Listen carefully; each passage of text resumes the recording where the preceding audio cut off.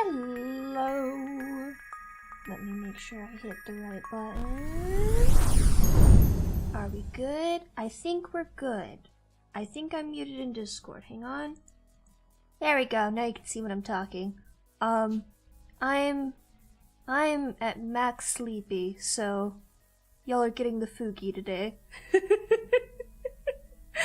I am incredibly sleepy. Oh, where's the cat cam? Okay, cat cam is working. There is no cat. Oh, there is a cat. She is just off to the left.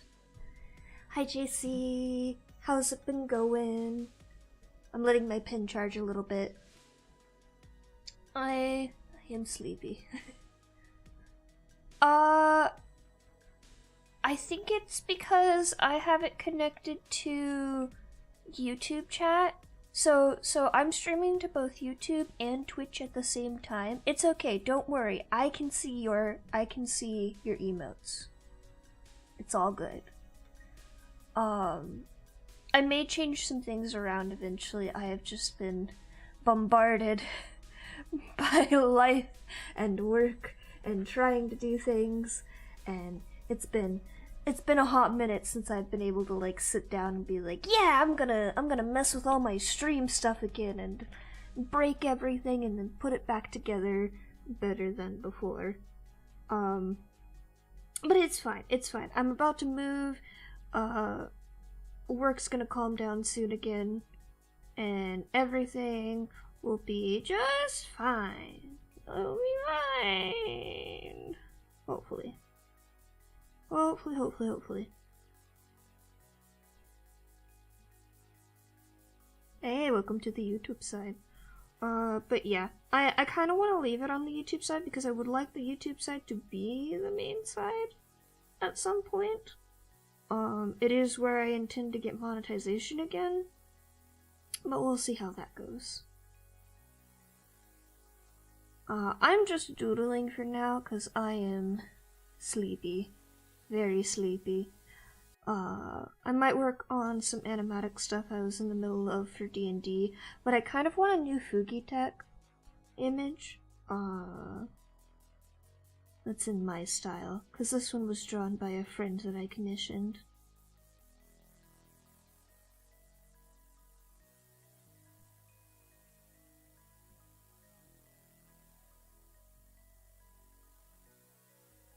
But yeah, how's life been going for you? Has it been going good? I hope it's been going good. I'm very tired. I'm sure it's very obvious.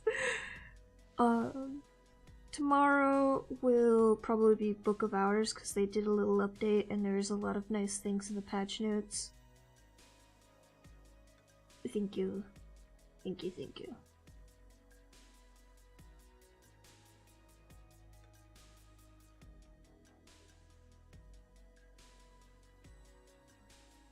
Yeah, I feel that. Definitely been mixed for me as well, but it's fine. I have officially signed the contract for the place I intend to move into. I can start getting my stuff packed up and all that, and it's gonna be great. And I was so cool. I made a doctor's appointment and I didn't stutter once during the call. And let me tell you, that is a feat for me. Calls are terrifying. How do people do calls? How do people handle phone calls on a daily basis? I don't understand people. And speaking of, oh my god, how did people navigate without GPS before? Because holy fucking shit. I was trying to help this dude navigate, to deliver something today earlier, and just, I don't know if it was just, like, me explaining it terribly because I was tired and I was in the middle of trying to solve a bug, for work, and I was just having a bad time with that, or if it was just this guy was particularly, like, I don't want to say stupid, but just, like, not willing to listen, really, because I just... He starts coming here and he gets to the right apartment, thank God. That's never been an issue. And he's like, "Hey, dude, I can't find your apartment. You live at this number." And I'm like, "Yeah, that's the number. That's the building, that's the number." And he's like, "Okay, I don't see it at all." I'm like, "Huh. Maybe you're on the wrong side of the apartment complex. Did you go over to A side or B side?" He's like, "I don't know." I'm like, "Okay, I'll go to the other side." And he goes to the other side and he's like, "Oh, okay, there's a building 5 here, but there's not your number." I'm like, "Sorry, back up. You said you were at that building already. You weren't?" Because I was trying to explain to him, you have to go to, like, this weird second turn to actually get to my apartment, because it's the stupidest layout. And he was not getting it, and I was just like, oh my god, do this, and you're just like, "But you told me to do this." I'm like, "I am aware I told you to do this. I was working off incomplete information because you didn't tell me where you were, actually." But oh my god, people are just... Delivery people in general, I think, have a hard time following instructions. Because I have, like, a full paragraph explanation of exactly where you should go to find my apartment, because I got so many calls and so many missed deliveries that it was really, really frustrating.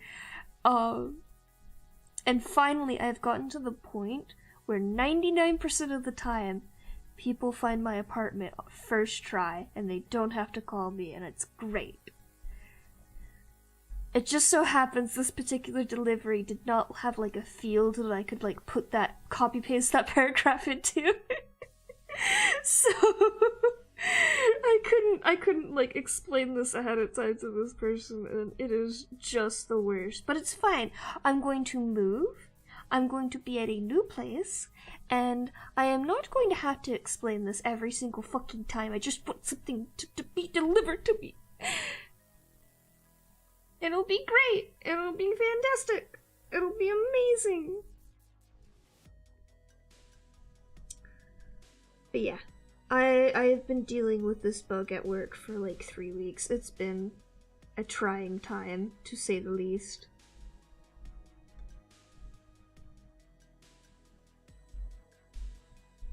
But it's fine, because you know what? D&D is fantastic. We've been having a lot of fun with D&D. If I work on animatic stuff after this, it'll be D&D stuff, because I'm doing an animatic of Chapter 1 of our D&D adventure.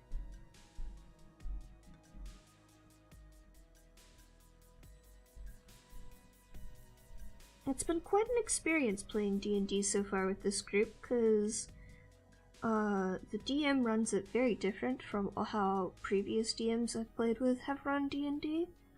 Not in that they, like, just, like, homebrew a lot or anything like that, but more of just, like, the gameplay has felt a little bit more seamless, and it doesn't feel, like, disjointed when we suddenly hop into combat. Because that definitely happened a lot.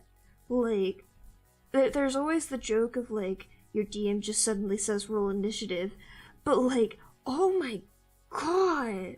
So many people are, like, really bad about, like, not even, doing, like, all that much to, like, contextualize your characters getting into combat. Because things happen, like, there's crashes, there's noises, there's goblins that are just like, I'm going to attack you, and then you roll initiative, but, like, they don't do that, and it's just like, I like flavor. I love flavor in my stories. I do want to hear all of the lore of the side characters you're introducing me to, because I'm obsessed with that kind of thing.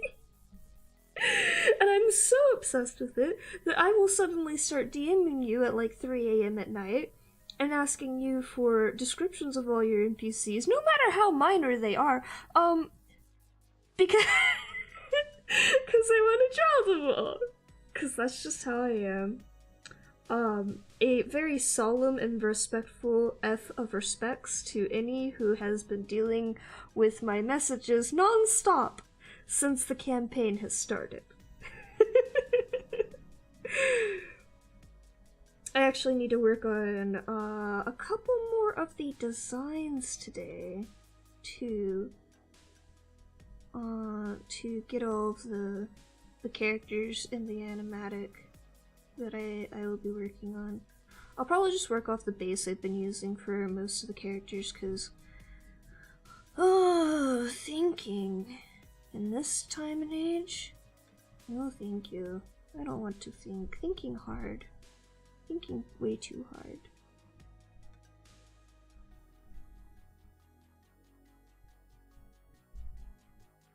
That is incorrect. This is all incorrect.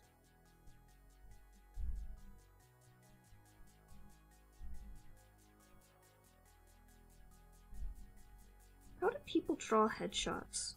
I spent so much time drawing full bodies that I never went back and like learned how to frame a headshot properly, and now I can't draw headshots. Is this a problem other people have run into? Because I feel like the typical artist path is only draw headshots and like half bodies so that you can avoid drawing hands. But like I was determined to learn how to draw full bodies for references.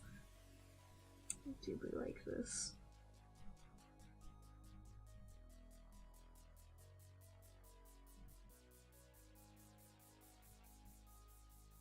It's fine. That's just what I hear, at least. Every time people are like, or ask me why I only draw full bodies, and they're like, you prefer drawing full bodies? Yeah.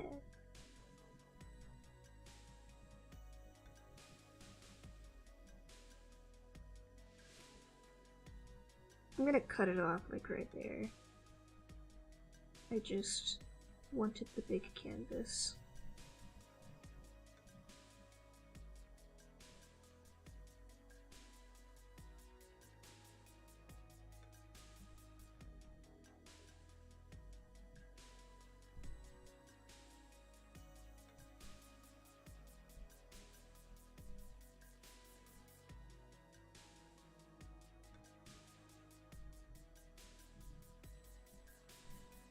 I've drawn Ambrosia so much that I know their entire design by heart now.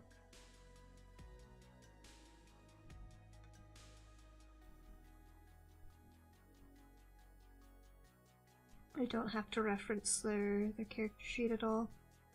Although I'm very pleased with their new reference sheet. It is so much cleaner than other character sheets that I've drawn. I'm going to stick with this style of character sheet, I think. Both for myself and for commissions.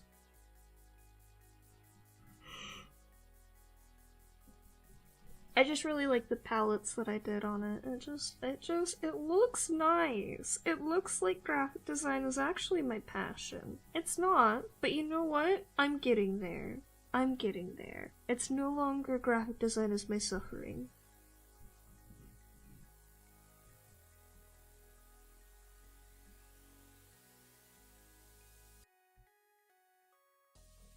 And that's all that matters.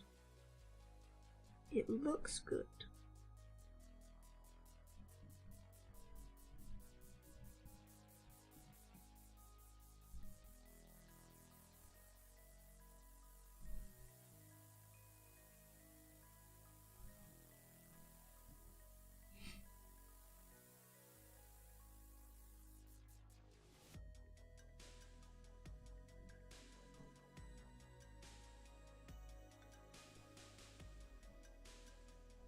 Maybe I will just no-brain sell the art study. Work on that. I'm doing an art study collab. It's very interesting, but it's very difficult. I got, so it's a 12-person collab, and we were each given a square of a, historical painting. And we have to paint that square, and then Jelly is going to put them all together and make one piece of art out of it as the collab. And we can like put any kind of restrictions on ourselves, like if we want to do lasso tool only, or put a time limit on how long, or anything like that. We can do that. There will not be a Sonic in this one. Sonic's disrespectful entry to my art studies is purely for my own and not for ones that are going to affect other people, although it would be funny. I feel like Jelly could either not mind or mind a lot, so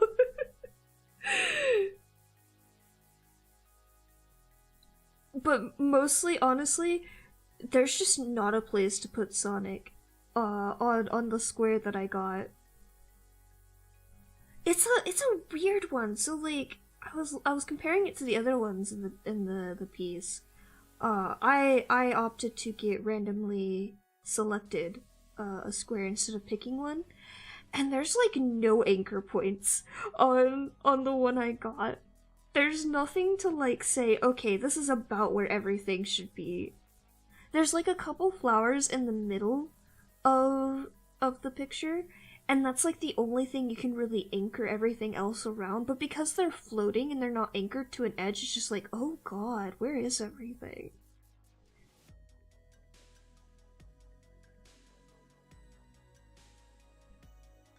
I kind of don't want to do it on stream right now, because at the point I'm at still, like, this is very much not my painting style at all. And because it's such a weird square, it's like, it's really difficult for me to kind of figure out how I want to paint it. So it might be better for a day where I can actually think, and that day is not today. I can't think today. Thinking is hard. And I don't have many brain cells left. So the picture as a whole was chosen, but we had the option of reserving a square that we wanted to do, like reserving the portion we wanted to do of it, or we could have it, like, randomly generated, like a drawn out of a hat, basically. And I opted to have it picked for me, because, I wasn't sure if I wanted, like, a super challenging one or not, and I figured there might be other people who had a square that they really wanted to do, and I was okay with just getting something random.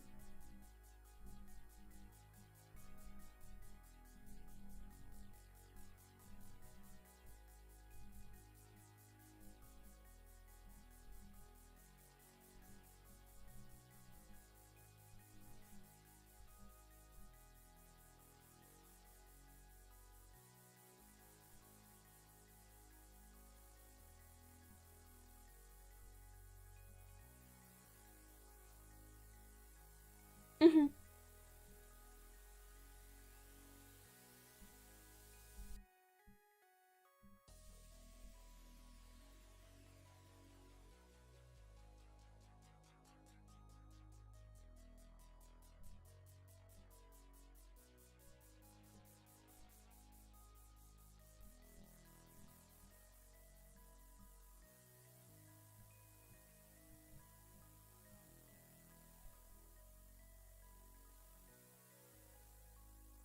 It would not be at all. Here, hang on. Let me... Did I download it? I can't remember. I didn't. Let me download it real quick. I'll show you. It's, It's a really, really pretty picture, alright? I'm very excited to do it. I'm happy to do any part of it. But oh dear, did I get a really difficult one?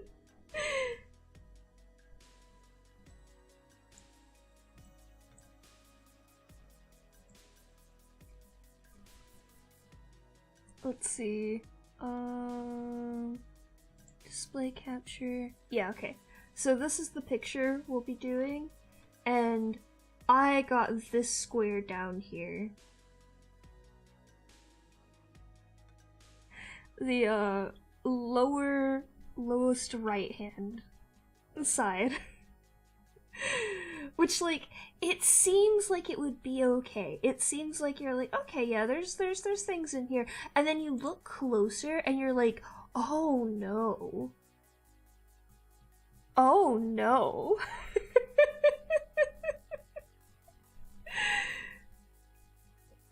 Like, what do you do about this? Like, okay, you got the flowers here, and like here and there, and those are your anchor points. That's what you have to deal with. Which is great, honestly. It gives me a great challenge. I'm excited to do it. But it's a very pretty picture. It's very beautiful. Hello, gamer. How's it going for you? I definitely didn't stay up too late last night playing dumb practice fights after D&D.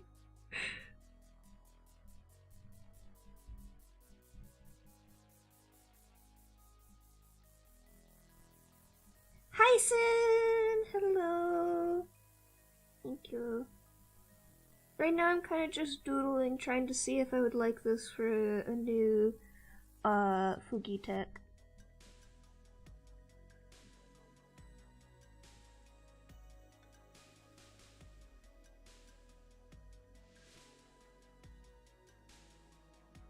Thank you. Yeah, I'm just messing around. I might go back to working on animatic stuff, honestly. This is... my brain is not in sketch mode right now. It might be in design mode. It might be in design mode right now. Oh, Indy, if you want to be on call and just have a nice chat. I'm down for that, by the way. I can invite you to my Discord. I always forget to tell people I have a Discord. Thank you, it was commissioned from my friend. Let me see if I can find their Twitter, if I can remember it. Okay, hang on. I will grab that link for you.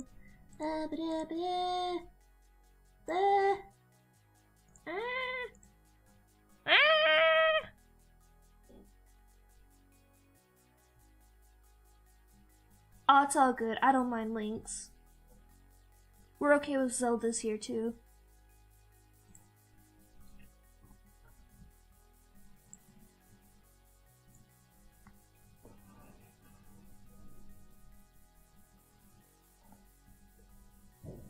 Yeah, like, the point of the art study is to actually, like, copy the picture itself. So it's not that you're supposed to do something with it. So it's all good. It's all good. Let's see. Shit, I don't remember their name. I remember why. And then, oh, hell yeah! Thank you, Twitter! You remembered for me! Okay, this is my friend. So I'm using Fugi Tech because I am intending to go the jelly route of like letting friends hop in and have a chat while I'm doing art stuff. Hi Innie, I see you in there. Take this role, you should be able to see the secret voice chat. Do I need to give you anything else? Hello. Let me unmute desktop audio. Oh, my neighbors are doing things. Oh boy. Let me just make this a little bit smaller too. I love it when my neighbors make loud noises and terrify the shit out of me. Is this the best? Say it again? I said, isn't that the best? Yeah. This is my friend and DM, Innie. I spend way too much time planning sessions. I spend too much time at 3 AM having questions for you, it's okay. It's fine. I'm always down to answer questions. No, the funny thing was, the little thing that I thought up was I thought about it at 4 in the morning just before work, and I'm like, oh no. Oh no! I'm like, I had 2 days to prep for this before everything's over, and then I proceeded to spend the rest of that day doing nothing but thinking about D&D. It's like the best and the worst feeling at the same time. No, because I had to finish designing Mariah's character sheet. As you saw, I was up until the last minute, but just before the session, trying to finish everything. Oh my gosh. And it's like, it's stressful. It's stressful to have random inspirations because it's like, you either sit there and you're disappointed because you're like, I could have done something cool, but I didn't because of time crunch. Or you sit there and you stress the entire time about I am not gonna finish this. I'm not gonna finish this in time. I'm not gonna finish this in time. Yeah. Yeah. My 3 AM tormented thoughts usually give me a new animatic idea. When I'm in the middle of 3 other animatic ideas, I'm just like, I don't have time for this. Yo, real and true. That's pain. I know that feeling all too well. To this day, I haven't completed. To this day, the only books I ever completed are D&D rule books that I write myself. Oh no! Every other book that I've ever written has never been finished because in the middle of that book, I'm like, what if this was a plot for a different book? And then my brain says, okay, screw this book. We're gonna go work on this book instead. Oh, and I'm like, no! I have deadlines, please. Yeah, I feel like that's how a lot of my ideas go. Like, if I try to put too much effort into it, I immediately get distracted by a new idea. Yeah, real and true. I've just decided, like, I'm just gonna drop random bits of lore about my stories fucking randomly in videos as I make them. Just be like, oh yeah, here's this character. No, because like a lot of the, I will say one of the number one things for me as a writer that I enjoy is people looking at my stuff. But the problem is that when I want people to look at my stuff, if I explain it to them, I no longer want them to look at it because they already know. I want to look at your stuff. I want to analyze it deeply. Even if Oh you my explain Lord. it to me, I'll analyze it again. Oh, I see. Understood. I am that awful little rat who just sits there and like just keeps rereading things over and over again. I see, I see. I will say, you are one of the first players I've ever had in D&D message me constantly with questions. Most wait until just before the session. I'm like, oh no. I want to give you time. Yeah. I love it because it gives me time to work with stuff. Yeah, no, I don't. Part of it is like I have this insatiable need to like get a good grade and everything, so it's like I can't be late. So anytime you send me something for D&D, I'm like, no, I have to finish this right away. Oh Lord. Thank you. But also it's just like I quite literally send you my questions the moment I have them. Which just goes to show I also have D&D brain rot right now. Yeah, no. I didn't have it as bad when we first started because I was like, it's whatever. But like, as you started sending me questions, I'm like, damn. But then Rain started sending me questions too. I'm like, damn. Okay. I'm gonna get every single fucking player invested in this story if it's the last goddamn thing I do. I know, there's a whole meme with Bezer about Bezer needing to make a new character. Way and I already started talking about it, where he's like, I'm just gonna prep a new character, just in case. Just in case. I have a feeling I'm gonna die. I've actually also considered having a backup character ready. I don't wanna delete Nova though. Bezer blew your one. You only get one. You only get one. I actually told my friends about that rule, and they're like, that seems really harsh, and I'm just like, oh no, it's hilarious. The way it's played out, just you're driven insane by chains, and then it's just like, oh, third crit fail. Well, kiss your character goodbye. Oh my lord. I quite literally have never seen anyone roll that many nat ones. Me neither. That's when I put that rule in play. I've only had to kill someone's character once, and that's when they magically rolled 3 critical failures in a row after they rolled like a bunch of successes, and I'm like, are you just cursed to roll only like nat 20s and nat 1s? Oh my god. Loaded dice, but it's basically just flipping a coin. Possible.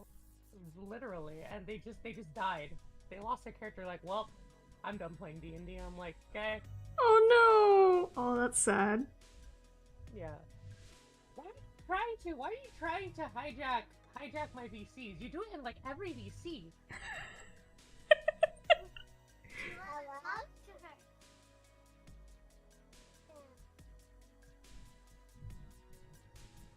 The small children return. No, they're always in here.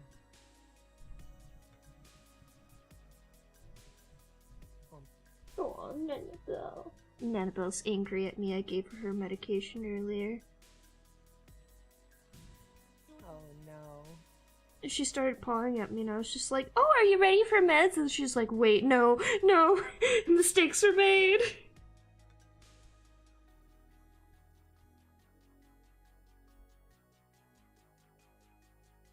Rain's asking me questions about more dumb frog stuff.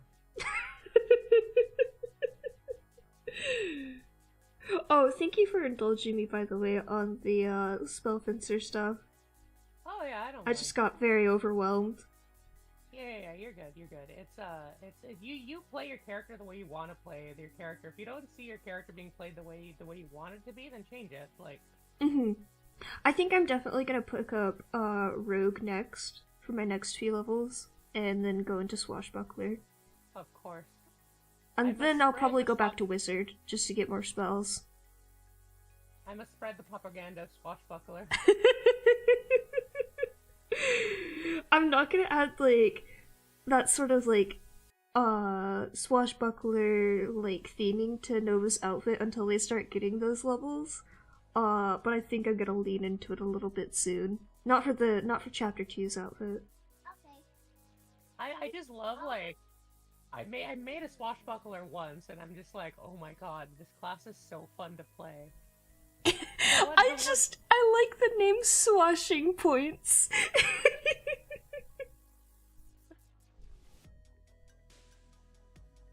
They can't hear you.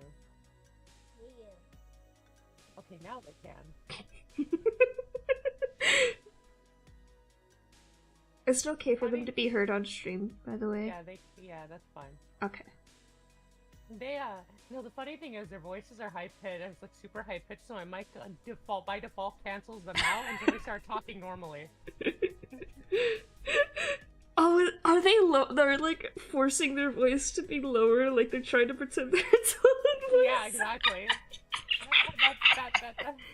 Every time they like yell or call out, because they're trying to do that, they're trying to go hello, and every time they try to call out like that, my mic just like by default just cuts them off because their voices are too high pitched. That's adorable and hilarious.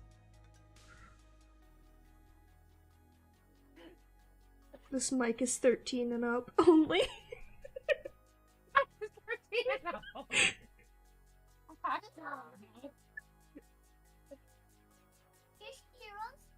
Can they hear you? They can. Yes. On occasion, yes. Are they gonna ask me to draw something again? Oh no, I don't know. They're trying again. It's not going well for them.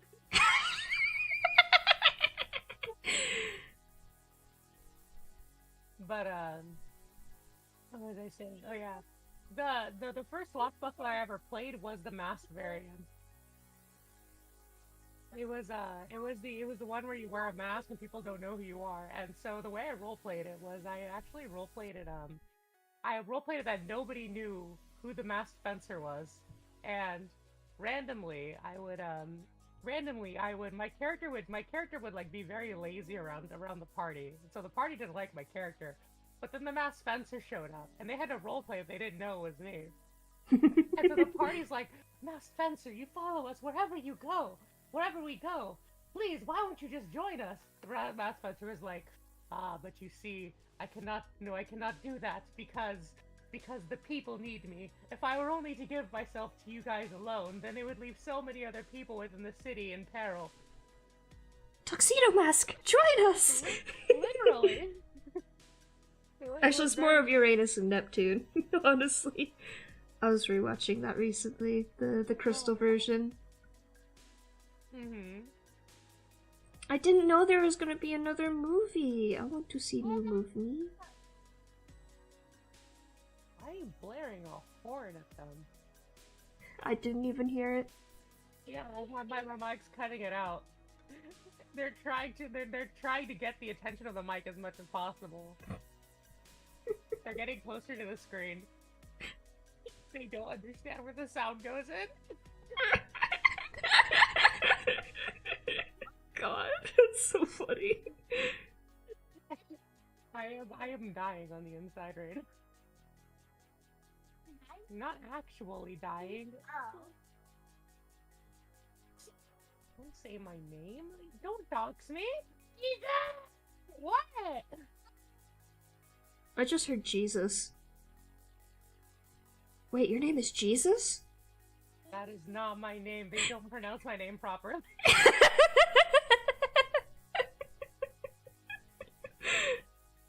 Well, you're safe from them doxing you to me, at least, because I can't hear shit.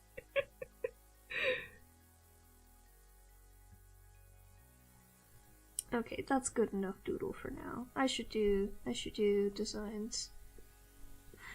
I keep getting super lazy and not grabbing like the full base to use again for these designs, and I keep just copying over this base I drew over for something else.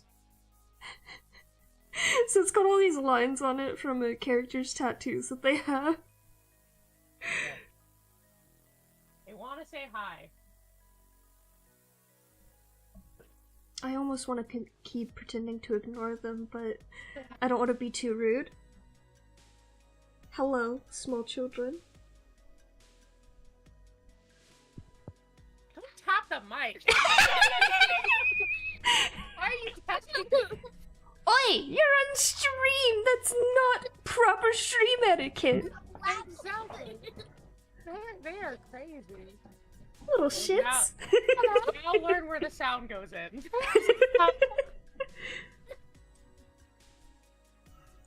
Let's see.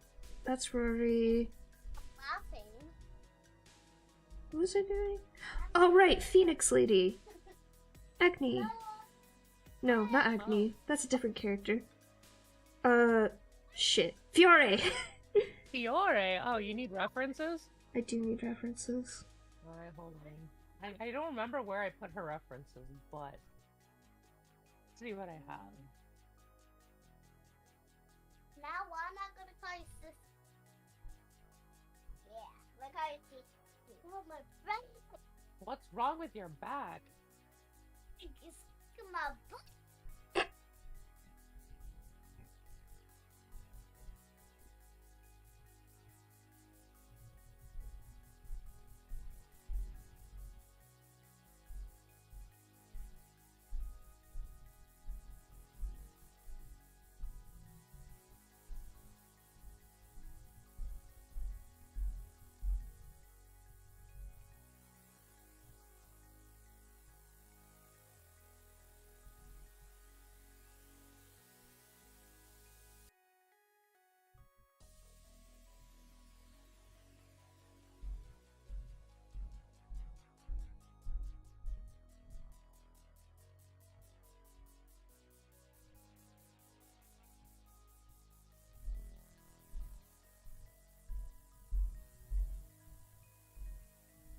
I wonder if my upstairs neighbors are moving out too or some shit, because they have been moving shit around and like stomping.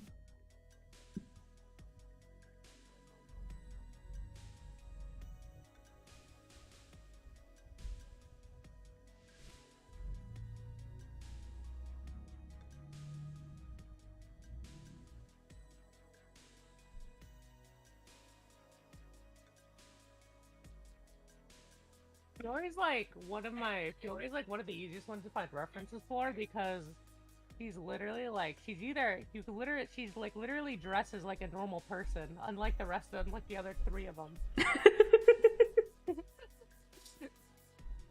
She either wears more traditional clothing, or she's always angry. We're using fire magic. So it's like she has two modes. Where is it? There's a specific one I found though. No, not you, Yae Miko.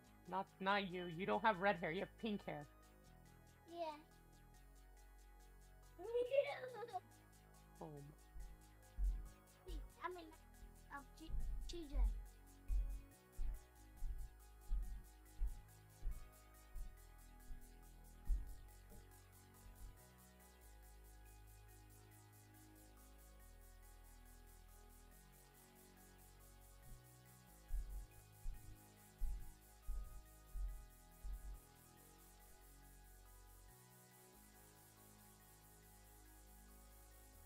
It legit took me like 5 minutes to realize it was her. That was the Phoenix lady that was like rescuing for Esma and stuff at the end of the session.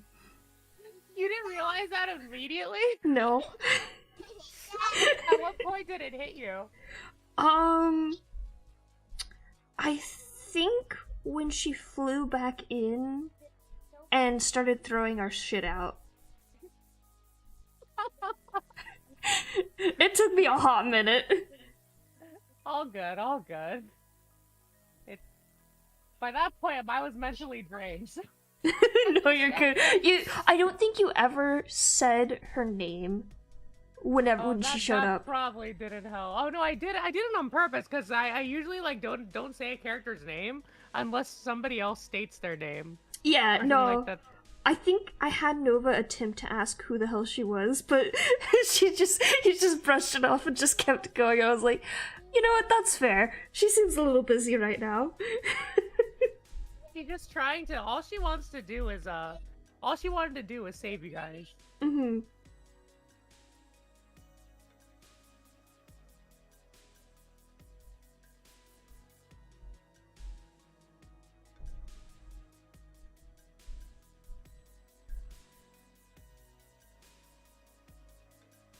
They're trying to play fart noises right now. Oh god. On their phone. No, no, that's banned. I don't like that kind of stuff. Exactly. That's why I need. Stop.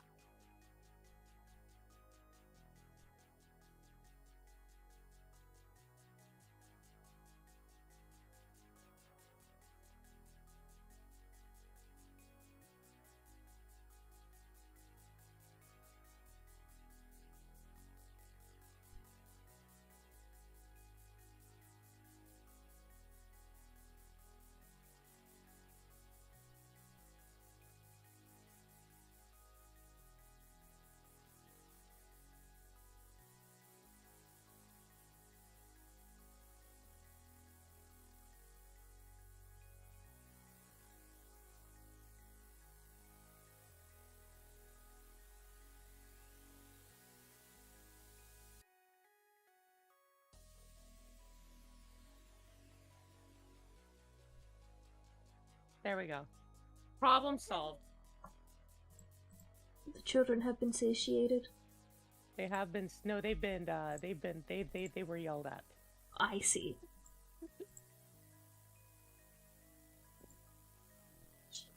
All right.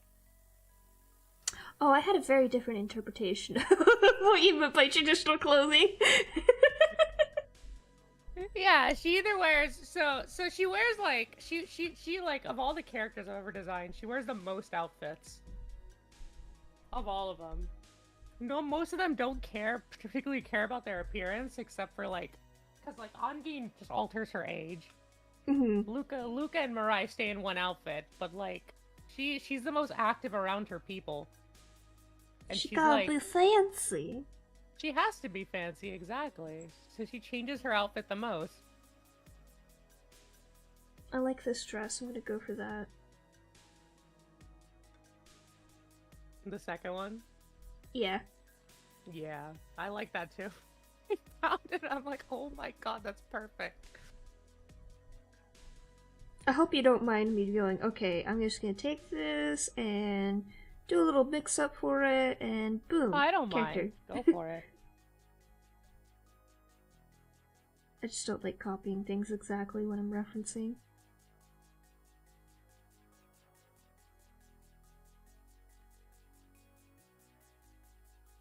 Oh, no, that's not the right layer. Please! There we go. My phone sometimes likes to randomly just disconnect from my computer. Oh. And I'm like, can you not?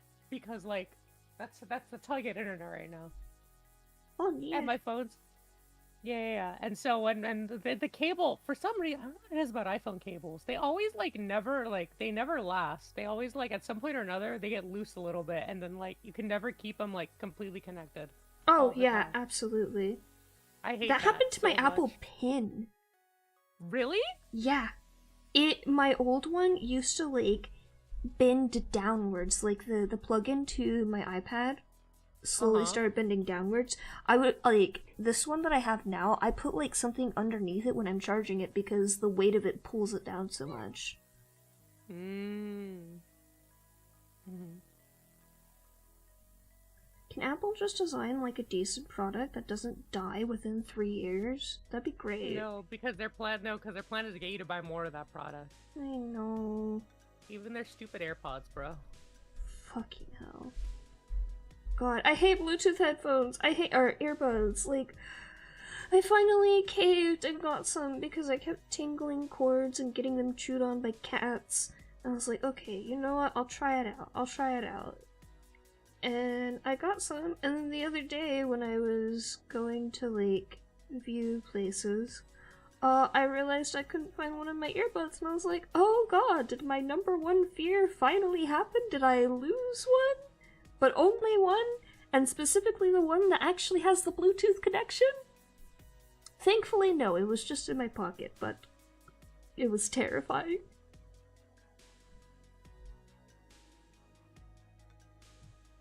Yeah, so one time I was, on my way to work, so I can drive, I have a license, I can drive, but I don't, like, ever want to invest in a car, right? Because they're so expensive and their maintenance costs are so high, and I'm like, dude, I don't want to, like, work just to pay for my car, hello? And so I usually, like, invest in, like, things like electric scooters, stuff like that, that way they can, because, one, I don't have to pay for gas, I just have to pay for my electricity bill. And then I can just take the electric scooter pretty much as far as I want it to be before I need to recharge it. And so what happened, and then anything else obviously Uber will take care of. But what happened was that I had just gotten a new pair of I had what were they called, the Raycon earbuds, right? And I took them with me in my ears, but it was raining that day and I was on my way to work and I was gonna get to work on time. But what ended up happening was that there was a puddle on the road that I didn't realize, and yeah, when the electric scooter goes to the puddle and loses all traction, so I go flying, and when I go flying, one of my earbuds falls into the water, and they're waterproof. But I can't just sit there digging through a puddle to try to find my earbuds. Oh no. So, and I'm like, I have to get to work, and I just left it behind, and I never saw it again, and ever since then I never used my Raycons. Oh goodness. Yeah, English, please. An electric scooter's a good idea though, cause like, most things right now are within walking distance, but once I move, they're not gonna be quite in walking distance, but they might be within like biking distance. But, yeah. I have to reteach myself how to ride a bike, because I kind of forgot. It's been a while. Yeah. Electric scooters are really nice. They're a little expensive at the start, but the amount of money they saved me on goopers was just, like, night and day. It's just like, yes, perfect. Because what I started doing is immediately right after I got a bus pass as well. And what I do is I take my electric scooter on the bus, take the bus to the nearest station, and then just scooter from the station all the way to work. Oh, that does sound nice. Because you had to pay like what? I had to pay like what, $75 for the bus pass, and then to get on the buses. And one of the buses connected to a route that didn't connect anywhere, and so I just took the scooter ride to work. So and then on weekends I could just go wherever I want because I have access to metropolitan transit system, whatever, back in Cali. You're in Texas right now, right? I'm in Texas right now. I stay in one location. Okay. And I go between. Oh, go ahead. I might message you later because I live in Texas, so you might know some things that I do not. All right. I've only been here like a few years. A few years? I've been here like a few months. Hello? Wait, what? Really? I moved here in September. No, was it August or September? September of last year. Yeah, I'm a very indoors person. I don't go out much, so like I've learned a solid like maybe one thing about the area. One of the things I looked up is I live out in the country, but like looking up transit systems is like something I had an innate skill I had to learn because I'm like I have a license just in case of emergencies, but I never want to buy a car. And so the first thing I learn wherever I go is where all the trains and buses are and how to get from point A to point B if I ever need to. Yeah, I think I understand the bus system here, but it is really confusing. When I lived in Utah, it was a lot less confusing there. The transit was actually really nice. unfortunately, the stereotypes are true. There are a lot of Mormons there. I've been to Utah a few times to play in events for stuff. So I know I've seen I've seen tit. Yeah. Oh jeez. There's like nothing more like not actually terrifying, but more of just like oh god, please hide me in the corner when you're the one person on the train going to the airport and all of a sudden 20 Mormons go on the train all carrying suitcases and all sit together, all dressed exactly alike. Like, I try to not joke about Christian religions being cults because I know that offends people sometimes, even though I have been in some churches where they were definitely maybe 2 steps away from just straight up being a cult of Christianity. But sometimes it's really hard, you know? It's super hard. No, I am very well aware, and oh my gosh. Don't even get me started on religion. I've gotten into so many fights with my sister over it. Oh goodness, look, I totally respect people's religion, but like, there was a Pentecostal church I went to, and man, like, I think I wore jeans one day to church, and I got, like, the worst stink eye from every single person. It's not like they talked to me before, but, like, they just got extra pissed after that. I was just like, I'm just wearing jeans! What's the matter? Bro.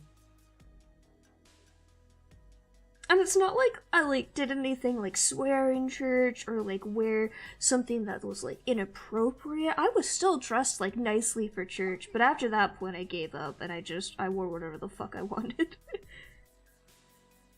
What's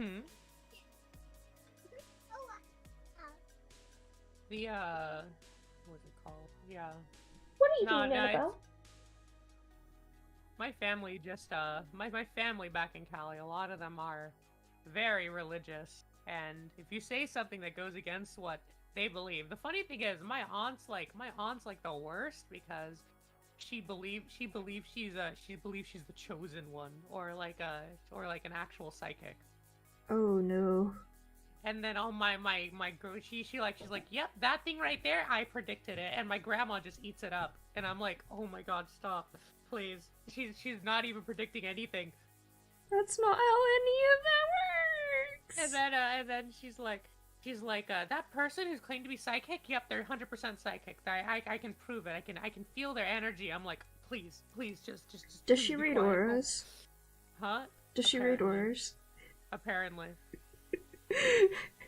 And then I'm so sorry, but I'm a little shit, and I would ask her to do that.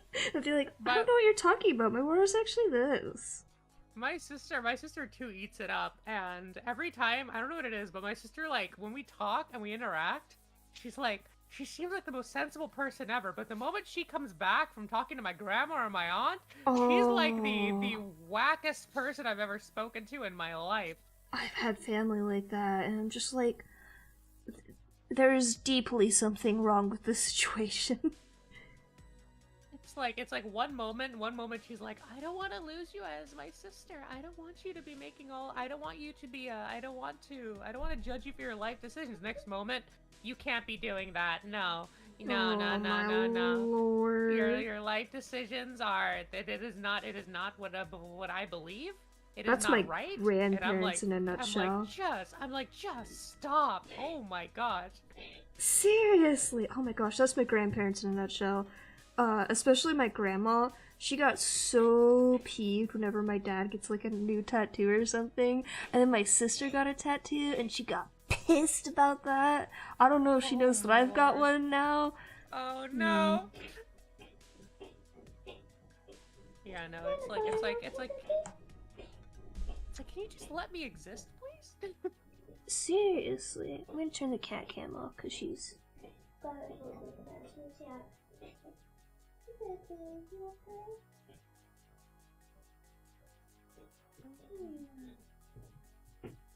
You're gonna hide away? That's okay. I tried to get her to refill her medication, but they did not get back to me, and things are getting very confusing, and I don't know what's going on. But I would like to get her medication again, because it would help a lot. So she's not, like, in distress too much. She knows what's happening at this point, I think, but I try to still comfort her. Yeah, baby. Welcome again.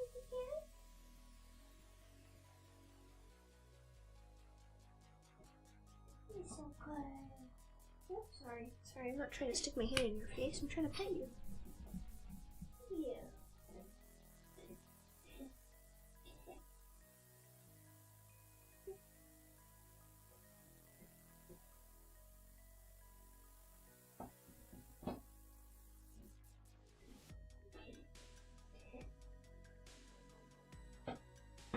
You got it? Not quite yet? Okay.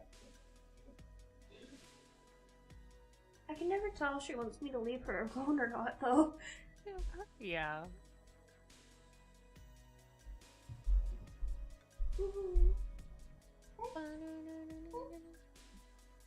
Oh, there's a purr. Hi. Oh, thank you.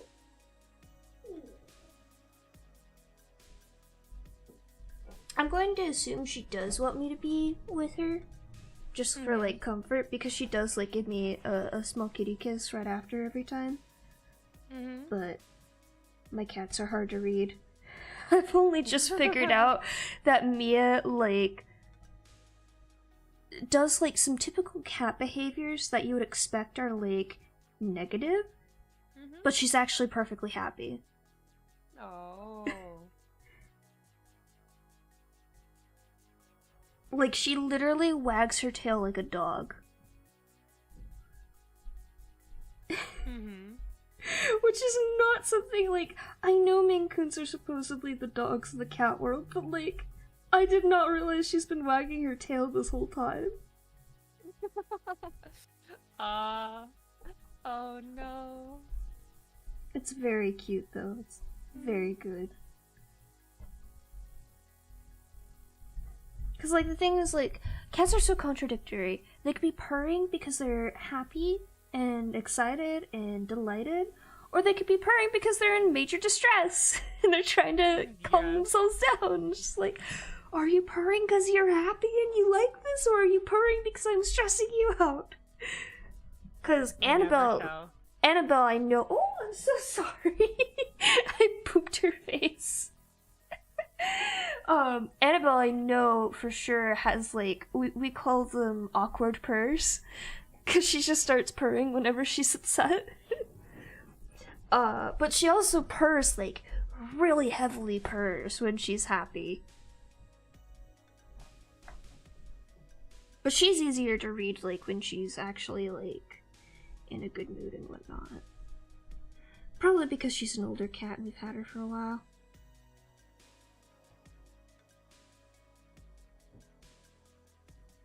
Yes, ma'am. Hi, pretty princess.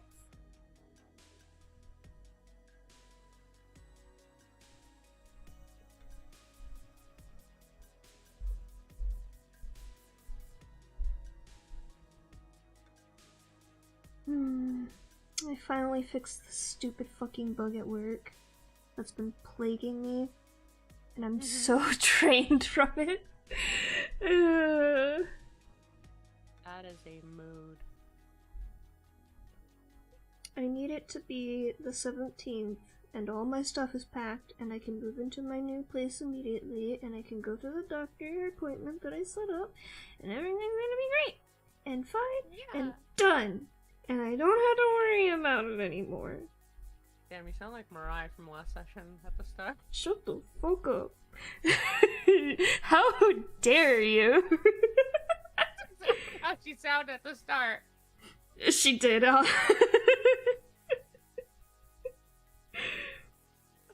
Oh my god. Oh everything's gonna be great, and everyone's gonna love me again. That's exactly how it was. Everyone's gonna love me, and she's gonna serve under me. Oh man, I was gonna have Nova go off on her at the end, but I didn't get a shot to do it. I was also gonna have Nova yell at Reticio, but Posey stepped in a little too fast. I was trying to hurry up to end the session because I was like, we're way past our time. Yeah, no worries. I realized that like as you were doing it, I was like, okay, I'm not gonna drag this on too long. As much as I like you guys to have a complete finale, I slowed the sessions down way too much to give you guys way too much to squeeze the things I wanted to do in. Mm-hmm. Which I'll admit made it, looking back on it, made it a lot better than it was originally planned. Oh my lord. I definitely enjoyed it a lot, for sure. I'm glad. If you guys were like, that was crap, I'd be like, I am never going to put this much work into a session ever again. Oh no! No, it was great. Oh my lord. It's kind of like why I'm gonna delay chapter 2, because like, I know for a fact that if I just rush straight to chapter 2, I'm gonna be like, beginning, middle, end. Here's your guys' 2-3 sessions between parts. And then here's chapter 2. Here you guys go. And then, like, if I come up with anything, I'm gonna have to stress write it immediately. Oh dear. But like, a lot of what helped the Sanctuary be what it was the fact that this is the third time I've played D&D in the Sanctuary, and then I'm like, so the first time was super bare bones. Like, we were there for like 1 or 2 sessions. The second time, nobody did anything, so I had to speed it along, and it lasted like 4 or 5 sessions, even though it should have only been like 3. Goodness. And this time, like, I was like, what was it called? I couldn't speed anything up because you guys were, I was like, man, they are not having fun in character, but out of character. No, I was having fun in character for sure. I mean, I think definitely Spark and Beezer maybe needed a little bit more, but that was just an unfortunate lore thing that was going on there. But no, like the out of character things and the in character things were kind of overlapping for me specifically. Because I was like, as much as we were joking out of character, I was saying things where I was like, yeah, Nova would be doing this right now. Like the drawing on walls thing. The dabbing sent me. Christ. I'm now gonna permanently have it in her mind that dabbing is a sign of respect. Did I fucking invent dabbing? I have a theory about what's going on that I'm pretty sure is right. I don't want to say it out loud. Go for it. I'll let me message you real quick. Okay. Like, this is totally what's happening. I kind of hinted at what's happening. Yeah. Hint is a strong word. I threw it in your face what's happening. How's that? Yeah.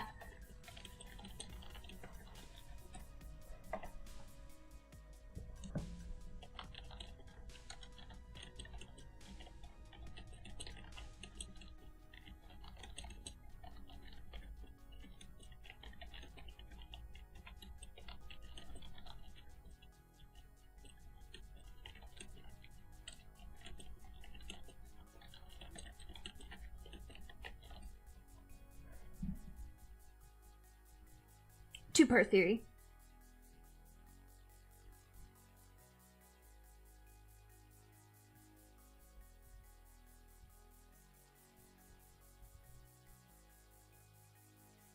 Fucking knew it! I'm sure, I knew there was other details that I haven't quite gotten yet, because you haven't been able to really go into our main quest that much. Yeah, now I can finally start your main quest, which is like... Now, the funny thing is, building up a small area is pretty easy. Building up a whole world... Much harder. A lot harder. I will say, personally, although I am Hint is a throwing weapon. No. Hint is a spirit you summon in Cultist Simulator. But in character, I do try to have Nova focus on wherever you're trying to lead us. So, like, you said Infernal Rise and one other place, like, right from the start. But I specifically remember you saying Infernal Rise is, like, one of the first places where I think Posey warned us to never go there. Mm-hmm. And I immediately was just like, oh! So that's probably where Innie's leading us to next. You guys could have gone wherever you wanted, honestly. I mean, we could have, but... That's why... if you wanted to, you could have followed Posey. It was very tempting, but I'll be patient. And then I was like, okay, what I expected when I gave everybody different options, because what I was doing was everybody, this is, I could say this, because you guys already decided where you're going. Everybody got different stuff that told them to go to different places. Oh, that's so neat. I was like, okay. I so love the misdirection. They're all are gonna argue about where they should go, because you had Luca telling you to go visit her in Meyerfall. You had what's it called? You had Luca. Oh yeah, Luca wouldn't have showed up at all if you didn't break the ring or didn't contact her. Yeah. I was waiting for the right moment. You had Luca telling you guys to go to Meyerfall. You had Rory telling Tulip to go to the Infernal Rise. Yeah, and it was just like, and then you had another character telling somebody else to go to Bria, another character saying go to Cocytus, and it's just like, oh. Mm-hmm. Well, the animals are going to Bria, right? The animals are going to Meyerfall. Oh, okay. Oh, right, yeah. Because they're saying hi to Luca and asking for her aid. I do want to visit her. I hope we can visit her in time. But I feel like Infernal Rise seeing this not Rory figure is the more important one. You guys totally could have ditched Asuma. She would have been cool with it. No, I was actually really interested. You described the Infernal Rise as almost some sort of Wonderland style place, and I'm just like, well, now I gotta go. You can't just say one of my favorite location tropes and not expect me to go, no, we're going here now. Also, Miyazutaka, oh my god, PC's I'm in Danger has literally just been every single one of our fucking sessions. Real and true. Nova, my character, is so traumatized now. They have been having the most terrible time. Yeah, there's so much about the Sanctuary that I'm not gonna be able to reveal for a very long time. You don't have to answer this if you don't want to spoil it. Are we ever gonna go back to the Sanctuary? That's very dependent on your actions. Ooh. The Sanctuary, as it is completely destroyed. Yeah, I figured that. Returning to Sigonia is another thing entirely. Encountering Mariah again is another thing entirely. Oh, that hint you dropped for Beezer right at the end of the session with her? Oh my! You like that? I loved that. I think I might have been muted at the time, but I audibly gasped. I was like, oh, my theory!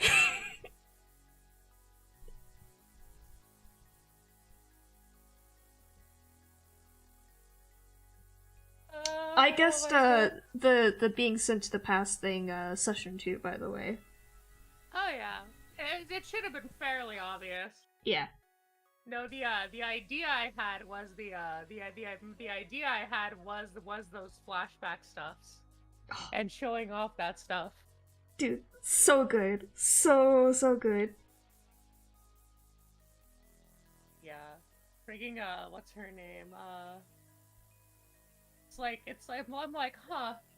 It was really funny because when I woke up at like 3 in the morning. No, it wasn't like 3. It was like 3:20 something because somebody messaged me.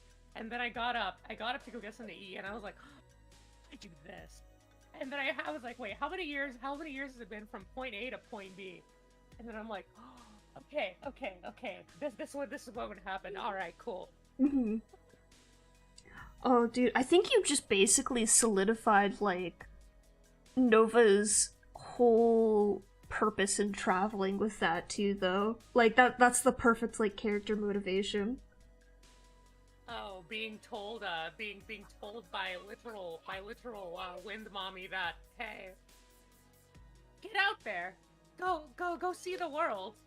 Well, it's not just that, it's more of just, like, where they were never acknowledged for anything they did good at all. They were only ever really punished after a certain point.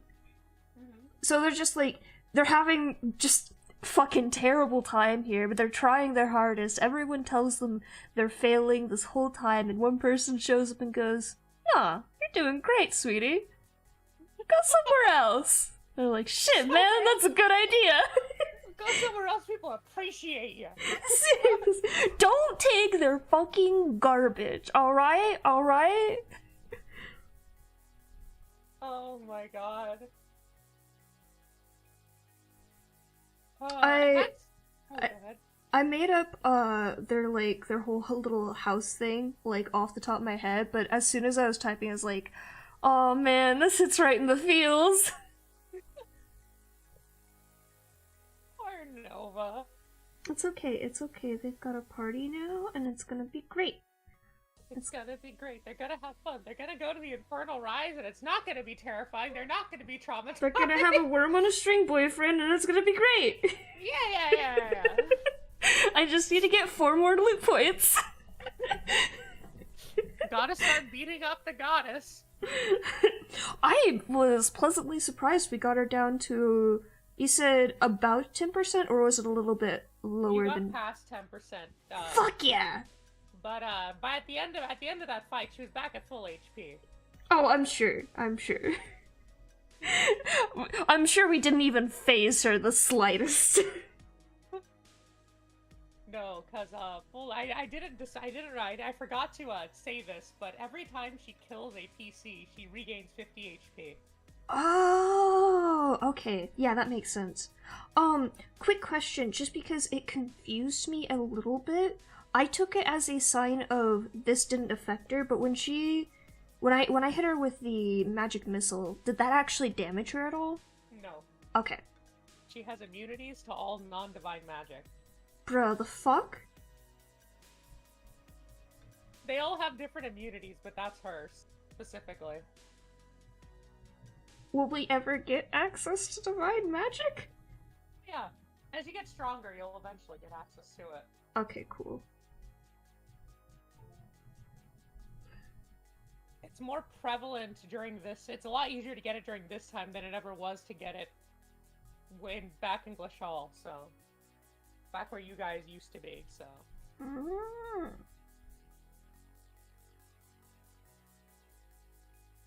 Actually, like, you're having magic like your guys' is actually rarer than it is on this side. Like, over here, it's a lot rarer to just have, like, random cantrips and level 1 spells, because most people have to pray to the gods to get their magic.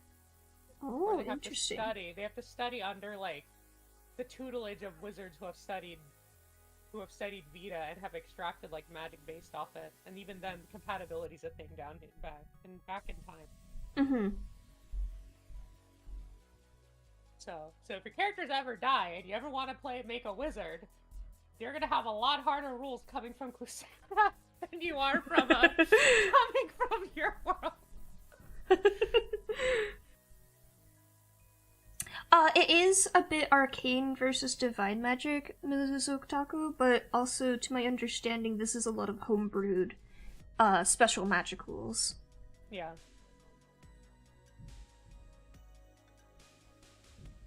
Well, 90% of the campaign is home. The other 10% is using basic stuff. Yeah. I can't even use basic monster drop tables because every time I do, they get like mollywopped in one hit, and I'm like, wow. Oh dear. I was curious about that. And I noticed the amount of homebrew. Like, that's why it's like, it's so very different from what I've played before, so it's just like, oh god, I was expecting an entirely different, like, optimal build for this. For my playstyle. That's one of the things I said in the I was saying in a lot of the text was it is very difficult to design encounters and sessions. I spend more time on encounters and character sheets because I have to edit so much of the basic stuff that I can look at. Mm-hmm. Because I can't just be like, here's a monster that has 10 HP, because then somebody's like, well, I do 11 damage instantly, and I'm like, oh, well, there goes that weenie. Yeah.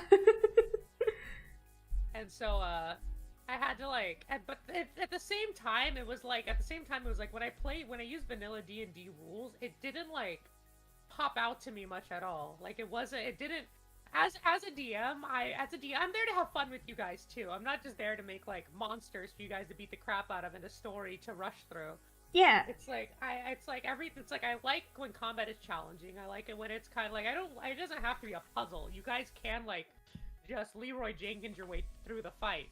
But it's like it should be like somewhat challenging. Like that fight with Retiso, like all the stuff Retiso had and all the stuff that those things had. I followed the rules and I followed like everything, but then I gave him a unique skill to diversify them, like fucking Blezre. I was like, oh my god, this character's annoying as crap. So I was playing it, I'm like, you took it down, I'm just gonna stop, put it back up, and then re-enter it. No, I really enjoyed the unique skills as like just the way to make them feel like a boss. Cause, so, most of my, like, longer-term play has been in Pathfinder, and, like, Pathfinder is so, like, at least the way they were playing it, like, strict rules, strict on the Pathfinder rules, and, like, very little homebrew, very little messing around, and it's just like, this is so boring. Like, yeah, I want the rules. I want there to be those guidelines there to give me the mode of play. But I'm here for a good story, and I'm here for good interactions, and I'm also here to do stupid things with a character, because I'm writing a character that was flawed. Mm-hmm. And it's just, they wouldn't do it that way. It was so exhausting. And this is the same people who are doing fucking 8-hour sessions too. So it's just like, I cannot imagine 8 hours of that. Oh god, it was so bad. But there was one fight that was actually interesting, and this is the only reason like I kept trying with it up until the point I did leave that group.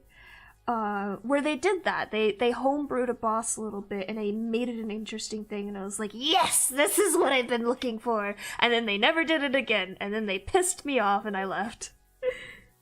But that same feeling is what I'm getting from the way you've been handling it, where, like, I see the effort you're putting in, absolutely, because it feels amazing to play against. Like, yeah, we were struggling a fuck ton, poor Wazer, and Rip Nova, but, it was fun, it was interesting, there was a challenge there, that you don't usually get with, Tiso's friggin' arcane precept. Oh my god, the moment you clicked on that and it popped out, I was like, are you fucking kidding me? You stupid little rat. I can't believe I rolled your stats, you asshole.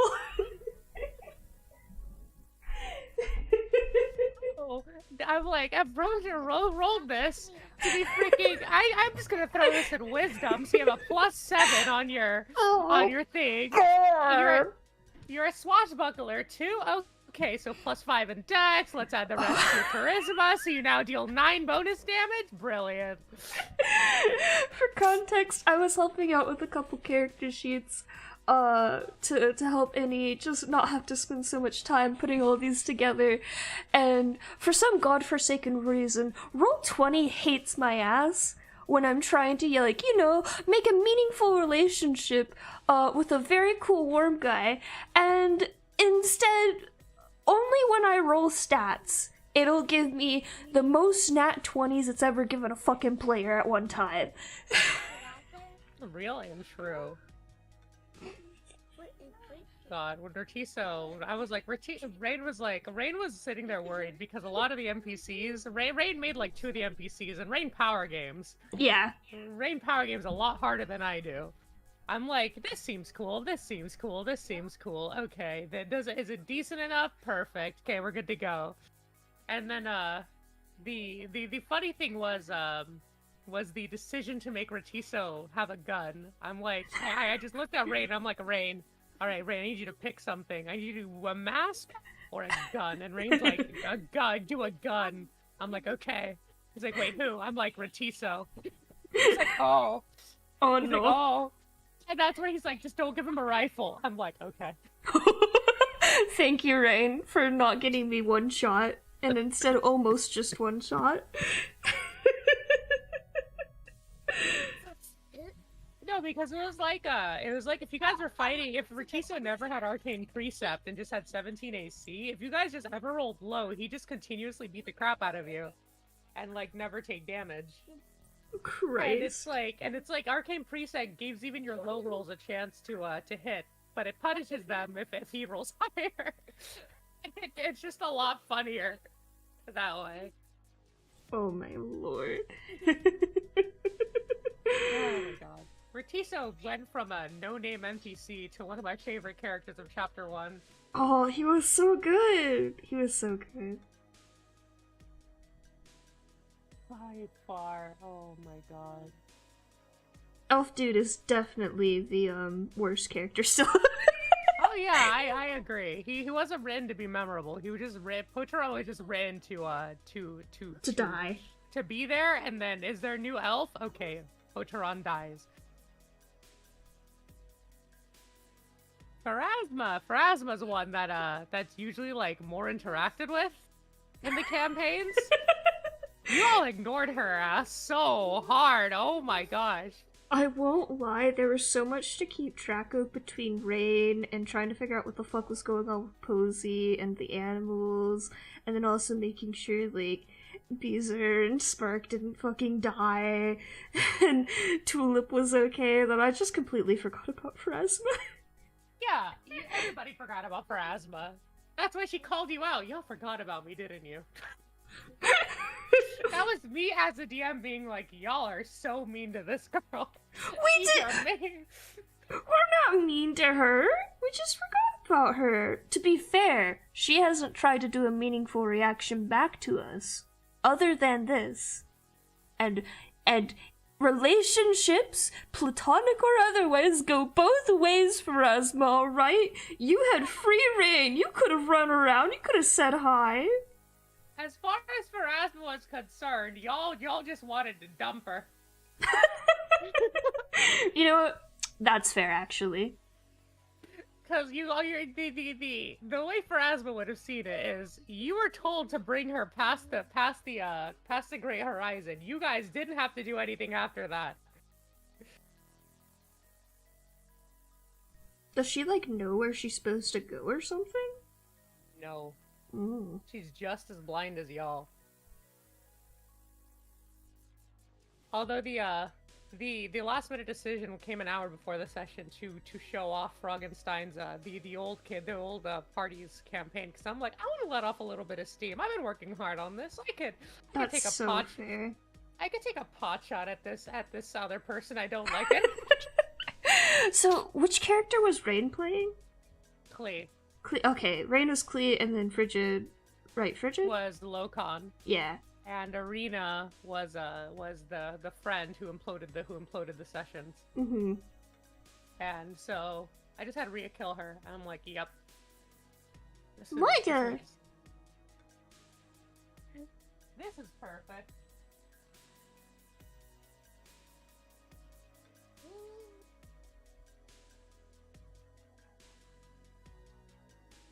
It's like I felt really bad for Tia. I was trying to figure out a way to get her out of there. Oh, Tina, I was like, I didn't.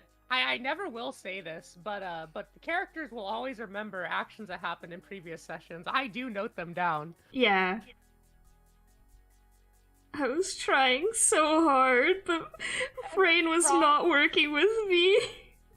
Frog worked off their visions. I kind of traumatized Frog in the mini session. Yeah, no, I mean, totally fair, like, perfectly understandable, character reaction there. I felt so bad, and then you dug the knife in by killing her, and then you, like, twisted it with Ratiso, I was like, oh! Why would you do such a thing? You left her. Characters are gonna remember that. I know, but I only had so many hands. Oh my god. Just like, the whole tutorial section I'd say go over well, because you guys have a general sense of how the world works and the way and the way characters are gonna react to you doing stuff. The scary thing, the reason why I made that post today was I'm very scared. I'm very scared of taking off the plot armor because I've had sessions before where I take the plot armor off the players and then they immediately get wiped because they do stupid shit. And I'm like, and then I'm the one who's they're mad at. They're like, you're making this too hard. I'm like, I'm literally following the same rules you guys are following. No, yeah, I know I was being sassy towards, like, characters I definitely shouldn't be sassy towards. Like Mariah and whatnot. I plan on toning that down, and, like, Nova's gotten, like, a wake-up call at this point, essentially, of, like, maybe I shouldn't sass the angry goddess who could kill me with a snap of her fingers. Casually grabs Tulip from under your hat. Oh my god! My heart dropped when you did that. I was like, oh, she's just gonna strangle me a little bit, and then she fucking grabs Tulip.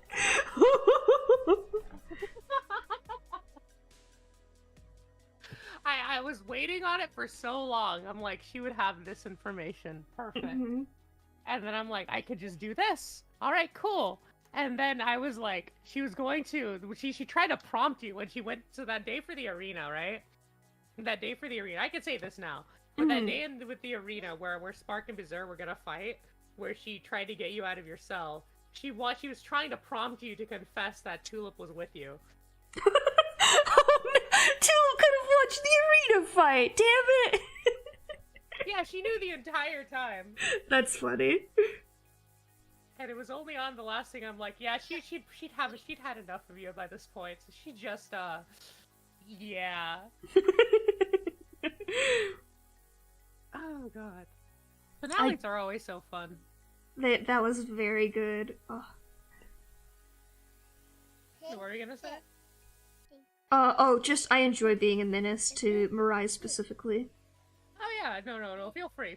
She's meant to be unlikable, and she's in the tutorial for a reason. I'm interested to see what happens later with her. Who knows? Who knows? I mean, we have two supplementary sessions to go along with it, so you know. Oh, if you do ever, like, need a break, there are a couple, like, smaller tabletop RPGs, like, indie ones that I've wanted to try out for so long. And I am interested in DMing, it's just I've never had enough experience to actually... like, I feel like you have to really, like, learn as a player first to understand DMing. At least for me, I have to understand, like, how players think first. And I think if everyone else is interested and you really just need a day to, a week off or something like that, I could try to prepare a one-shot for one of those. Okay. Yeah, because the thing is, I pre-prepared a lot of, because I'm a writer, so I write a bunch of backstory for a bunch of characters, and I'm like, I'm like, okay, so if I want this to be perfect, I'm gonna need more time, so I'm like, I'm like, just give them, they just finished the Sanctuary, give them more Ratiso, give them more Mirai, give them more things they're familiar with. I'm sure they'll be curious about that, right? I'm curious about everything. Good. I'm the person who reads all the item descriptions in a game. Oh my lord. But it's all like in one night in like 8 hours straight after I finished everything else in the game because I was a little too distracted trying to get a good grade in game. Good grade in game.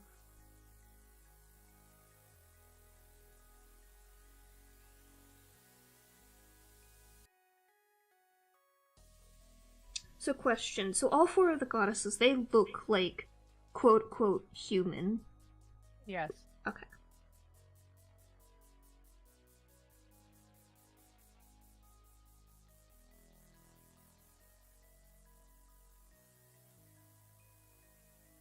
I was gonna give her cool feathers in her hair.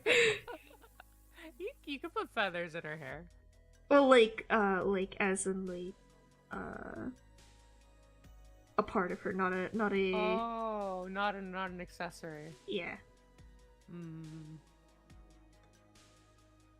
I just like the moth feather, antenna look.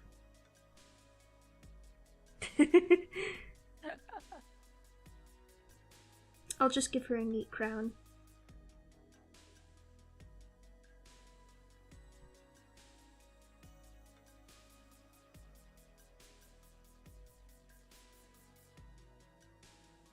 I hope Luca's not mad about the ring. I'm so nervous that Luca's mad I used the ring so fast. My phone disconnected again. What happened? No! I said I hope Luca's not mad about the ring. Oh, nah. The ring was going to dissolve the moment you left the, what's it called? Yeah, she sounded so offended I used it so fast. I'm like, no, please me. I considered this real hard.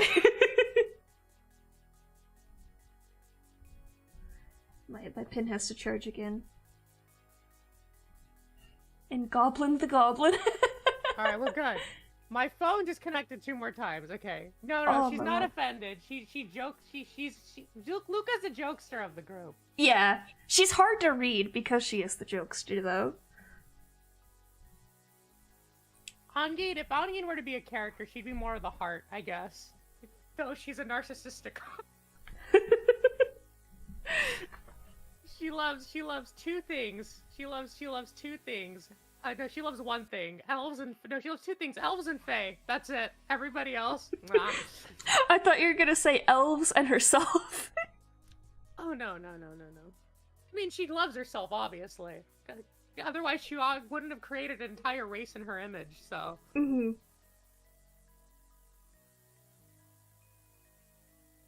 And then, God, I haven't even revealed everything on Mariah's character. Mariah's, like, by far the most interesting of the 4, because most of them are, like, straight-laced. Except Luca. Luca's something else. Once you get to know them. Mm-hmm. I feel like Fiore and Ongin are, like, the 2 most straightforward. But like, Luca and Mariah are, like, the most, the hardest, not the hardest to read. They're the hardest to get a full grasp on. Yeah. Right now, Luca reads as, like, chaotic neutral. She does as she pleases. Although there is a twinge of, like, she does care for things and she does try to protect things. So maybe leaning chaotic good. Fiore seems like true not lawful. Or lawful neutral. Mirai just seems chaotic right now. And Ongin seems like she's in, like, neutral good or neutral lawful territory for me. Mm-hmm. I can't decide. I know Nova's definitely on the chaotic side, but here, like, it's going to come down, I think, to how I finally have them react to their home village. And I don't know if that's going to be burning it to the ground or just swearing a lot at them.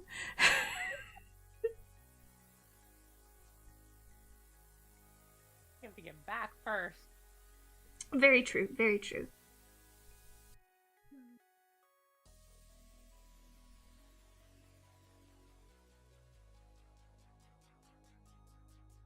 But I don't know. I mean, it depends on how many years it is.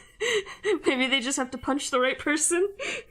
Punch the right person to return back? Oh no. Not to return back, just to get a little bit of revenge.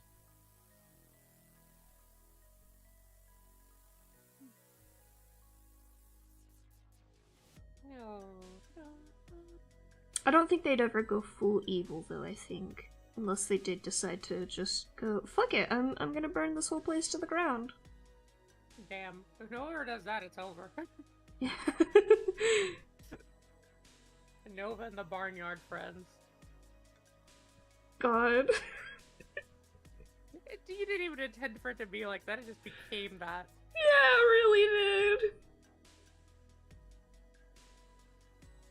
You're this tall elf, humanoid, and then there's a frog, a rabbit, a cat, and a pixie.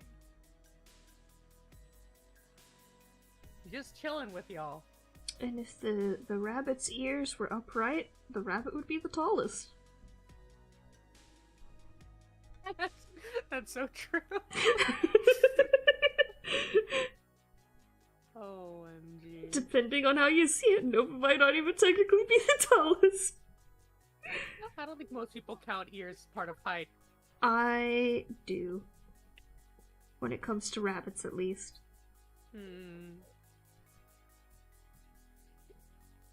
Well, now Nova's no longer a Miss Misery.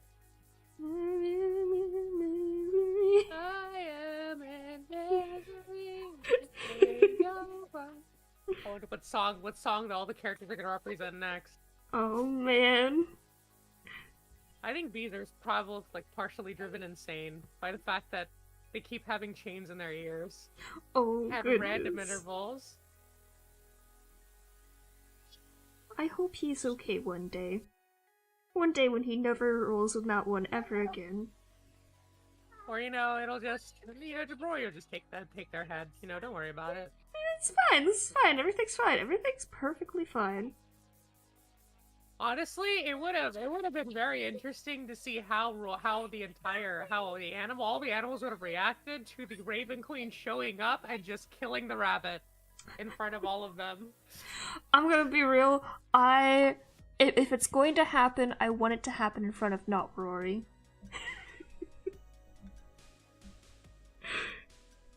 I want to know what's gonna happen. You want the Spider-Man meme. I want the Spider-Man meme.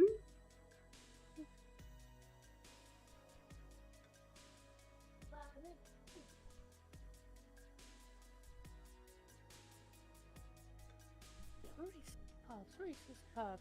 Yeah, you're finally ready to be out of the spotlight, yeah?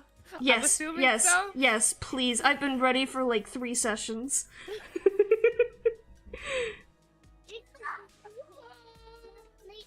I'm not that good enough at roleplay yet. You are. I don't know what you're talking about. You did amazing. This is the first time I have roleplayed like this ever. Well, you're doing a good job of it. Thank you. I picked a character I felt like I could play. Yeah, just casually bitching at a divine entity. Good start. Yeah, no, perfect. I feel like I am like a very pretentious, complainy person, and I'm just channeling all of that into Nova and then making them 5 times worse.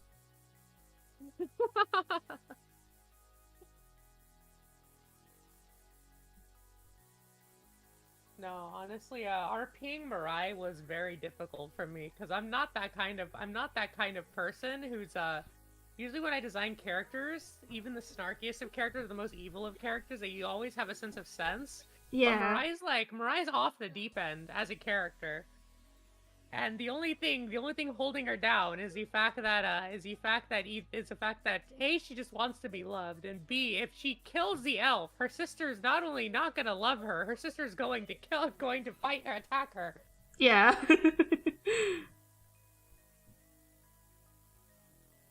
It's very much like RPing Mirai is, I don't know, it was interesting, and it was also like very difficult. I think I had to, for reference, I have to rehearse, sometimes for characters that I don't fully understand, I have to rehearse conversations before, like, I can ever, like, think how to write them out. Mm-hmm. So in Mirai's case, I had to, what was it called? It was very conflicting because This Get is the really Nova my story. AI out to Get protect. Get the Nova AI out, yes. Rain's Rain's things have videos have really helped me get back into character very quickly and keep my mind focused on staying in Mm-hmm. Yeah, no. character. Stop dropping that, you little shit. Stop yeah. Cause just having access to like what I was thinking in the session at all times is just like, yes. Oh my god, thank yeah. you. I cannot memorize, like, I can't remember things in conversations for shit. If I need to remember something, I have to write it down or I have to read it. Which is why I get really overwhelmed when you explain something out loud, and I'm so sorry, I'm working on it. So being able to go back and hear everything again is so helpful. Mm-hmm. I do not know how I did that first recap without Rain's video, genuinely. That was very in-depth. I'm going to try to shore them down. I feel like the last recap I did was a lot better in terms of just being able to digest it really quickly before a session. Mm-hmm. And I was putting in a lot of details that I didn't really need to in the last couple of ones, so if we want the full thing, go watch the video. It's fine. Exactly, that's what the videos are for.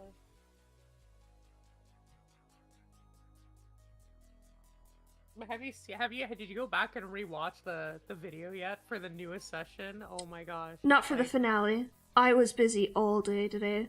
Oh no.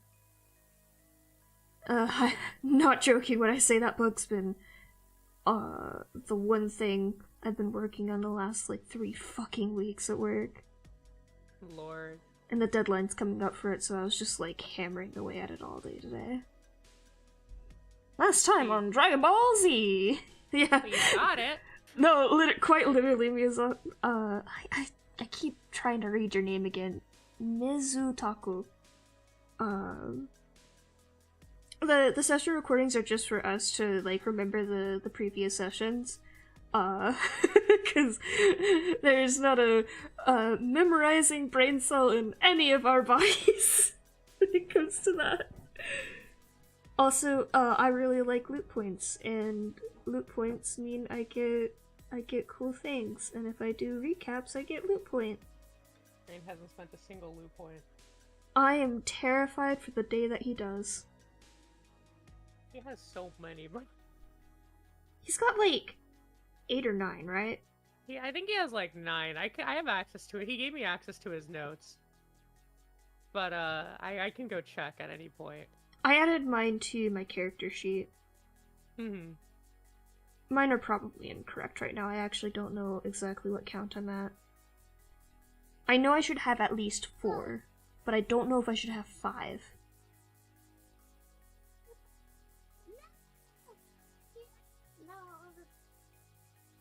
I will definitely have 5 when I do the next recap, though. Oh yeah. Mizu Otaku. Okay. Thank you. I am bad with words. I appreciate the readout of your name.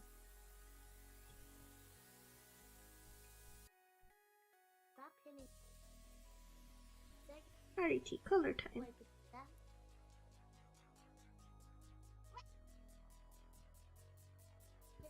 Mariah needs to get more sunlight. Or, sorry, not Mariah, Pharasma. I mixed them up, oh my god. I'm so out of it. First, I went to sleep super late, and then fucking work just drained me. Oh, worst combo.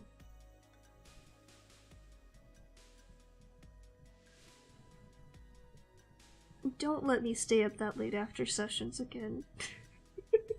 I won't. I mean, if there's an after, I don't think any session's gonna last that long unless it's like a finale. Yeah, the session itself was fine, but the moment we started doing practice fights, like you were all having a blast. I was sitting there like I was brain dead. Yeah. After all of that, because I'm like, I had to RP all those cutscenes. I was like, and then like, when you finish something and like all of your energy immediately just. Oh, absolutely, yeah. That's what hit me, and I was like, I was so gone. I was fully, like, happy to have you just move us to the arena, and then Rain and I just duke it out a bunch of times with no other input. Oh my lord. I And I kind was of like- want to do a practice fight with Nova's HP boosted a little bit. Just so, like, I actually have a chance to practice melee combat a little bit. Mhm. You mean boosted higher than it is currently? Yeah, it's at 18 right now. What's our next practice fight on the pocket? Let me see. Combat versus Divine Mage. The fuck?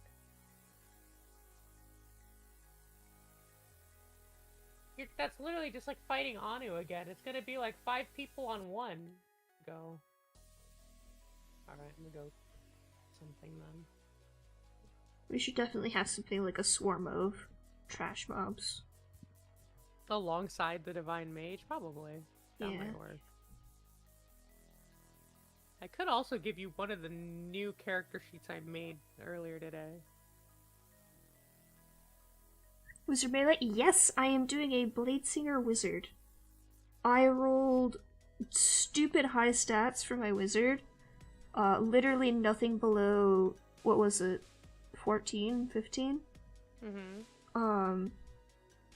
So I was like, okay, time to finally break out of normal wizard and try something different. Because I won't die instantly to negative strength or negative dex or negative con or negative wisdom.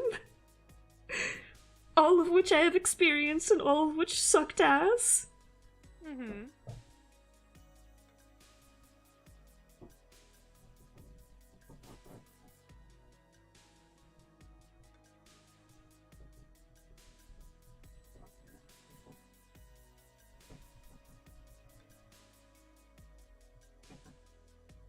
I thought it was really interesting that you compared us thinking of combat as chess earlier, because D&D in general is literally the game of where can I take a loss. That's quite literally the entire point of the game. Yeah.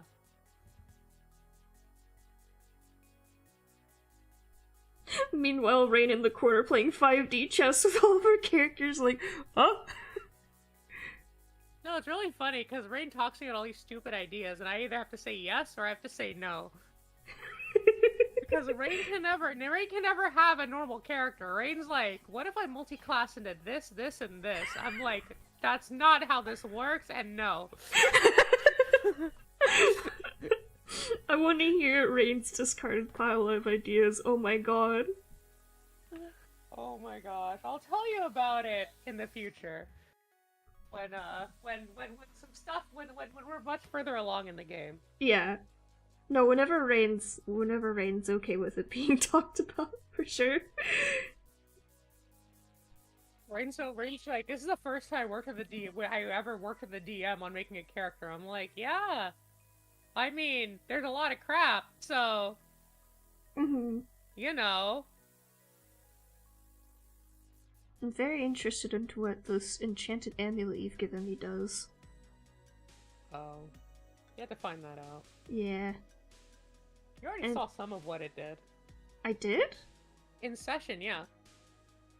It just glowed once, but I don't remember why it glowed. I know it was when it was in the presence of Ongin, but I just assumed it was because it was her amulet that she gave me. Oh no, you can. You got to see one of its features in the session itself. It was very subtle. Bruh? What happened? Bruh? Yeah. Oh man, I'm gonna have to pay close attention.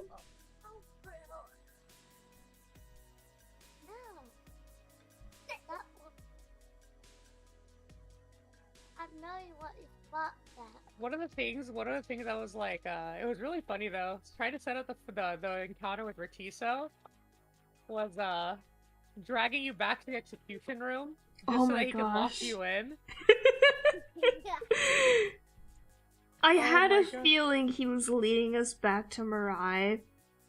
Please try but I knew that Nova would, like, ignore the fact that they don't trust the rat because they believe everyone else does still.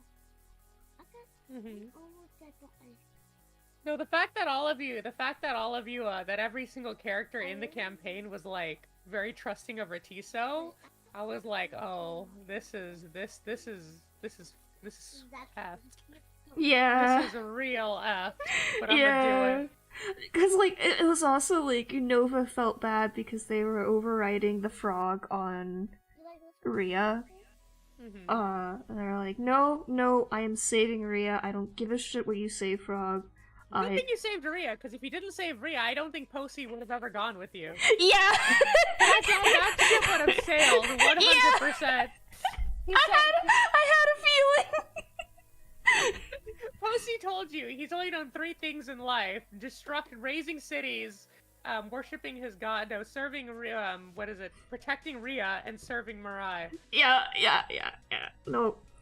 I knew for a fact that was absolutely going to be a thing with Posey, but I also straight up did it because that would be what Nova would want to do in character. Like, they definitely wanted to save Athena too, but they couldn't figure out a way to get both of them out, and out of the 2 of them, they felt like Rhea still had a more solid chance of living. Mm-hmm. One of the things I will say, like, it really, like, I didn't really care. So the tutorial section, I don't care that you guys, like, give the new player suggestions or anything. It's a tutorial. They need to learn. It's, like, meant to learn to play. Mm-hmm. When it was, like, where it started irking me was, like, when Mew was like, I could just heal her, and Rain's like, you really want to waste it on an NPC? And I'm like, oh, I didn't want to say God. anything, because I felt bad for, like, disagreeing so harshly, but I was just like, I mean, like, yeah, you can make that decision. Okay, they're an NPC. They're not core party. We want to save this core party.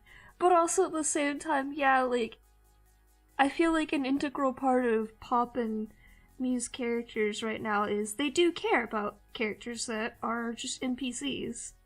Mm-hmm. They haven't Tulip hasn't been around Frog that much. Tulip's been around Nova and Rhea a lot more than she has been, and Athena as well. Yeah. Than she has been around Frog. I feel like I said, like, it should be a suggestion of, hey, this is something you should consider, but please, like, still follow what you think your character would do. Yeah, I just disagree with the way Rain went about it. It wasn't just once, it was twice. It was with the Poromisi thing.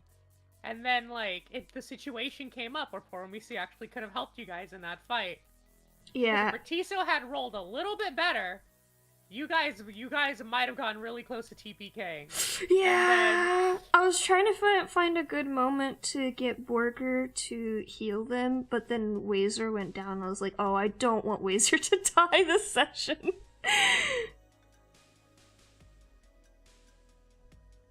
Yeah, Posey would have saved you regardless, but it's like, yeah. It feels better that you guys beat the encounter without Posey.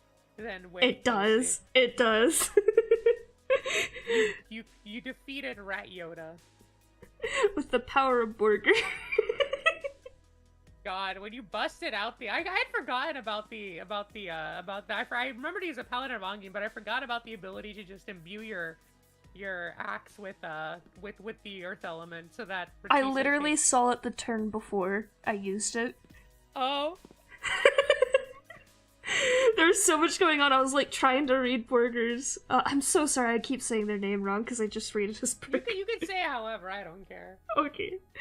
But I was like, oh, that seems like it'd be really helpful. Also, Mizu Otaku, please tell me about your characters. I love hearing about people's OCs, whether it's D&D or anything else. And please tell me about multiclassing. This is the first time I'm going to attempt multiclassing. I've played Pure Wizard and Pure Bard in Pathfinder and D&D so far. And I have been terrified of multiclassing because, as I stated in Discord earlier, everyone I've played with has either been inexperienced or shit at helping new players learn the game. Mm-hmm. And, like, I would, like, make my character sheet and I would show it to them and they'd be like, excuse me, you got this, this, and this wrong, and this is not how you do that. And they'd be like, just assholes about it. It's just like, Yeah. I told you I'm new here! Yeah. The, what was it called? Now that you guys are at a sanctuary, you guys are gonna encounter characters who multi-class. That is awesome.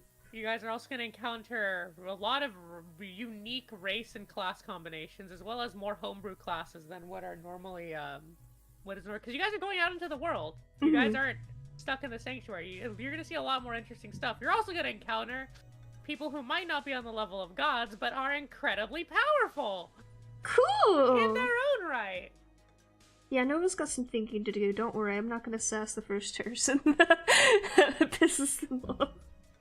I can't promise I won't be a Karen to service workers, and I'm so sorry in advance to any NPC that Nova just eviscerates with words. Makes an NPC cry. I just want to tell them to have a good day. They yelled at me! I'm so sorry, this is not how I would treat service workers in real life. I am polite to everyone, I understand you are having a very bad day, it is work, and it's awful, and customers suck. Nova, however, has never been in the real world. I just don't know how you're gonna react when Posey's with you. Yeah, I'm trying to figure that out, honestly. It's coming up very quickly. Oh, a lot man. faster than you thought. It is! I thought I'd have more time to think about it. A plasmoid? What the fuck's a plasmoid? Oh no, rogue monk? Oh, don't tell that to Rain. Rain got so mad because when I was helping with those character sheets, I made the monk NPC and I didn't optimize them. Yeah, Rain's a power gamer. And Rain is currently playing a monk, and he was just like, he was so what offended. the fuck did you do to this dude? Way of the Astral Soul. Ooh, that sounds cool. What?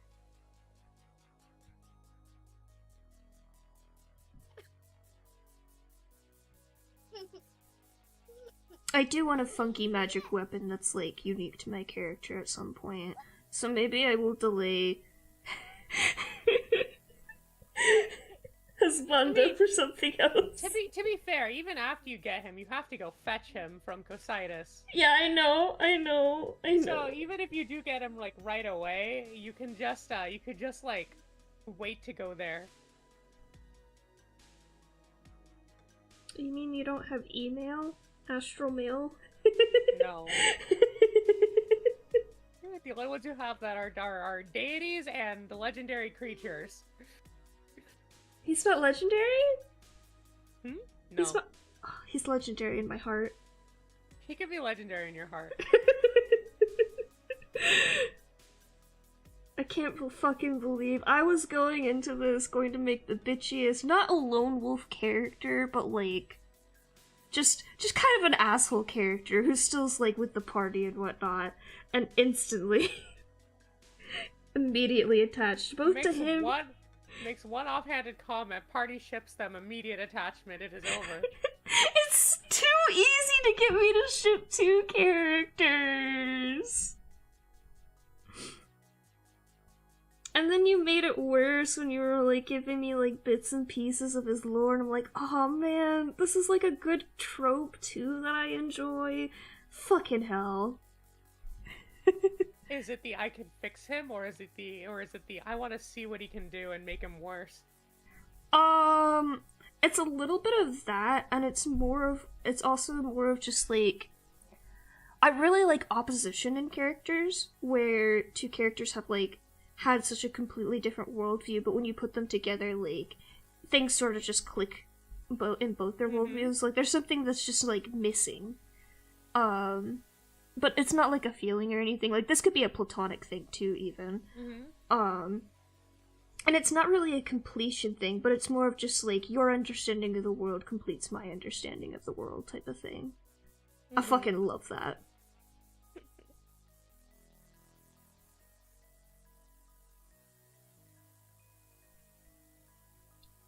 Changeling. Oh, I love the theming with these.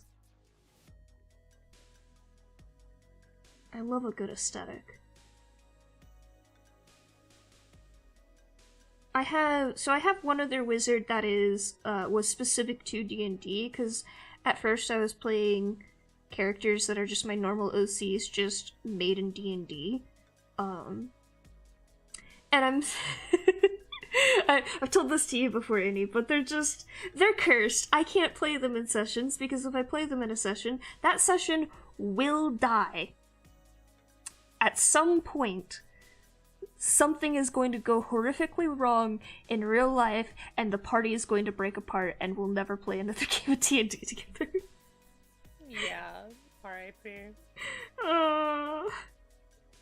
Ara is a master of 1,000 faces. Oh, I love that. So good.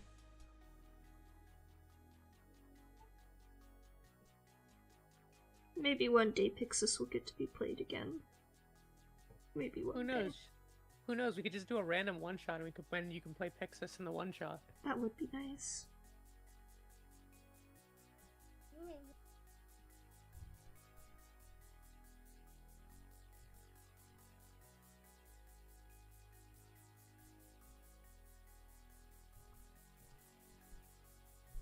I do kind of just want to make a bunch of random D&D characters and like have them set up ahead of time, so I don't have to do all the choosing of level up things.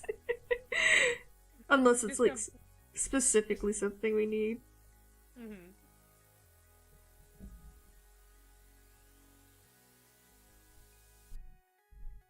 Laser like hopped into Rain's Discord earlier and I was like, should I make a new character? I'm like,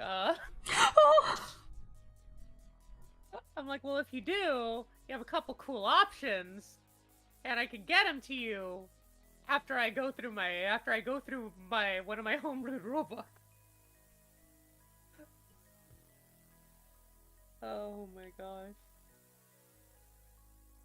At part 1 of DMing? What do you mean? What do you mean? I think part 1 was looking at the fucking NPC sheet, when I was helping you and going, oh no. Oh yeah. Why isn't this autofill? NPC sheets work differently because the players are never supposed to touch them, so players are never supposed to make rolls for them. So it's very, they're only supposed to have to make saving throws and things like that, so they only have a couple, but I make my NPCs do a lot more than just I am just a stat block and I am going to make saving throws against you.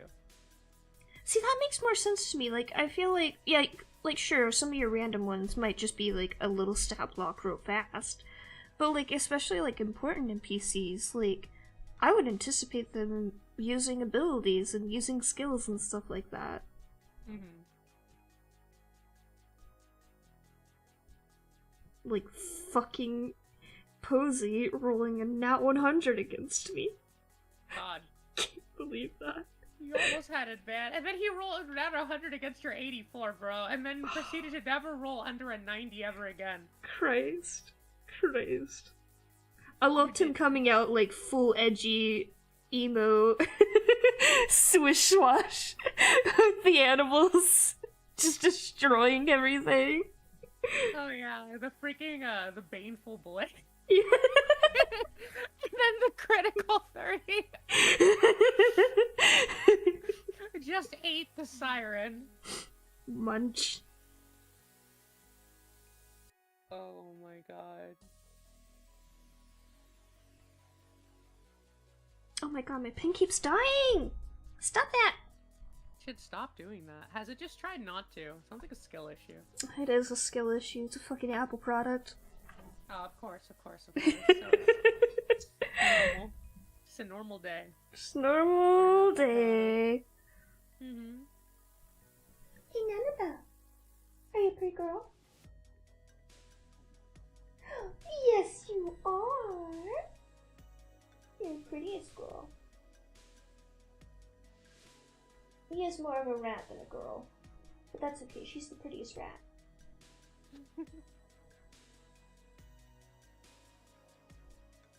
She just has rat energy. She's some sort of rat dog cat. Here, babe. Alrighty. Gotta wait for this pin to charge because it's being a bitch. So we'll just be here petting cat. This is my kitty Annabelle in the middle right of the, or the upper right hand of the drawing screen. That's my cat. Cat. I got her a new toy lately, and she is obsessed with it. And, like, here's the thing. She's a 16-year-old cat, and, like, she's a crotchety, grumpy old cat, too. And so, like, she just, like, kind of likes to, like, sleep and, like, also, like, come up, because she's a very affectionate grump. She always wants pets. And she always comes up and wants pets and stuff. But, like, she's lazy. She likes to lay around and everything. And I pulled out this toy, and it's, like, it's one of those bed mouse toys where, like, it's a play mat and there's a toy that, like, spins underneath it. To kind of, like, look like something's crawling underneath a sheet. And bed mouse is her favorite game. And she went full kitten mode trying to get it, and it was so funny. She managed to pull the sheet off and untwist the toy off of the main spinny, like, engine part because she got so excited to play with this thing. Hello, Diego. Also, Mizuo Otaku, that is a fantastic NPC. I love that. I love shit like that. That's my new kitty cat. Ah! Look, it's near my foot.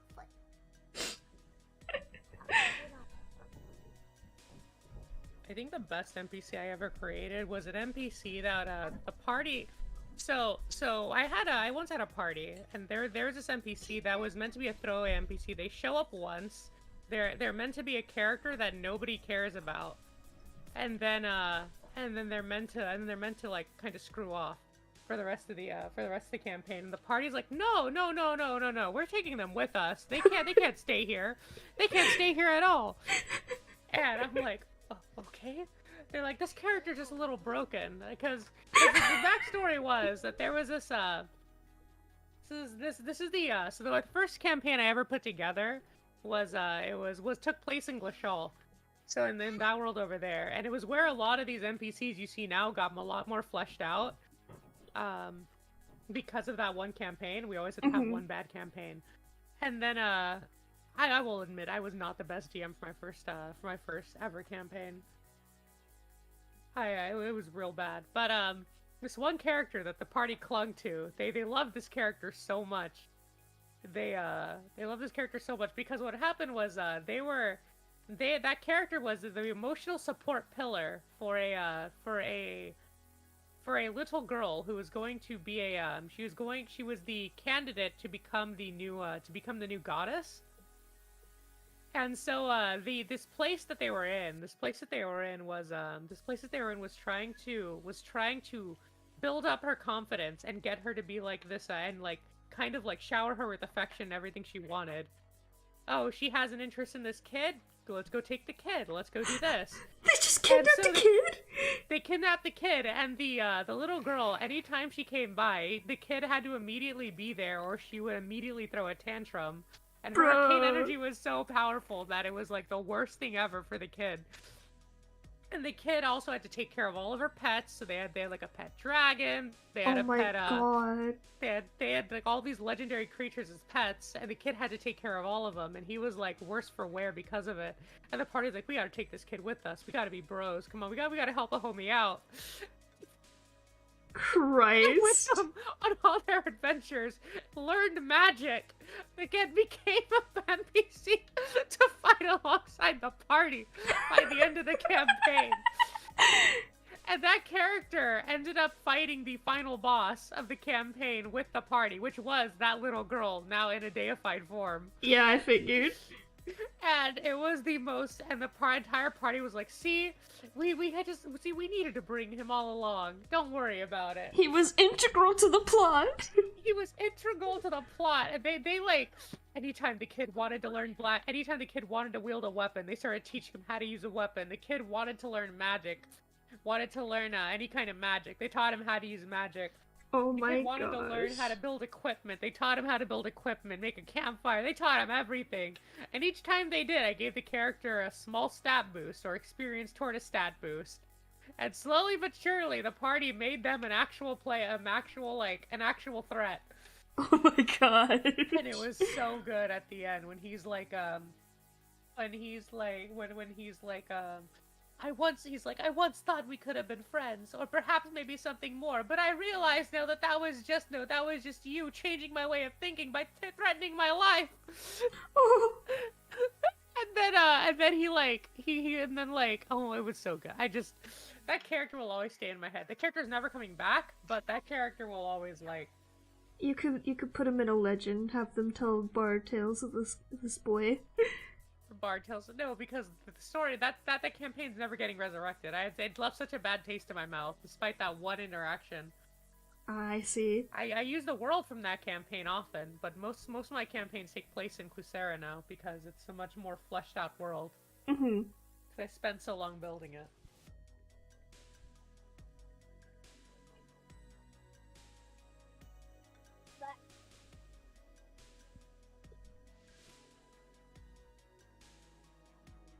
I'm nervous about putting people in my world because I don't know how well D&D magic will mess with the magic of that world. Well, one of the most interesting plots, one of the most interesting plots that one of the most interesting plots I've ever seen that's not explored enough is what would happen if someone just turned off magic in D&D. God. A lot of things, and I tried that. This was one of the reasons why that campaign didn't go well, was because I didn't flesh out how that would work. Mm-hmm. And then people had questions like, what if I want to play a cleric? I'm like, I guess that works, because it's not your magic technically. But it's like, no, if there's, despite the fact that, what is it, that I eventually established this later on, but it's like, do you know the lore of the D&D? You don't know any lore of the D&D world, do you? Nope, because no one explained anything to me. Okay, so the way magic actually works, this is the way magic actually works. The way magic actually works is there's this goddess, there was once a goddess called, I don't remember what her name was, but it was, it's either Mista or something, I don't remember what it is, but, she was the goddess of magic, and that little thing that I introduced in the campaign, the little girl who showed the weave, Mm-hmm. that's actually the thing that carries all magic in the world. In the D&D universe. That's why people can use magic. And originally, there was no limit on how magic worked. And this one guy... And that was 1E. Huh? Yeah, That was first edition. It wasn't just... Yeah. It's, this one guy, it's lore in the D&D world. Nobody ever uses lore in the D&D world anymore, because there's so many off-branches and things like that. But I like to always keep it in mind. Is that, this one guy made this spell called somebody, I don't remember what the spell's called. I used to like look up old stuff all the time for like better world building. And what this dude did, because back in the day people had high magic. They had like 10th, 11th level spells they could learn. Big ritual spells, things like that. Stuff to make islands float in the sky without the need of divine aid or things like that. Ooh. And what this person did was he created a spell that fuses himself to an arcane entity. And that fuses himself to an arcane entity and let him take over their body and soul. And so what happened was that the soul he took over was the goddess Mista, the one that manages the weave. Oops. And the moment he did that, a lot of magic started going haywire all around the world. And the goddess, in order to preserve the magic of the world and stop everybody from dying, from their spells going wild, killed herself while he was inside of her. And all the islands fell out of the sky, tons of people died, a lot of bad stuff just happened. And then that goddess reincarnated into the new goddess, Mistra. and she was a lot stricter and put limits on everybody's magic. That is why people can only learn like up to like, I don't know exactly what the spell limit is. It's like what, 9th level now? I believe so. Yeah, that's why people can only learn 9th level spells, and only deities can learn spells higher than that. Understandable. Have a good day, man. But I like the idea of the weave, and I was like, okay, so in this first campaign, I'm like, what if Mistra, what if another god tricked Mistra into going away? Ooh. Or captured her somehow, and turned off all magic to the world, and it's just like, it was very interesting to see, because one person wanted to play a wizard, but they played like a wizard, like an artificer. They had to make all of their magic equipment before they ever used it. Oh, that sounds so cool! Yeah, the stuff people do to use magic is really interesting. And it was really funny because in order to use a basic, like, wind spell or something like that, they had to make a giant fan. Ah, yes, magic! to make a, what was it called? To use Ray of Frost, they made a ray gun. Oh my god. Yeah, it was, and they always had to go search material. It was like an artificer, except, like, way funnier. Mm-hmm. And God. The first spark lore still rings in my head. You want to be taller. What was it? You want to be a spider, a dragon, and taller. And taller. You understand me. It's so good. Artifice, Spar's characters like 10 out of 10. Mm-hmm. I can't wait for them to go explore more. I want some more Beezer interactions before he goes kaput. Are we just accepting this as an inevitability that Beezer is just dead?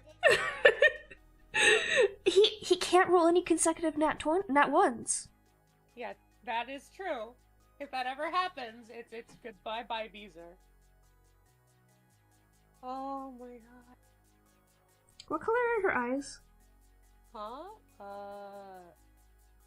Purple. Okie dokie. Good color. Red and purple and gold is a fantastic combination. Mm-hmm.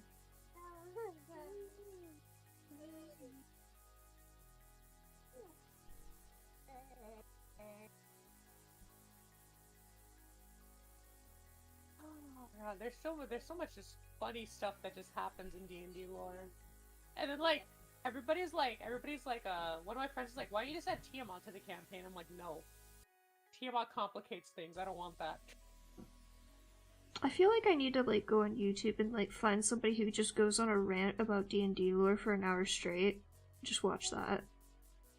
Oh, really? And when I say it, like, it either inspires world building or helps you, because, like, if you want it, Luca being the mother of all monsters came from the fact that I couldn't fit Tiamat in, because Tiamat is a dragon entity that usually controls the wind and thunder and things like that, and that was already Ongin.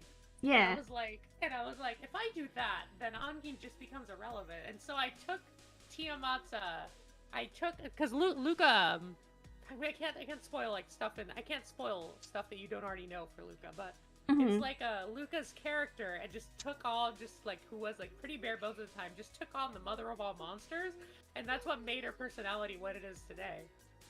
Love Kind of like an I don't give a fuck. There's about 100 plus of what, Mr. Taco? Small children? I think it's all the same children, it's just they keep coming back and multiplying.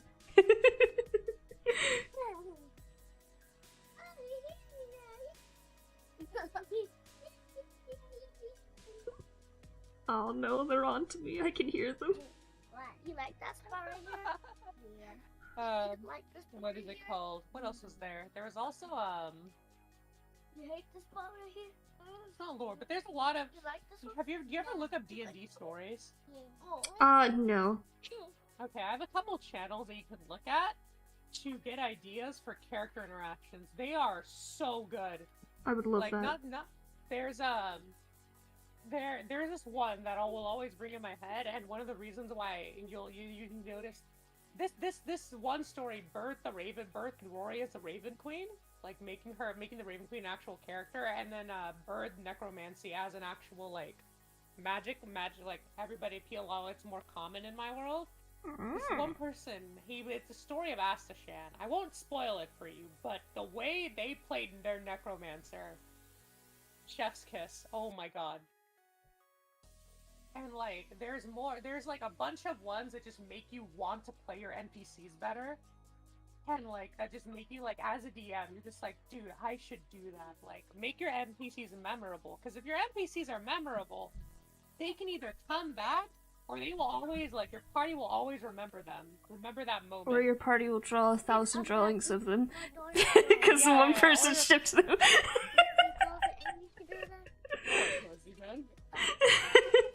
He's just a demon man who wants to protect Lady Rhea. And Nova is here for it. They support him in this effort. They also just thinks he needs maybe a couple more hobbies.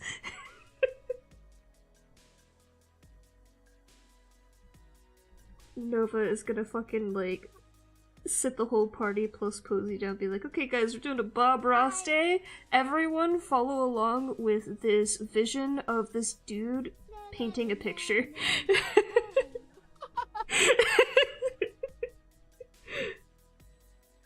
Oh my god.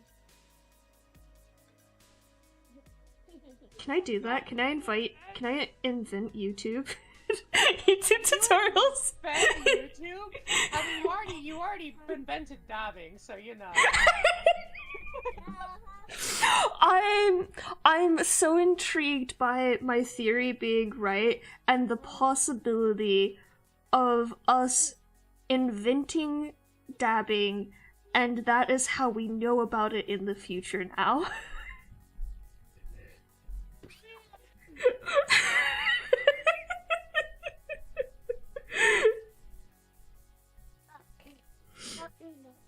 I want to tell you something. Keep your legs straight, and that's a whole new foot. And you're my machine now. What on earth are the children doing? They've suddenly gotten louder. They are playing, like, one of them is a construction site worker. I see. Yeah. And the other one is the machine. Yeah. Oh my god. Make a necromancer detective. Isn't that just Phoenix, right? That's just Phoenix, right? It's broken. That would be funny, though. Broken now. And I need how to fix it. They sound so dramatic. They're very dramatic.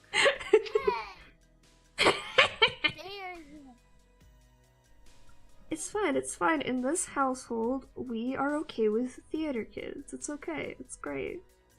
And future theater kids.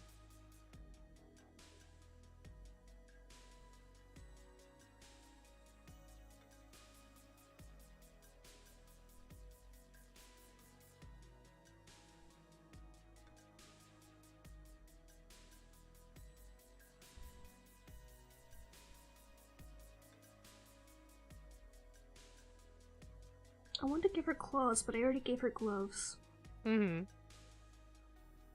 Actually, wait. Hold on. Let me send you a thing. Let me find it again. I saw it on Tumblr, and I was like, ooh, I like that. I'm saving that. I might give it to Posey instead, though. That's fine.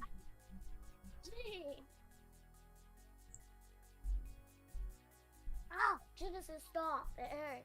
I genuinely might just get I kind of want to get like a little figurine of every single boss you guys fight in the campaign. Oh, that would be so cool. It's gloves, but they have claws!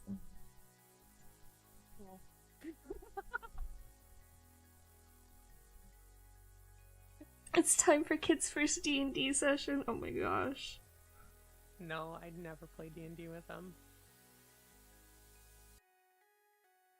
I've seen stories of people, like, teaching their kids D&D, and I'm just like, First off, how did you get them to sit still that long?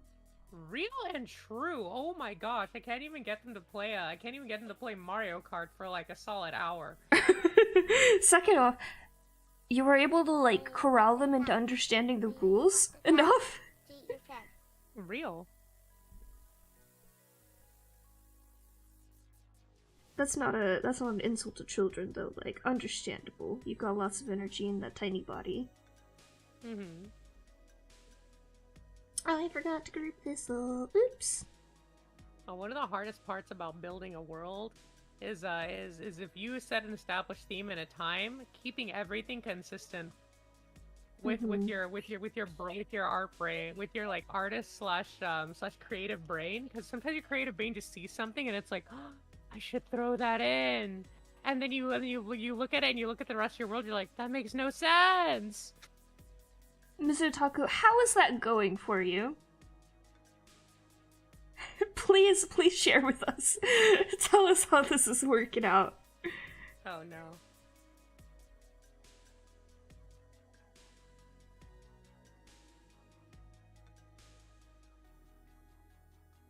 Wait, I'm making a heart. Do like it. Oh, nice! I'm glad for you, genuinely. I know I, as a kid, would have absolutely sat down and learned. I didn't have anything better to do. I was a quiet kid. Yeah. Well, I mean, I was the nerdy, quiet kid who ran to like to the farthest bit of the playground and just played fairies with my friends the whole recess, and then later just drew the entire time. Mm-hmm. Wait. So yeah. Oh yeah. No. Yeah. This is how you make them. Oh, I should find those rules I mentioned to you of those one-shot type games. One of them is called Tiny Frog Wizards. Oh no. And everyone is a tiny frog wizard. Oh no. Another one is called Rotate Bird, and the spell system in that is so intriguing. Mm-hmm. And then the last one, I'm not sure how much it's meant for like a one-shot type of thing, but it is the tabletop RPG spin-off of Cultist Simulator, and with all the lore and stuff in that game. And I love the lore of Cult Sim. It's so good.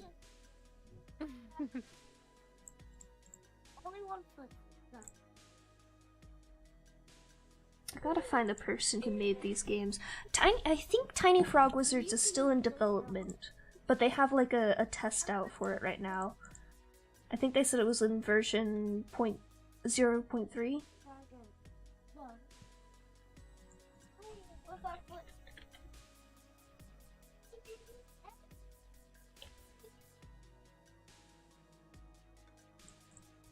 Unfortunately, I don't remember how to spell this person's name. Thankfully, I'm following them, and I only follow a couple hundred people.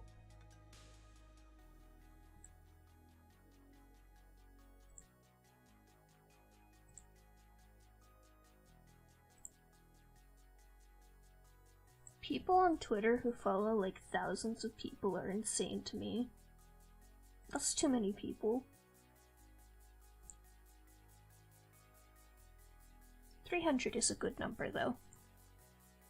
But I kept it down to 100 on my Twitter.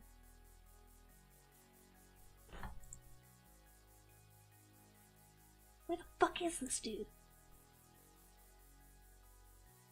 Ah, there you are. Oh, I forgot an E.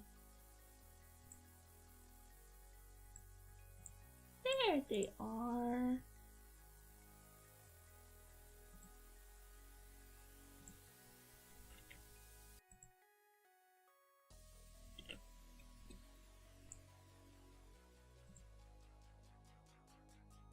Tiny Frog Wizards. Rotate Bird is one I've been really interested in, but like I don't have a lot of people I play tabletop RPGs with. So it's just like, how can I convince somebody that this would be very, very cool to play?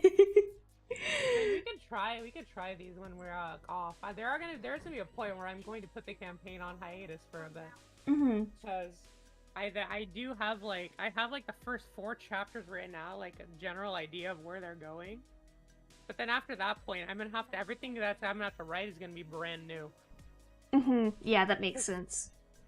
I am happy to delay this, especially if it means I get to finally play Rotate Bird. Drugs? What drugs? But here's the introduction for Rotate Bird. Rotate Bird is a game of highly structured bullshitting. Like most other tabletop role-playing games, you have traits that you invoke to roll dice and overcome challenges. However, which traits apply to which roles isn't formally defined by the rules. In fact, what the traits are called isn't defined either. In lieu of a fixed list of named stats and advantage, each character's traits consist of a set of abstract symbols, and it's up to you to argue that your particular symbols mean you're the right person for the job. Obviously, a symbol depicting a ship's anchor helps you convince a dragon to not eat your village. It only stands to reason.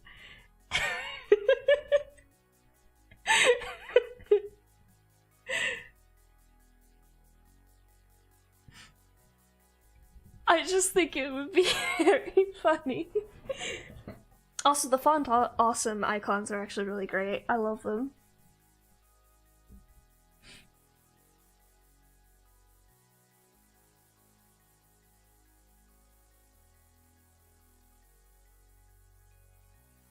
Let me see if I can find the list of symbols.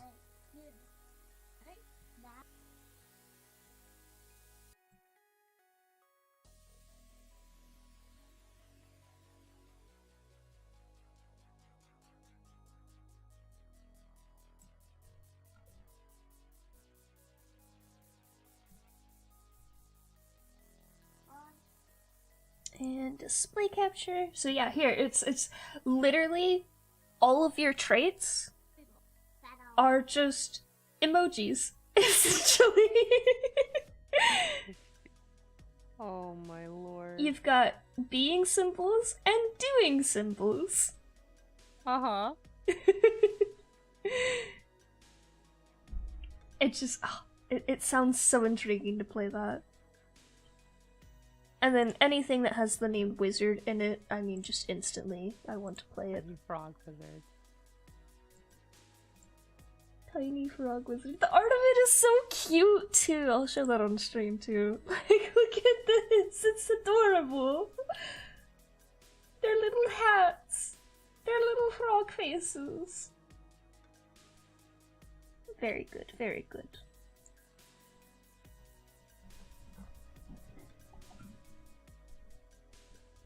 But yeah, like, for a full campaign, I think having things up to interpretation is, pushing it a little bit. But, like, for something like a one-shot, bullshitting the game sounds like so much fun. Mm-hmm.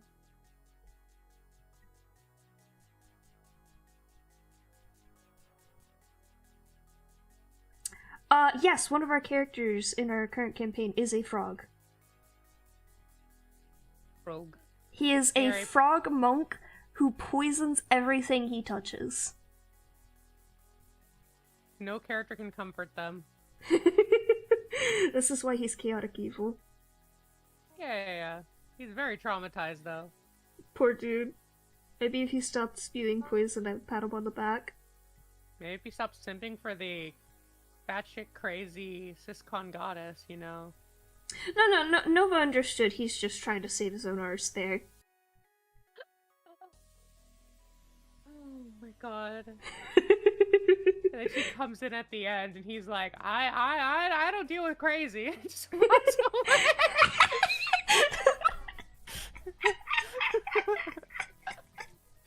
Finally had the, you know what? Fuck it. Fuck this. Fuck you. Fuck this. Fuck that. Fuck everything. I'm gone. It was great.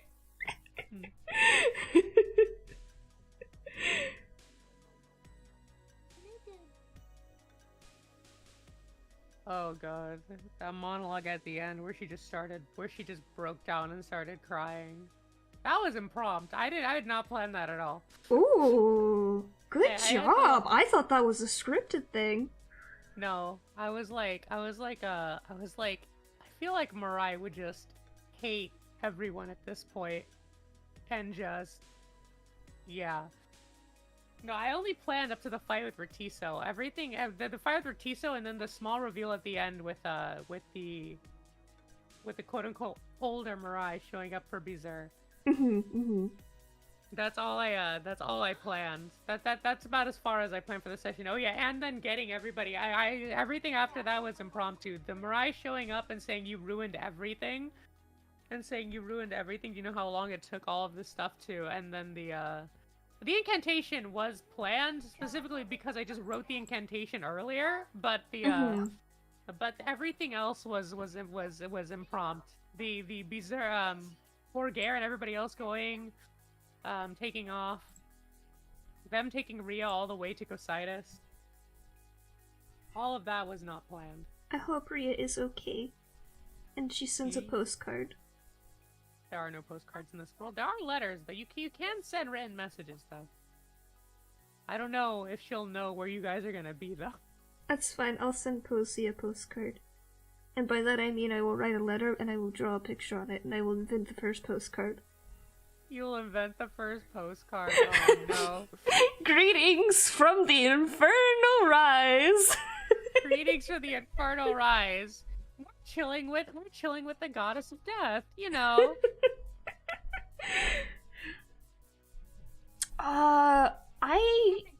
Mechanome sounds like it's something from World of Warcraft, and the rest of those I actually don't know what they are, Mizutaku. Warforged are a robot. Oh shit! Yeah. Can I be a robot? WGAs are a variant of robots. The what? The WGA class that I posted in as a thing, where I don't know why I offered you guys, because you needed to be in Clucera to even get it. If you were a WGA, you would have had to start in Clucera and met with the party while you're in Clucera. No, and just meaning you would have a lot more knowledge than the rest of the party. What we have is fun here. But Warforged, yeah, Warforged are just robots. I want to be a robot boy, doing robot things. You're a robot, and you can basically be any class as long as you RP it in a certain way. As long as you make it make sense. Plasmoid sounds like a slime thing. I know Rain played as a one of those elemental fuckers. Shit. I don't remember anymore. It is a slime! Hey! Is that what gelatinous cubes are? Plasmoids, IDK. I call gelatinous cubes a variant of slime, just like it's just slimes are just acidic. Yeah. It's just how they work.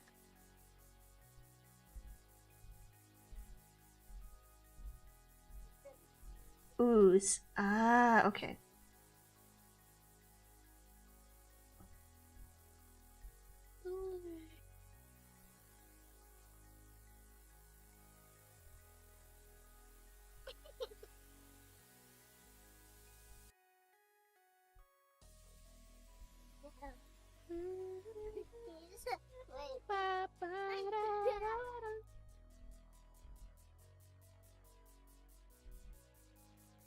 I love that me drawing Nova in their full outfit implies that Mirai did their laundry.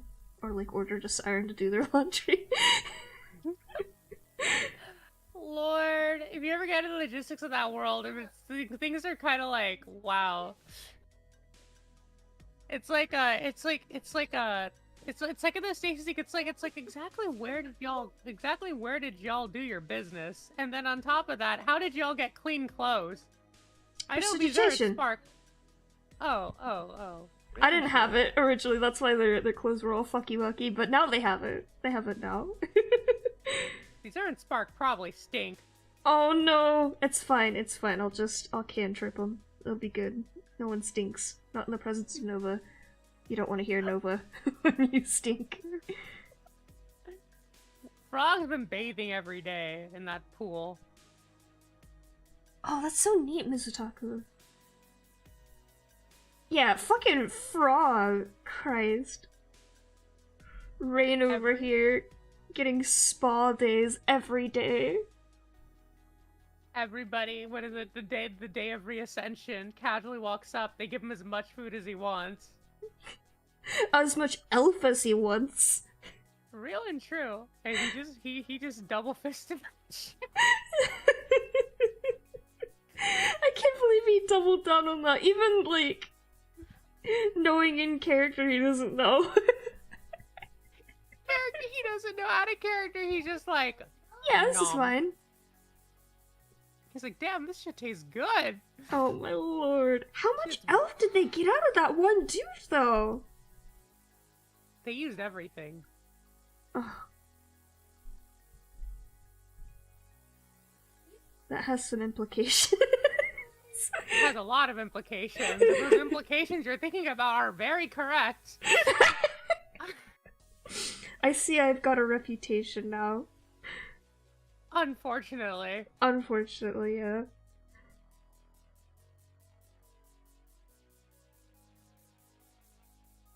Why do you like playing around with my PS3 cord?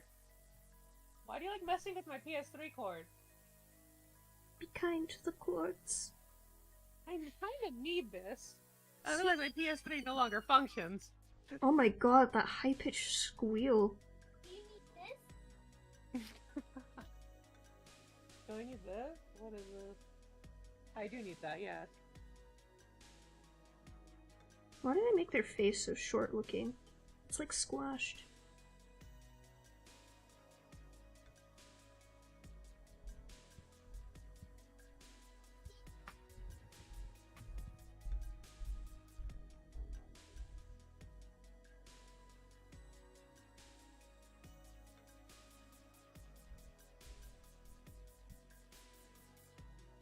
They're finding all my Nintendo accessories.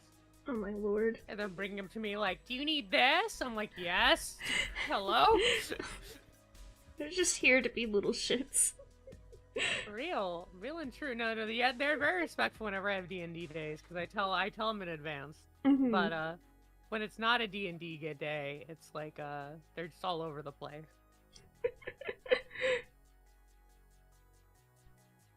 I said, y'all are all over the place.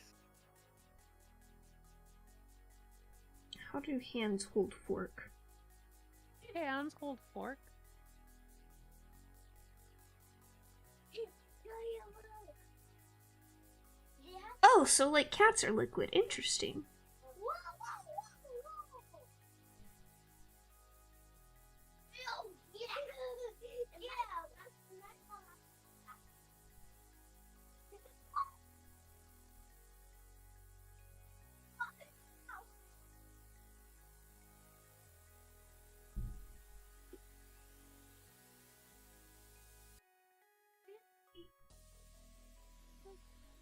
I will say the hardest part of DMing is once you finish a chapter, starting a new chapter up without trying to get hyped about the old stuff, because you spend so much time building up to the finale, and then you have to start all over you have to start to build up to a new finale. I am ready for like some chill break time. Don't worry. Okay, good. You guys are getting that chill break time. Thank fucking lord. I have been tense for the last 2 sessions. Tense? Since like what? Since the day of reascension session. Yeah. Been... Oh, like in a very excited for the finale way, but like also like, oh god, we're all gonna die. Oh lord.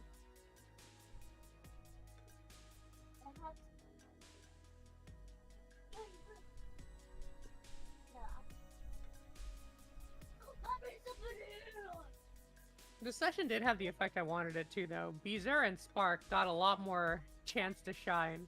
Yeah. Like, you guys got to go do your own thing, and like, the whole boss battle against Ortiza was supposed to be their thing, but then you guys kind of just like, I'm gonna yeet myself off the top of the top down here. I thought we were on a time limit. And they're like, we want to go eat. I'm like, so they would literally just all meet up at that point, and all do the boss battle together. Okay. Probably a good thing. Retucio would have crushed everyone. I think Morgare would have been fine. Everyone else, I am not so sure. Morgare just a little slow. Okay, just a little slow. God, you guys are peeing the characters. Like, Leslie being like, this is why I'll never be champion. I thought it would be funny as like a one-off joke, and then you guys liked the voice so much I was like, well, now I have to like add this to my repertoire of voices I can do. God, making all the animals Western was completely unintentional. Besides, like, Ratisa's voice was intentional, everyone else's voice was completely unintentional. I'm like, what would a honey badger sound like? I feel like every time Ratusio was like in a fight, you'd hear that like very typical Western like da-na whenever there's a duel going on and there's like two cowboys facing off. Yeah. Yeah. That's Ratusio's theme song. And then you try to attack, and then he's like, hold it! And dodges. Swashbuckler cowboy. Swashbuckler cowboy musketeer. Oh, wait, he's a mouseketeer! Yeah. Oh! The variant he picked for his swashbuckling focus was musketeer. Which is what gave him a gun. Oh. No one's afraid of the rat until he pulls out a gun. Love y'all's reaction when you saw the gun. Literally, I was just like, yeah, okay, we can take him, and then he pulls out the gun. Shit. I love the little speech leading up to the boss fight too. In my head, it played out like a video game boss theme when they showcase everything the boss has. Oh my god, yeah. And then his text pops up, and then his little text pops at the bottom of the screen. Ratiso, champion of the arena. But that's how it played out in my head. But it was like I was like, oh my gosh, dude. And I thought Roll20 should let you do that. Like, have like a fucking pop-up of the boss name. That would be so cool. I can do that with handouts and just show all of you the character with whatever they have. Yeah, but like having like a cool animation, have like the name fade in, and just like fill the screen suddenly with no warning. Oh yeah, that'd be so cool. That would be so cool. Sick. Oh my god. Thank you so much. I am going to look that up afterwards, and I'm going to have that soundbite ready the next time we have a Ratusio. Oh my lord. We need to meet his son, Ratusio II, and... Ratusio II. I will say next session is not gonna be the lore session. It's gonna be very chill, very let's go do some shopping. Let's go. Thank God. Let's go post this, because I know if I throw you guys immediately into the Tales of the Sanctuary session, you guys are gonna be right back into the back to the grind. Back to the grind. So you guys are gonna have like a couple sessions of chill out, and then you guys are gonna like head into the Infernal Rise, and then you're gonna go to the Tales of the Sanctuary, and then you're going to go into the Chapter 2.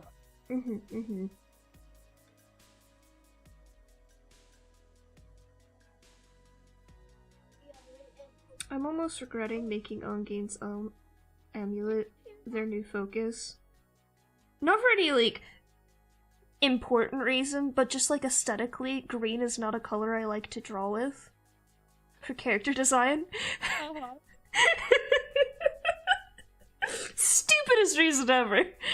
This doesn't fit my aesthetic, Ongain. Ongain, can you make this red? That's the color of my sister. What about blue? You really want to represent Mirai? Can we do pink? I don't do pink. Shit, wait. I was actually gonna have pink as like an accent color. Yellow it is. You can make it pink. I was making a joke. Oh, okay. I'm running all of these characters by you to like be like, this how you imagine them? So far, so good. Nice. The only critique I've ever said so far is that Pharasma's very pale. Yeah. They spend all their time around death and darkness, so She needs some vitamin D. you don't get out much. Well, she sure will be soon. Can't imagine the Infernal Rise is very indoorsy. Thinking, time you could see her scream. God, that was so funny.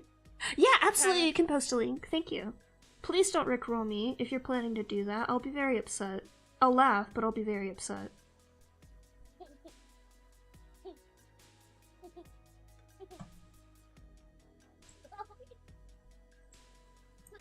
What's your idea about Fiore so far, though? Nova is desperate to impress her. Why Fiore of all people?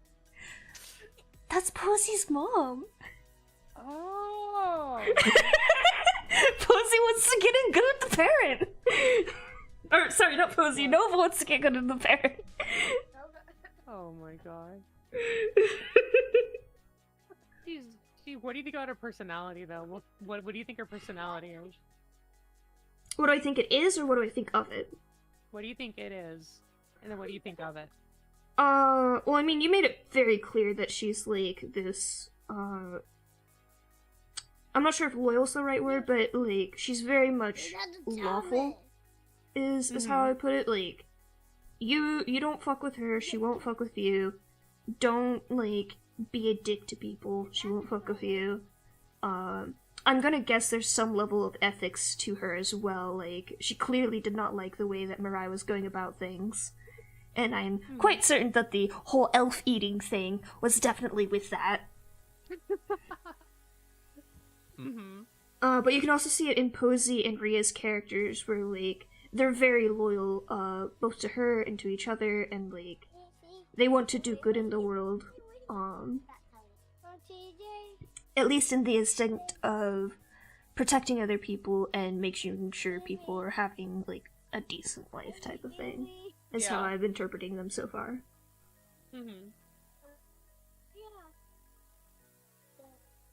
None of the goddesses, including Mirai, this includes Mirai, I don't think any of the goddesses read as, like, evil. Mirai definitely reads as, like, some people messed with her. Not the party necessarily that you say turned her this way, but, like, in general, like, she was taken advantage of over and over and over again, and she's driven to this point of, fuck it. Fuck all of you. You're all assholes. So I don't really read her as evil. I read her as, like, very chaotic. Like, no neutrality there. Just chaotic. At the moment because of that. I hope she gets some therapy.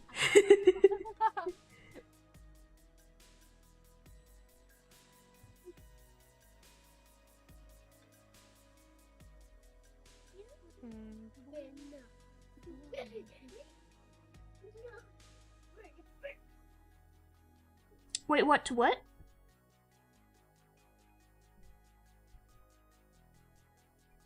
Unfortunately, with the delay of just the stream itself and then the delay of me seeing messages, sometimes I lose the context in which they were sent.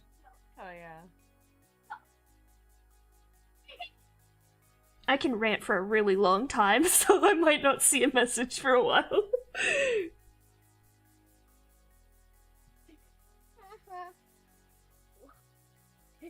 Did I just draw that nose lopsided? I sure did.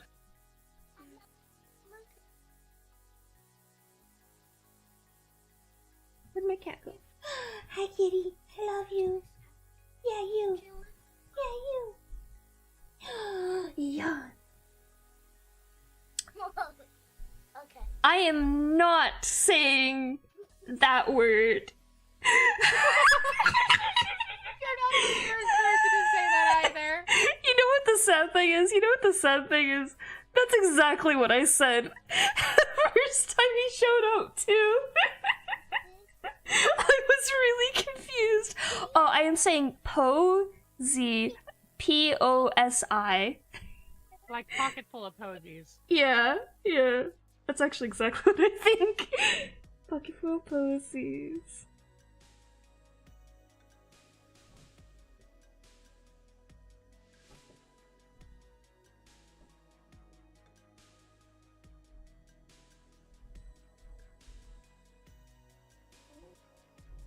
Nova is my character, and Posey is one of the NPCs that Nova has interacted with the most.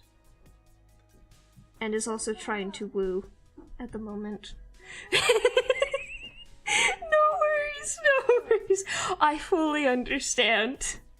I unfortunately have just really shit auditory processing, and I hear the most cursed things sometimes. I usually only say them out loud if I think everyone else is going to laugh, but that's sometimes a hit or a miss.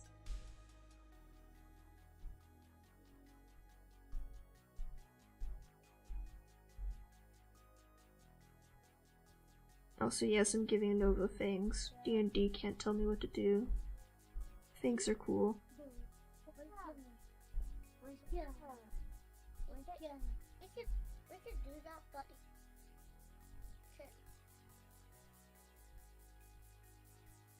It sounds like the children are hatching a plan again. They're always hatching a plan. They just... So I put all the stuff like right next to me under the bed, and they one of them like reached under the bed, like went around sneakily to go get the stuff in the bed, and they're doing it again. And they grabbed all the cords and they held it in front of my face, and they're like, "You need this?" I'm like, my gosh. we always get more. It's getting smart. You guys are being little brats. Why don't you guys sit down and draw a Giraffagar? Giraffagar. Oh my god. You even have a perfect reference photo that I drew for everyone. Yeah. Giraffagar. Perfect. Top tier. Let's go. Can confirm, learning to doodle early on in life will have you just be able to sit still for extremely long periods of time and forget things like the time and how to eat. See, that's me, but with games and writing. Yeah. And especially D&D. Every time I have a D&D session, I have to, like, uncrinkle myself out of the wretched position I've put myself into. I've gotten better about it with art, but, like, it's still bad. And I draw during D&D, so it gets worse.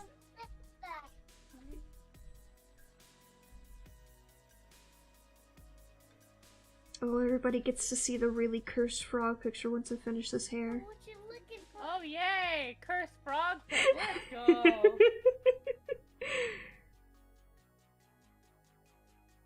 are we not looking for? We are not looking for.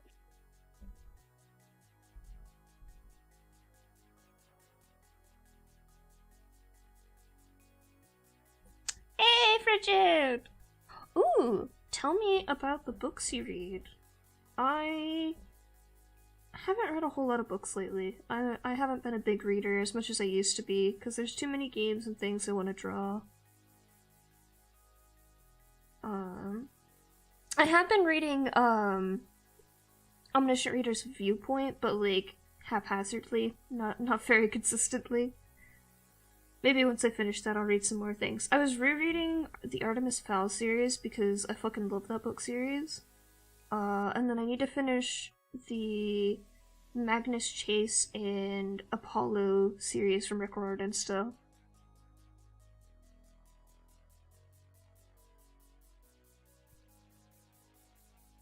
How's it going, Frigid?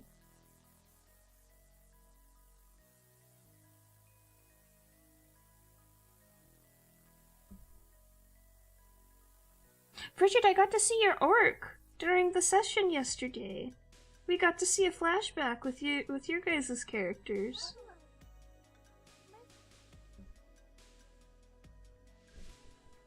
Frog got traumatized really badly.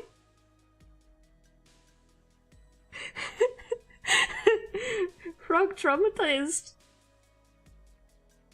It's okay. We made it out. We did good. I get to finish the animatic now. The Chapter 1 animatic. Chapter 1. Thank you for giving us a title, by the way. I was gonna ask for that. Yeah. I didn't want to say the title till the ending, specifically because the ending would have shown what if I revealed the title as soon as you guys entered the chapter, you guys would have known what was going on, and this way, you guys like kind of would have figured what the title was before it even came out. So.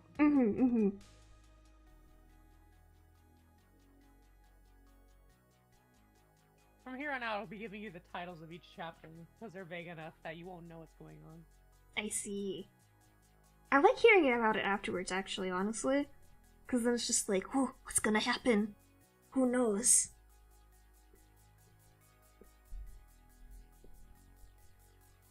Rhea will remember that.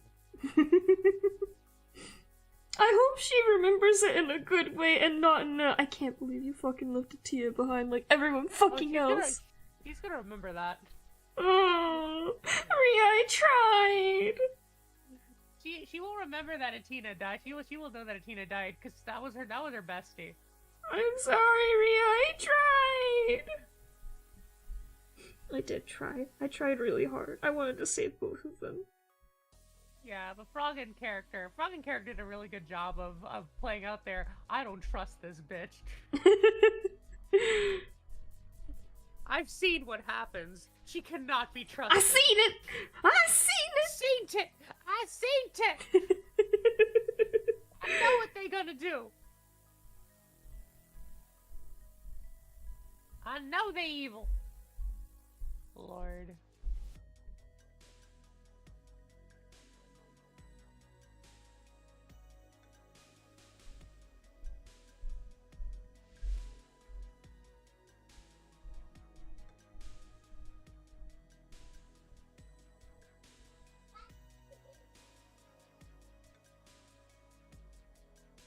I hope Borger comes back again.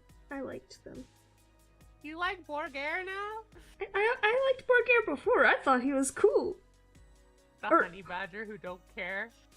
What is the honey badger's gender actually?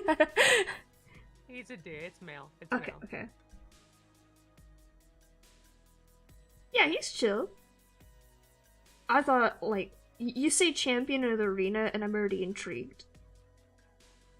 That was Bertiso. Bertiso's champion of the arena. Yeah. Borger is just the only person who can hold a candle to him. That's what it is, yeah, that. Ooh. Yeah, I'm more of a big fiction person. I like fantasy. Unfortunately, like, there's a lot of fantasy with just a bunch of romance in it. And I know we've been joking around with Posey being a love interest.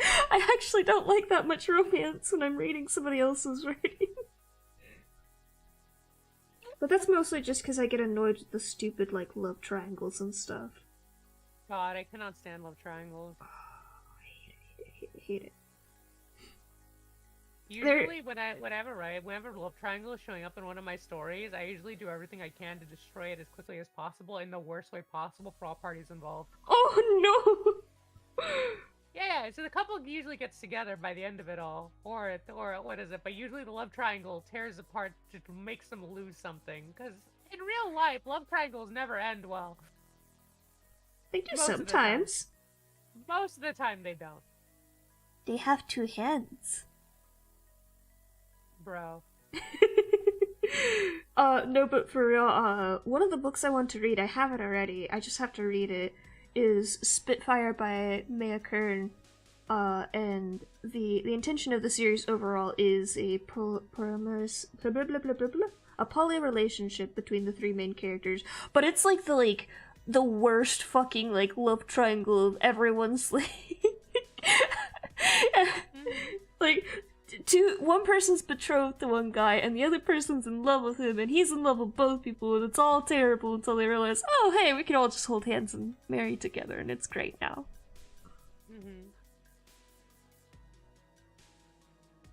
At least that's my understanding of it from the art that she posts of the characters and the snippets that she says. But it just, it seems neat. And I her wish art... Oh, go ahead. Oh, I was just gonna say, and her art is very pretty. I wish I kept drawing. I used to know how I used to draw back in middle school, and then I stopped. I'm like, I have two choices. I can either write and focus on perfecting the art of writing, or I can draw and focus on perfecting the art of drawing. Because both of these are mediocre right now, and I have nothing else going for me in life. Nothing says you can't start later in life. Say hi to the creepy frog. Oh god, creepy frog! This frog will eat your soul, and he won't be upset by that fact. I love the way you're capturing the characters' emotions in that scene specifically. How Nova just looks like... Nova is side-eyeing him.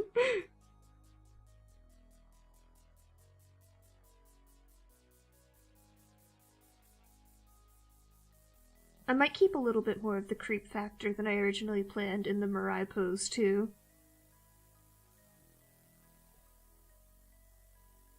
Not as bad as that first fucking sketch, though, oh my god.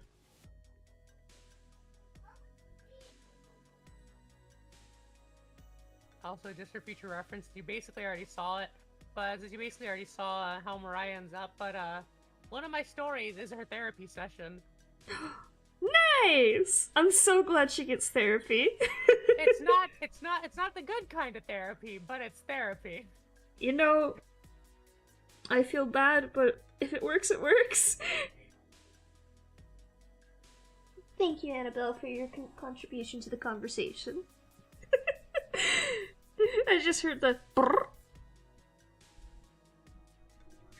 Brrr. Don't you dare dig in that trash right in front of my eyes, ma'am.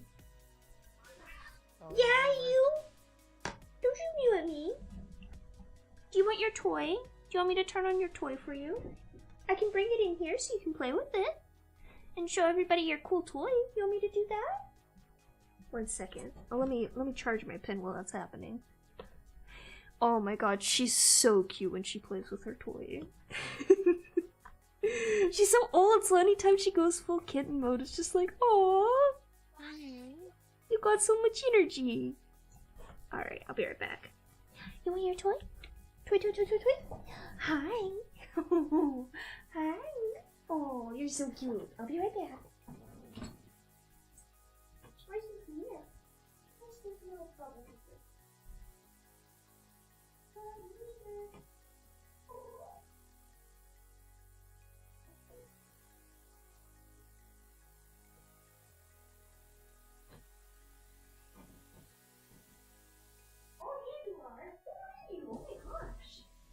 Oh, were you in the tube? Tube kitty? Okay. Is this visible? No, I'll turn it.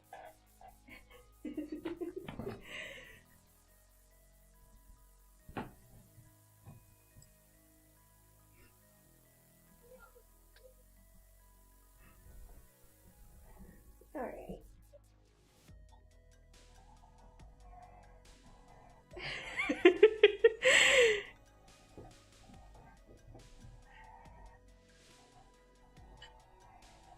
There she go. Immediately steps on it. Get it.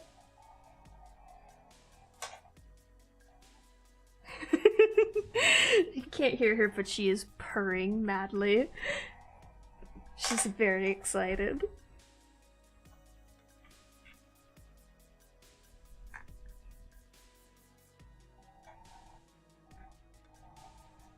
It's not when they catch it, it just stops randomly and it does the little light show. Annabelle unfortunately sits on it sometimes, so it'll just stay there and it'll make a loud noise and then it'll move again.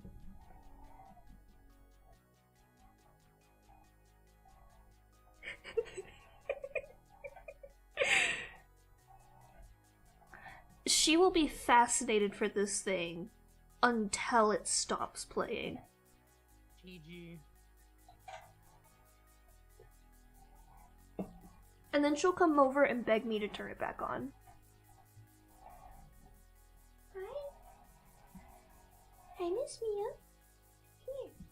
Come on, a little closer.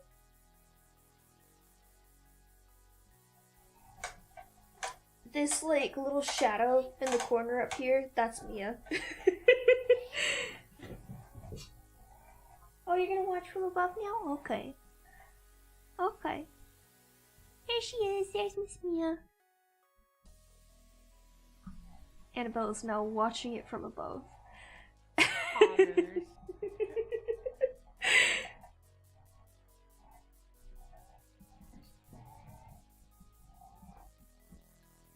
Hi. That's okay.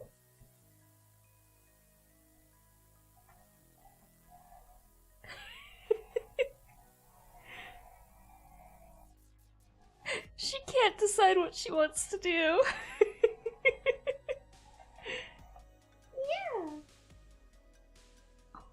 Oh my god. Oh my god.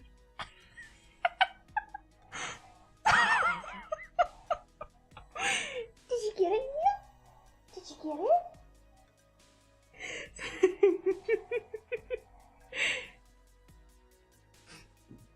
Truly, truly.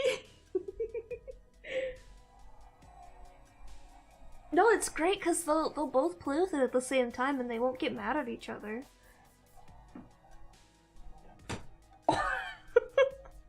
She just jumped right onto it. Did you get it, pretty girl?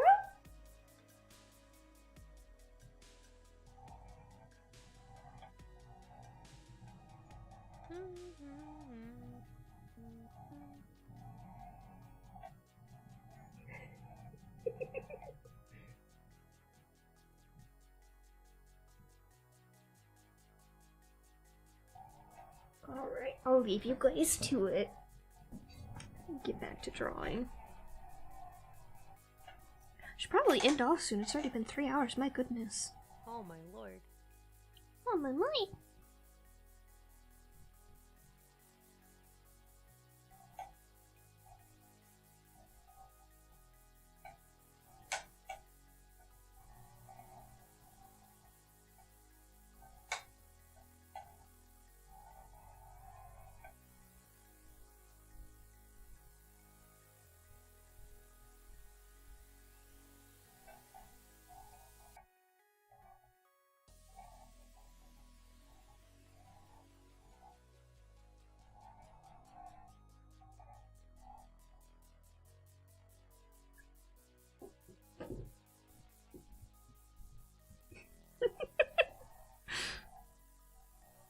Oh my goodness!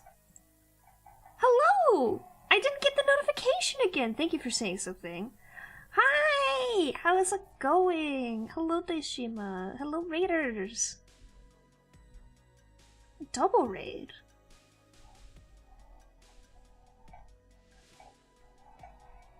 Hello, hello. I'm Ambrosia. I'm not using my model today because I am allowing friends that I know pretty well and have talked to in voice chat before to join me in voice chat today while I'm drawing. I'm just hanging out. Yeah, but, I have stream alerts that should pop up when I get a raid, and they're not giving me a raid notification, which is dumb, but that's okay. Oh, I see! Well, thank you all for joining. I am currently working on an animatic of D&D characters from the campaign I'm currently playing in. And I'm actually talking with my DM here. That's the other person on the screen. I am the one with the wizard hat. What? That's bullshit. We should get alerts for raids. My cats currently are playing with a toy in the background. That's what the little cat cam is. They're being silly. That is indeed live. They are right next to me. Hello!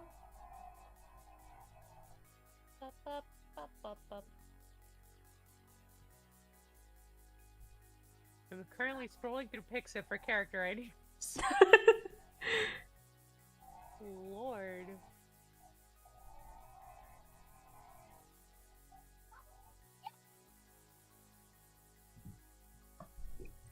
Yeah, I don't know why. It defaults to top chat. It's silly. It's all silly. Yes, these are my lovely kitties. On the floor here, we have Miss Mia, the one that's all gray. She looks a little dark in the lighting right now, just because it's kind of dark in the room. And then up here, we have, that's Miss Annabelle right there.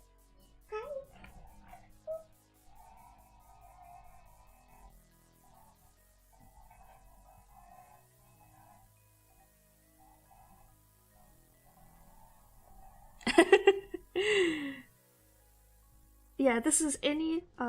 This is my DM for D&D, and oh my god, the amount of work put into our sessions. Very incredible. 10 out of 10. Right now, this horrifying frog I'm drawing is Rainy VTube, one of the other player characters. Ambrosia did not ask to become the face of the party, but was randomly thrust into that role for this specific part of the campaign. It's not my turn anymore. Somebody else gets to do it next chapter. Oh my gosh. No worries. I don't actually have commands or anything over here, unfortunately. I should really set those up. I've been lazy. I've had like 3 or 4 life events hit me all at once these days. Oh. Oh! I got something. What was that? Oh, it was a follow. Christ, that was loud. Let me... Can I turn that down?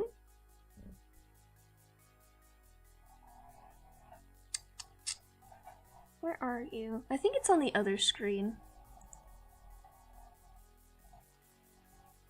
Truly? Oh, does it really? Those are custom stream alerts from Dinchi, I believe. Let's see. Aha! Sound alerts. Can I change you? Control audio. No, I don't think it's that. Alert box. Alert box. You're the bastard.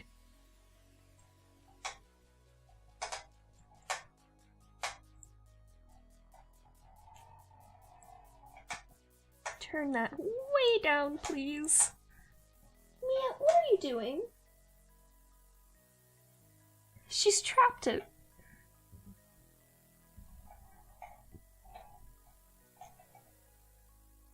She's being a little shit, is what she's doing. Hello! How's it going? Oh, but, Deshima, if you're still here, what were you doing? I thought I saw something about Minecraft earlier, but I wasn't sure if you were doing that today, too. And in general, how have you been enjoying Minecraft?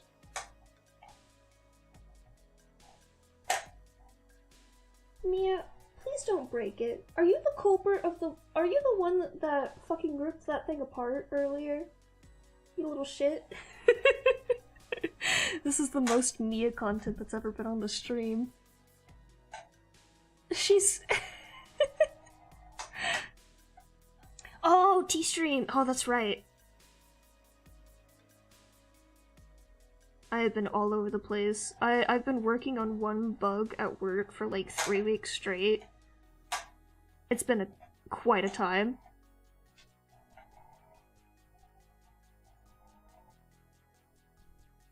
Oh, that is evil.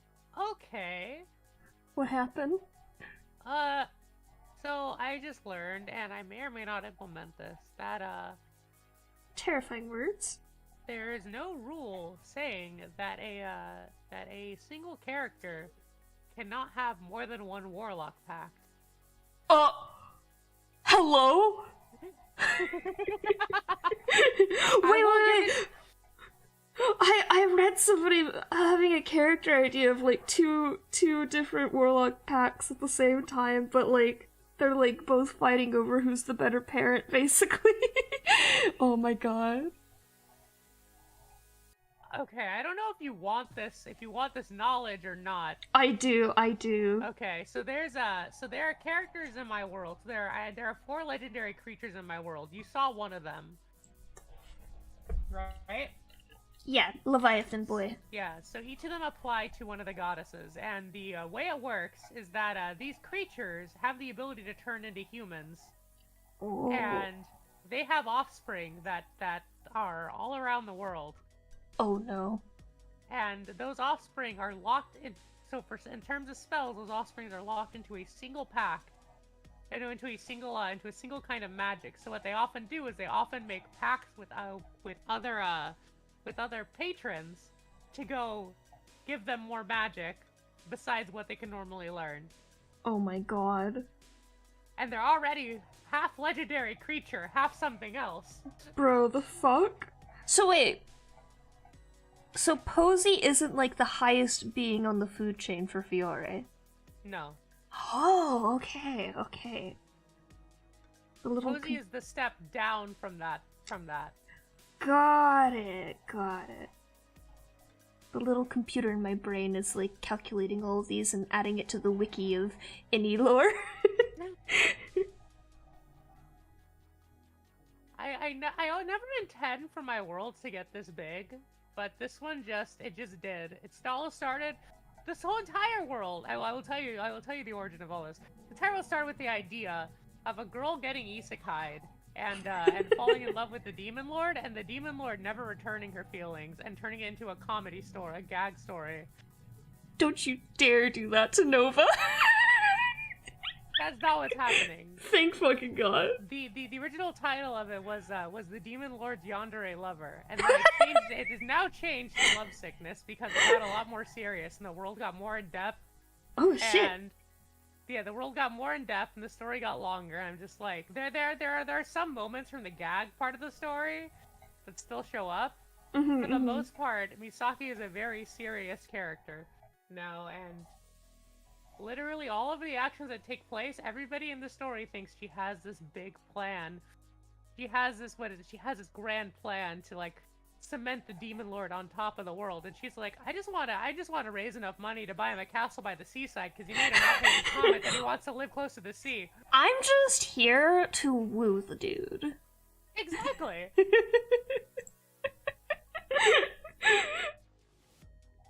That's her entire personality, and she's a very serious person. Like she shows emotion to people, but a majority of that emotion is either fake or it's a one-off thing. My goodness. And as the reader, you don't get to know which one is which until a book or I can't English, until an arc usually ends. And like I love that. Every little part of her plan, she comes up with a plan. I want to go buy the demon lord a castle by the seaside. The demon lord casually says, "Oh, the sirens of Sagonia have really The sirens of Sagonia have really nice looking hair." Oh no! She dyes her hair blue. Okay, not where I thought that was going. Really nice. She dyes her hair blue to look more like the sirens. Oh no. And every little offhanded comment she makes, she always acts on it. But there are a few times, like this one time, the demon lord's name is Aununum von Sagral. What is it called? There's one time where he questions her loyalty, and she's like, bro, if you're gonna do this, just fucking kill me, bro. I've had enough. She does it in more dramatic fashion, but she just says, yeah, just enact your pact and end my life. Because I don't need this shit. And he kind of immediately backs, like, oh shit, bro. You serious? And she is ready. She reminds him constantly that if he ever asks her to take her own life, she will in a heartbeat. Jesus Christ. Yeah, she's a yandere. And yeah, I think your characters need a little bit more therapy.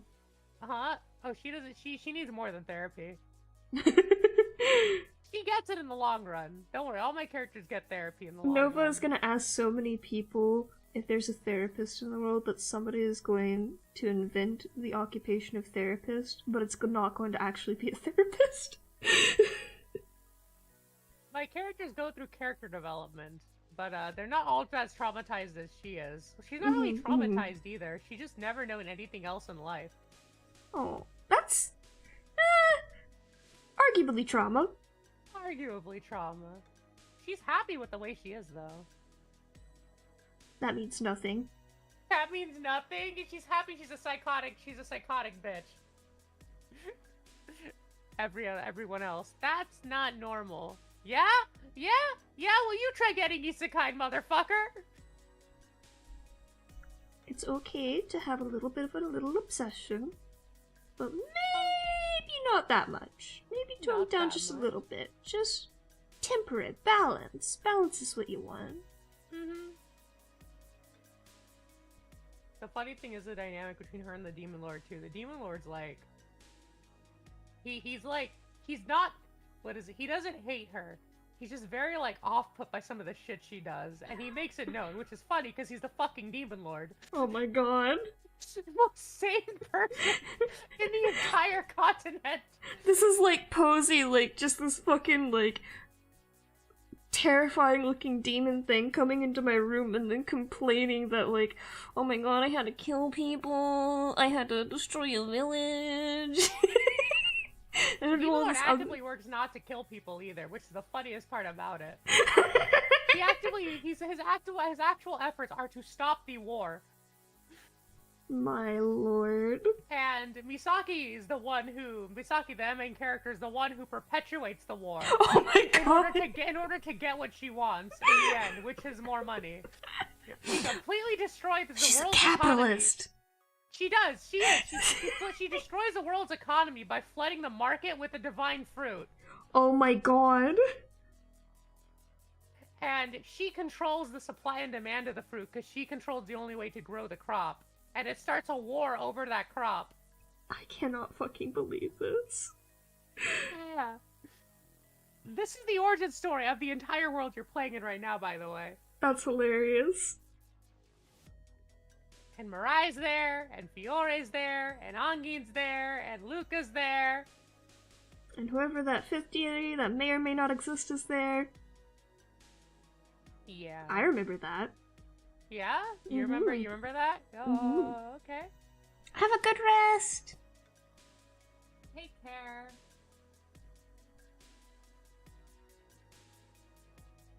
It is just...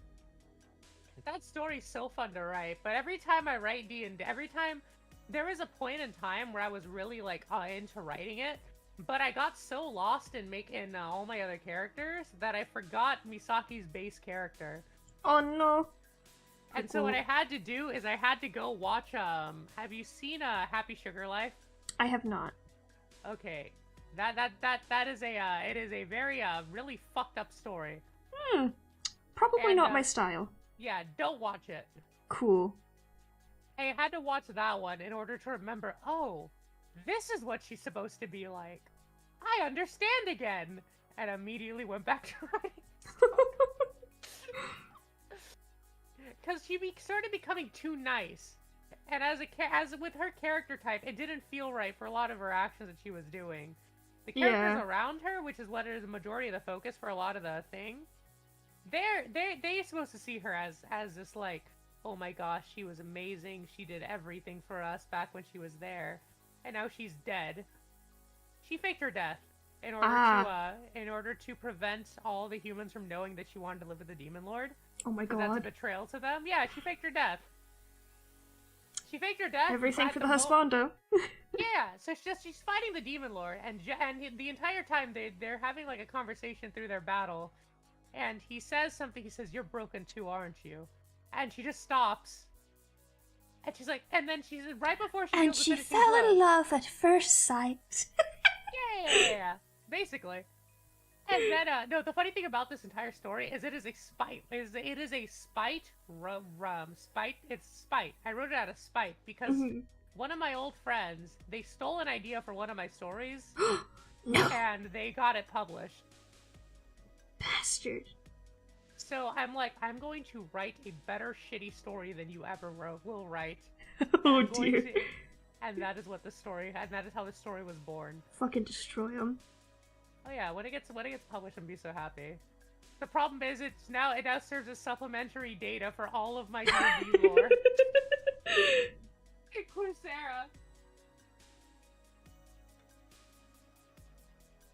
Oh my god. It's so good. It is very good. I need to do more world building. The problem with my world building is it's not one single world. It's a whole universe because it's not full sci-fi, it's sci-fi with heavy like full-on fantasy vibes. So like they can go to different worlds and different planets and things, and that means we're building out hundreds of different planets and things. Yeah, my brain can handle all of that, but my brain also doesn't want to implode. Yeah, exactly. The moment I branch into space in one of my stories, I'm just like, I cannot do this ever again. I'm just one of my character stories has a time loop in it. Oh. Nice. I think of these personal hills and I'm like, that sounds like a neat idea, and then I start writing, I'm like, oh no, it is not. That one was actually a video game idea, with the time loop being a mechanic of like, both as a pseudo timer, like not a timer you actually like have on screen or anything, but like you have a certain amount of actions that you can take each time. Mm-hmm. And once you've run out of actions to do, then the day restarts, and it serves both as like a death mechanic of, well, if you fail to get to the next point, you restart almost like a roguelite, and as well as once you meet certain checks, like the world itself stays the same, but certain new things open up based on your character's knowledge of them. Mm-hmm. What is it called? I have another story called In the Flames of Undeath. It is, Rory would hate this story. Oh no. Well, that's always a great start. So the story takes place in, our world, the human world, obviously, but there's a little fantasy aspect to it in the sense that, this girl named, well, I think her name was Ellie, is what I made her name. I don't know if that name's final, but where did I put it? I wrote it down somewhere. Traumatized Nova time. Traumatized? No. It has nothing to do with the D&D world. No. But, the frame I'm on. Oh no! Let me see this. It's this one with the creepy Mirai smile. Oh no! That I know that smile. Okay. Let's do this.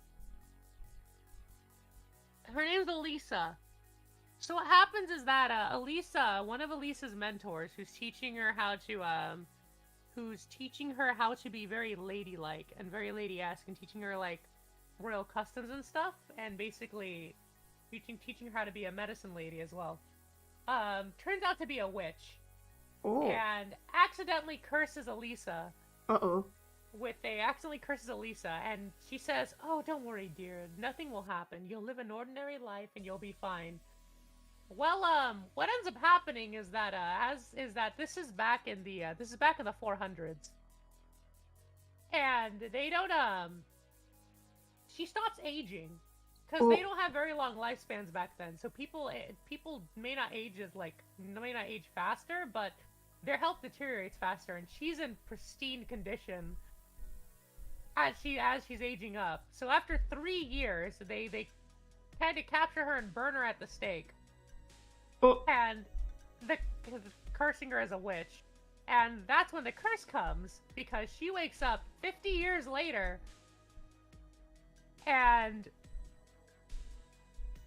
she wakes up 50 years later inside of her professor's workshop, inside of her mentor's workshop, and she kind of goes out and tries to live her life, but people remember her. Some of these people may not remember. People remember that there was a witch named Elisa.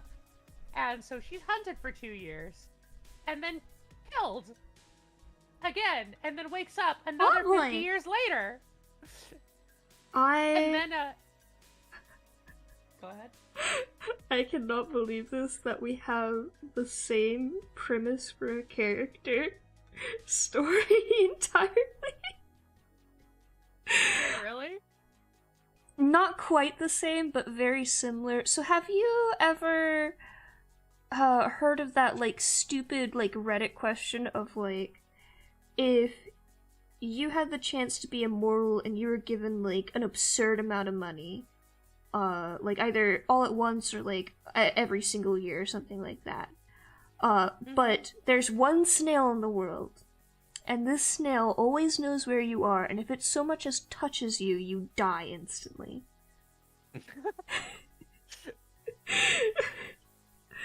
I have this pair of characters, named Salem and Merlin.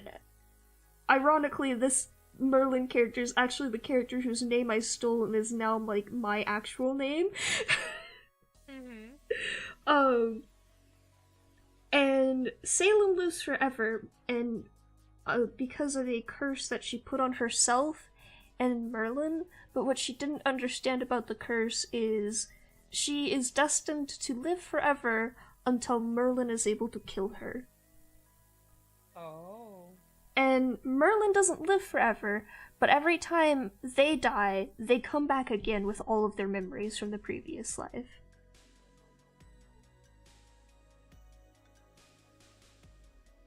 And they know that they're the only person that can take her down, and she's kind of a rat bastard, but, like, in the best of ways. I love her. But also, Jesus Christ, Salem. Yeah, and the big kicker to the entire story is she thinks she can live out her life on the third try. Oh, but no. after 3 years, remember how I told you that 3 years after she was cursed, she was burned at the stake?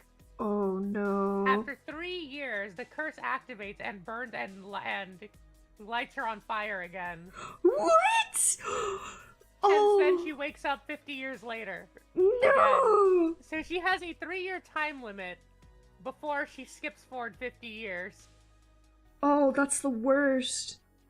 And she has to attempt, and she can't die. If she kills herself, then she just skips forward 50 more years. And it is like, and on one of the attempts, she falls in love with a doctor.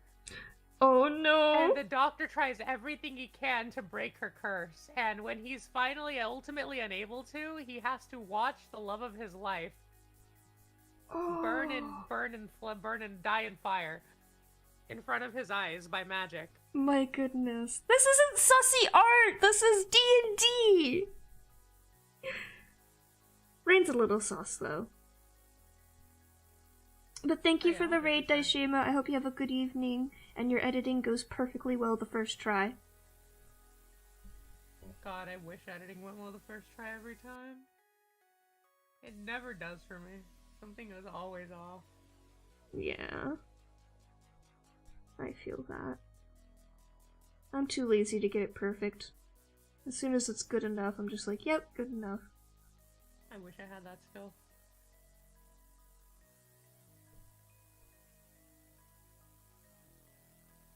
That's with video editing, though. That's not with writing editing. With writing editing, I just cry. And then I ask a friend. I phone a friend. The most painful fart. God damn it. Fart? The most painful part of this entire story is that I had to calculate exactly how many lives she went through before the story actually starts. Oh no, math. I had to do so much math, and I calculated it to 24 lives. She lived all the way. She's been through from she's existed on the planet since 447 AD and has lived all the way up to where she is now, 1664. Jesus Christ. Yeah, it's great. I had to do lots of math. It's so much fun. Eventually I'll probably have to do the math for Merlin's lives, but I'm too lazy to do that right now. Most of it's pretty hand-wavy, though. She learns... What does she learn? In that period of time, she learns,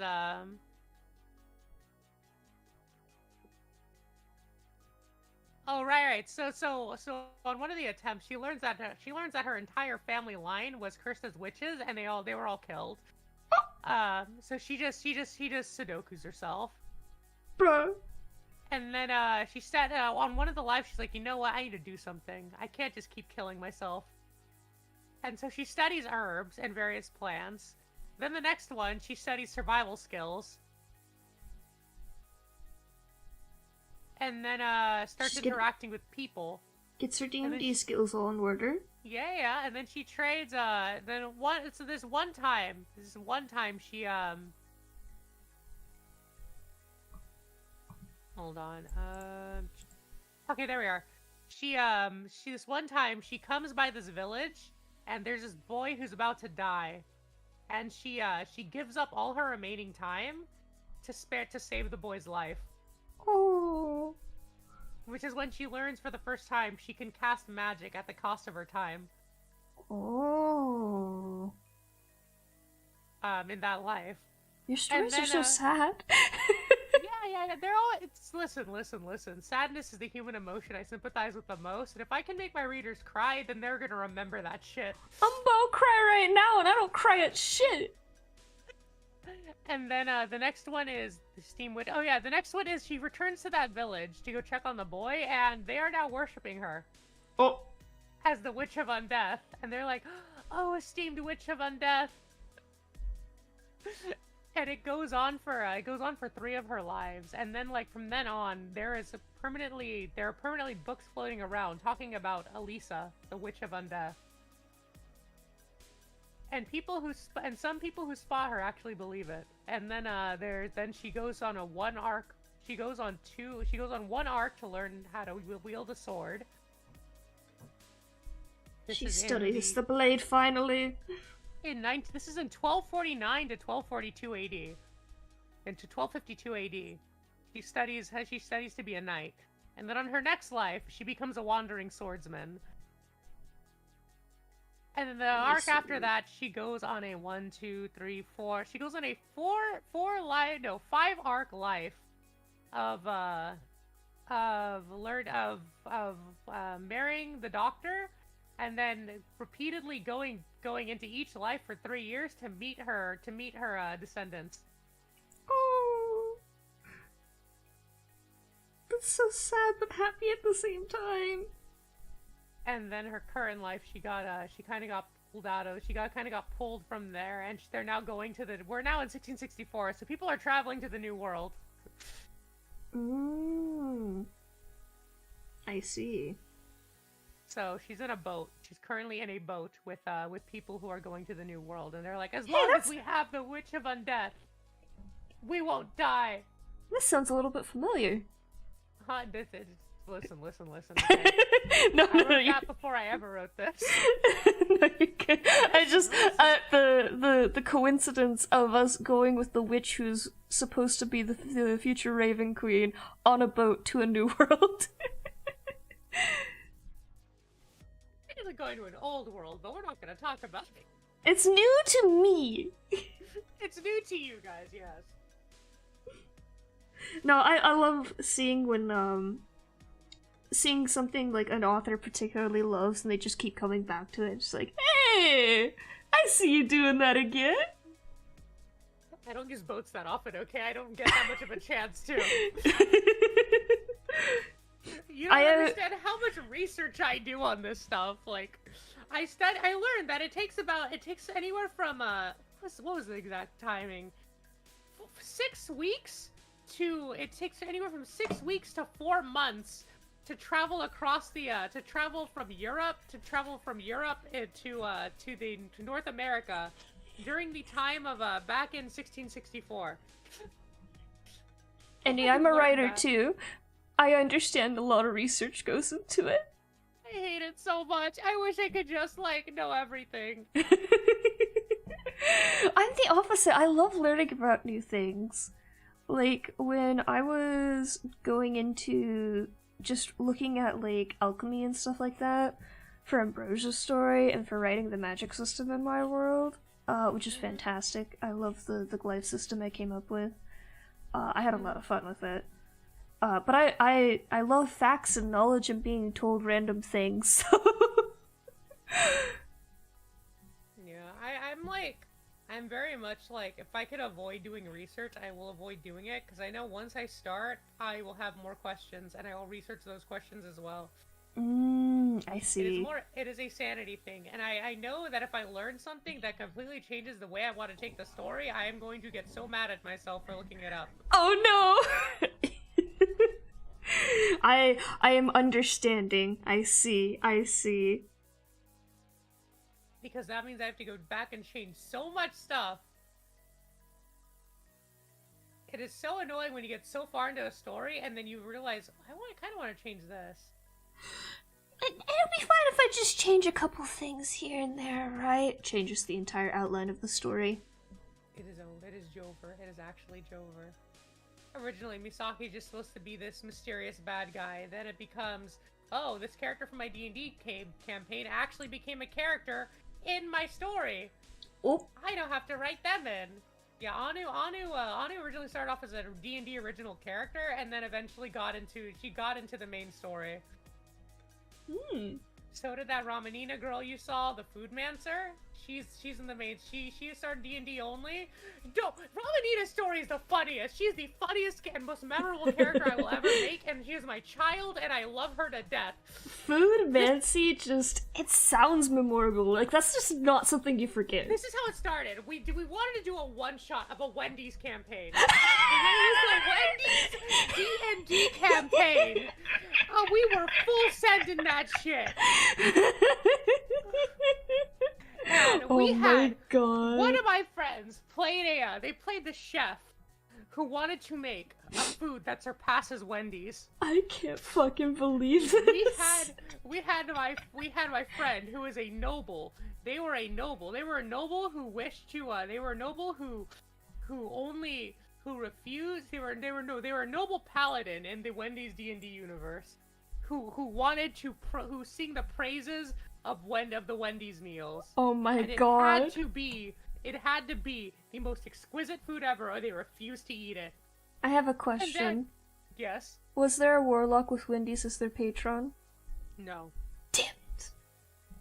There's only 3 of us. And there was another character by the name of, Ramanina Umami. So everything in her name is related to food. Literally, her first name is Ramen. Yeah. And her last name is Umami. She was a gag character, and her weapon is a ladle. He literally wields a big-ass ladle as her main weapon. But her big gimmick was, I'm like, wait a second. I asked my friend, I'm like, can I wield magic? Can I use magic? They're like, yeah, this is how the magic system works. I'm like, no, you don't understand. Can I get multiple types of magic based on what kind of food I eat? They're like, what? I'm like, they're like, what kind of magic do you want? All of it. Yes. The answer is yes. The answer is yes. And they're like, okay, how will that work? I'm like, and I outlined it for them, like, all right, and what's your, they're like, well, congratulations, you just invented a new class. I'm like, yes. Perfect. And I'm like, and I want my ability, if I consume chicken, I revive people from the dead. What? They said, okay. So they're like, you have 1 chicken nugget in your pocket. I'm like, based. One of my friends with 0 HP, so Ramanina then has to roll. So Ramanina is the funniest character ever because she's a glutton. So the main thing, she eats everything. They went to this place called the French Fry Forest. She started eating shit. She started eating shit off the fucking, she started eating the fries off the trees. Oh no. There were these creatures who were supposed to be the frozen food that Wendy says they never make. Was the monsters, and when she defeated the monsters, she drools. She's like, "Can I eat it?" What's that manga, Dungeon Meshi? That was her. She was literally a glutton who wanted to eat everything and figure out how it tastes. Because what happened is that her family, the Umami family, they were a bunch of nobles. The Umami family were a group of foodmancers who only studied the art of Wendy's food. They only cared about Wendy's food. And Ramanina ate street food for the first time. And she suddenly, fell in love with it. an epiphany. And she learned so much more magic. She's like, there's so much better food. And the Umamis did not like that, so they kicked her the fuck out. Let me see if I have her character sheet. I could give you her entire backstory. I think I played it on this account, so it should be here somewhere. God, I love Ramanina. And that is how food, that was my introduction to, I should just start homebrewing classes, bro. This shit's funny. That is funny. And then she became a character in the first. She became a character in her first campaign. She was the party's. She was a literal food mancer who was stunted, who had her growth stunted. Basically, she was an adult, but she had the mind of a child. Ooh. And the entire party was like, this is my child. I will take care of them. Oh, hold on. Where is it? Where is it? Where is it? That's the That's the Lost and Damned. Where's that campaign? Okay, older. It's gotta be here. It's gotta be here. Beef's Keep! There it is! I found it! Beef's Keep! Oh, Lord! This will ever forever go down as like, oh my god, my friend has 8,000 hours in D&D played. Holy fuck. It outed them. It sure did. Ramanina Umami. Here we go. I always wrote in Def Lore whenever I'm a player. If you ever see me as a player, expect just as many questions as I ask you. I'm so excited. As you ask me. Oh my god, hold on. Here we go. Bio and info. The Umami family is known across Freshtovia as a family of gourmets. They turn their noses up to any food they don't seem worth eating, and it's through this that they learn to tap into the special properties of individual food types to increase their innate abilities. Ramanina was born into the Umami family, and she was born a very hungry child. So hungry, in fact, her appetite nearly bankrupted the noble Umami family. It was when her family attempted to find a solution that Ramanina would turn to the world, would learn the world was full of countless food, and one day she would discover the delicious taste of chicken. Her family, of course, did not approve of common food, and Ramanina was shunned by her family. As she grew, her hunger would grow, and she would often take her allowance and go feed herself down with the common folk. She ate at many restaurants out of their entire stock, and became both feared and revered in the town as the bottomless stomach. Incredible. I love her. Do you want me to turn the mic on? Here's the different food types she was originally designed with before she later became a full D&D character. Cheeseburger, a quick bite. She can heal an ally for 1d4 HP. Chicken, a fowl from home. If a teammate is down, she can get them back on their feet and help them gain 1d4 HP. Her favorite food and the food that she prepares best is chicken. Frosty, if she consumes a Wendy's Frosty. Share the cold. Any number of enemies within 20 feet must make a DC 12 Arcana save. On a failed save, they become friendly with Ramanina. What did she eat that gave her like protection from fire? Huh? That's oh no. So that's called that's one of her D&D unique abilities called Hunger Storage.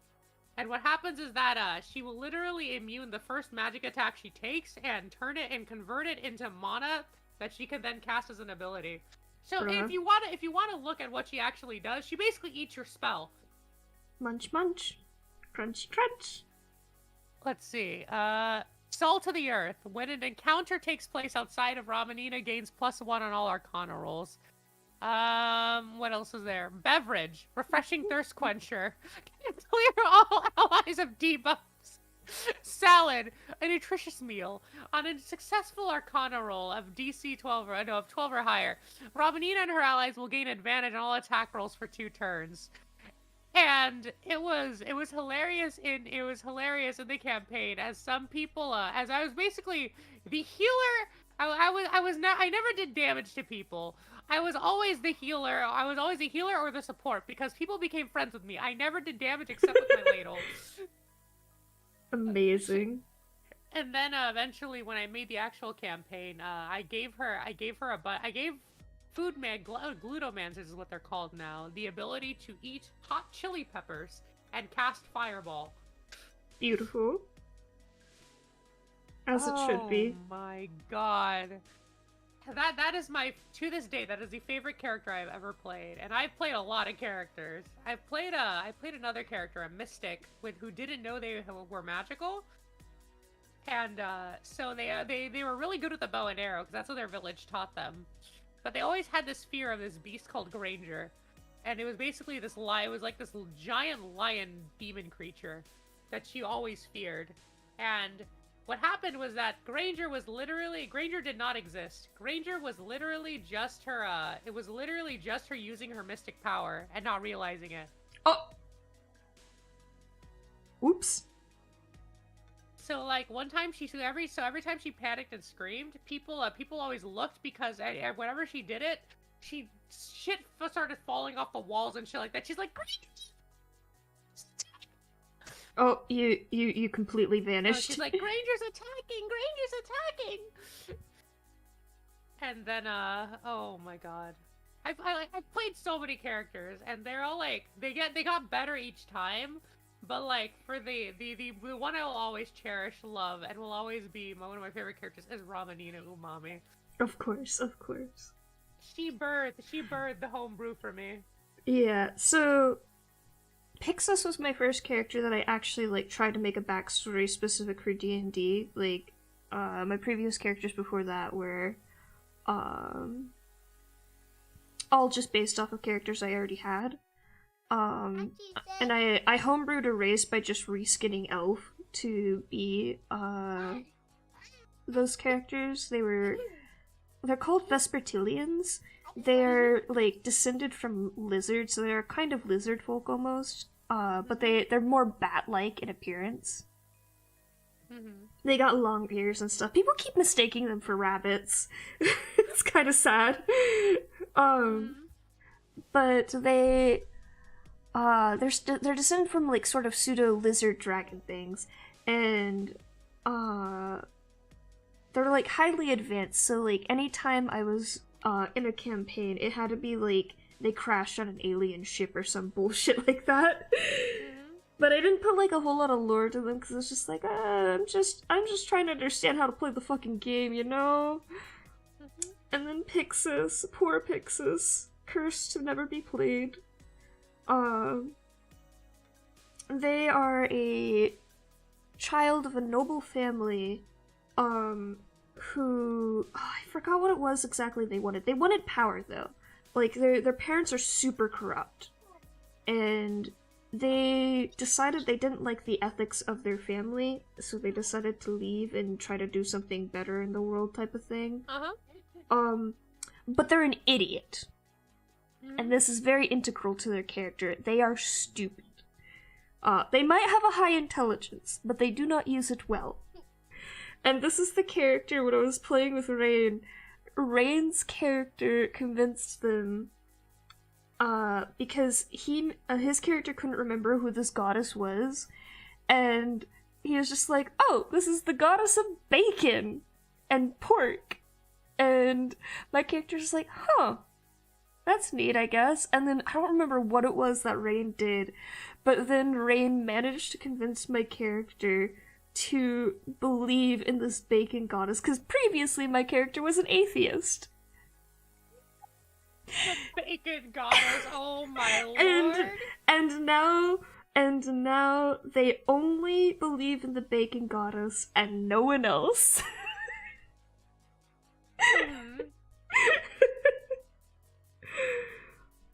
And that's about as far as we got into that campaign. R.I.P. That is their only defining feature. Another memorable moment from the first campaign that is actually now imbued in the world of Kusera is one of my characters made a monk named Usagi. And the reason their name is Usagi is they decided to work with me to create 12 new characters in the world, in my world, based off the Chinese zodiac. And the main big bad of that arc was Neko. And all of those characters are now permanently ingrained in my D&D universe. Love that. Just because I put way too much work into them. There's Tori, who has there's Tori, who's the cat. No, not cat, who's a chicken. Who's based off who's a rooster. Mm-hmm. They don't have normal legs. They have metal. They have metallic. They have like metallic talon like they have metallic bird legs. Ooh. That Yeah, because and they follow and then there's Ebby, who you're gonna see. Ebby, a lot of the characters actually like greatly changed when I started introducing them to Clusera, because because there's just more shit I can do with them now. Mm-hmm. But like so like for example, there's the actually you know what, I'm just like I'm gonna keep Ebby to myself. Understandable. You're gonna meet them at some point, but Hell yeah. there's there's Neko, who is like a literally Neko is in the world, Tori's in the world. They're all in the world as like either new races or just completely like different classes within the rules of my world. And it's just like and even Usagi's in the world, but she's not the same as she was in the D&D campaign, obviously. They're just immortal. I like immortalizing my player characters. Yeah. It's very fun to see it, to like be like, yeah, they're in the world, except, you know, Klee, Lokan, and what's her name? Are not Klee, Lokan, and Arena are not in the world because they're in a different timeline. An alternate universe. And Arena is dead. Forever. Rip. Goodbye. Ooh, lots of games. I've heard Vampire the Masquerade is very good. And, Shadowrun. I've only played 5e and Pathfinder. Shadowrun is real fun. It's like a modern it's like D&D but in the modern world. Oh. That does I sound like it. interesting, but probably not my style, because I like high fantasy. Yeah. It's not, you can use magic and stuff, but most of it is like, there are cars, there's megacorps, things like that. Get that shit out of here. I don't want capitalism in my high You don't want fantasy. capitalism in your game. The only capitalism I want is me scamming the merchant out of his gold. From that campaign onward, I always had the most memorable characters, and then after that I became a DM, and Now you're not allowed to play anymore. now I'm not allowed to play anymore because nobody ever wants to DM, or nobody knows how to DM, and they need a DM. Mm-hmm. So I want to try.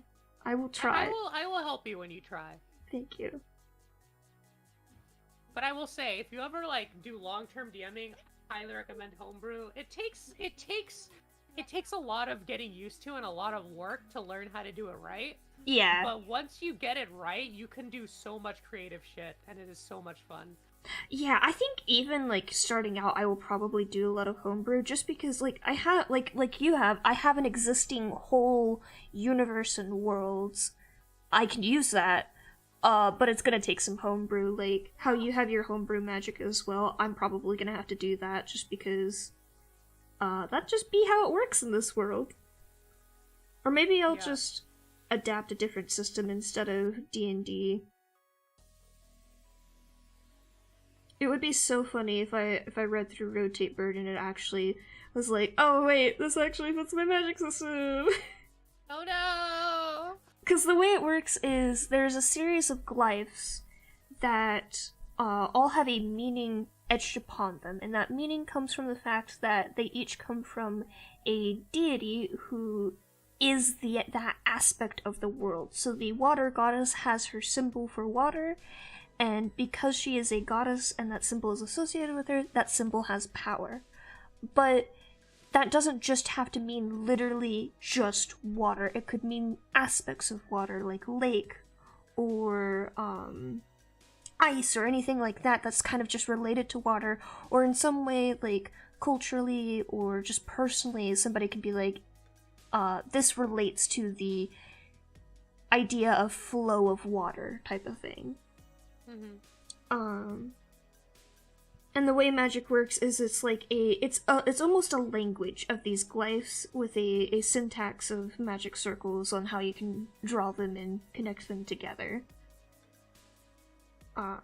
So Rotate Bird, being a game about symbols, would fit this very well. Mm-hmm.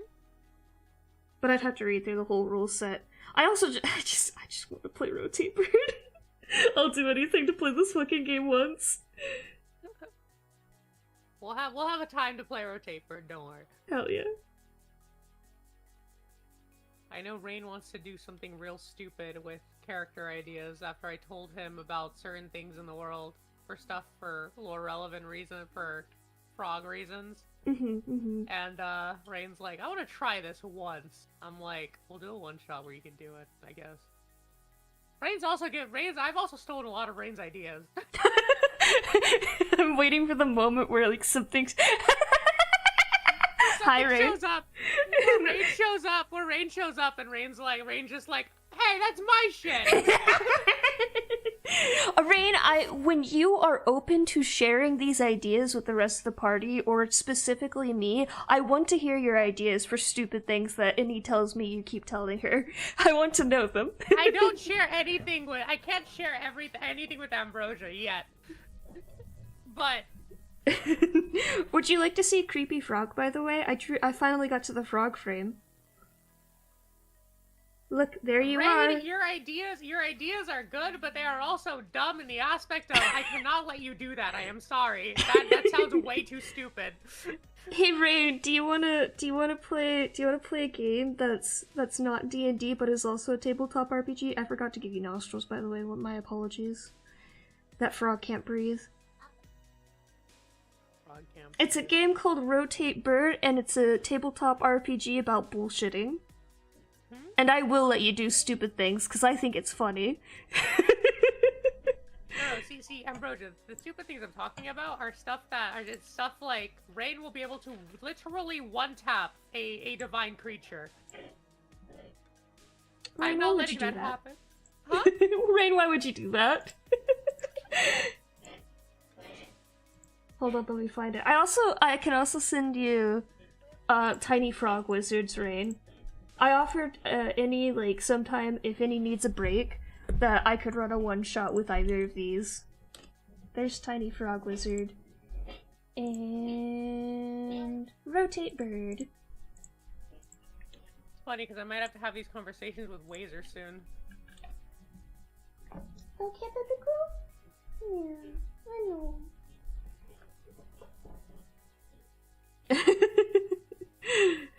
Yeah, honestly, Annie, like, if you give me an idea, I might start bugging you like Rain is, but I don't know as much about the world. I don't think. Not yet.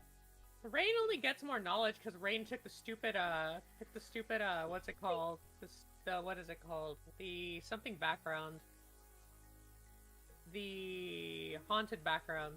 Ah. So Rain has insider knowledge from Klee. Which is why Rain gets all this knowledge, because I did write that. Klee Genshin Impact? Huh? Klee Genshin Impact? No, Klee from the D&D, the stupid bird. Klee. The little angry bird. Remember the angry bird in the session?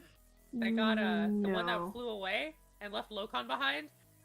Left Frigid's orc behind? I do not remember this, no. Oh, wait! Pink bird! Pink bird! Pink bird, exactly. That bird, Rain has a haunted background. Rain sees everything that Klee saw in the world. Oh. That was Rain's in-universe way of metagaming about the world so that you guys wouldn't all frigging die in the situation. Understandable. But now yeah, I had caught on to that a while ago, but I keep forgetting names. Yeah. And so, because of Klee, Rain has more knowledge about the world, so I've had to explain things to Rain, and Rain's like, oh, that'd be really cool, and I'm like, I am taking that idea, and I am running with it. And you can run with it another time in a one-shot we do. Or something. Need to pull up.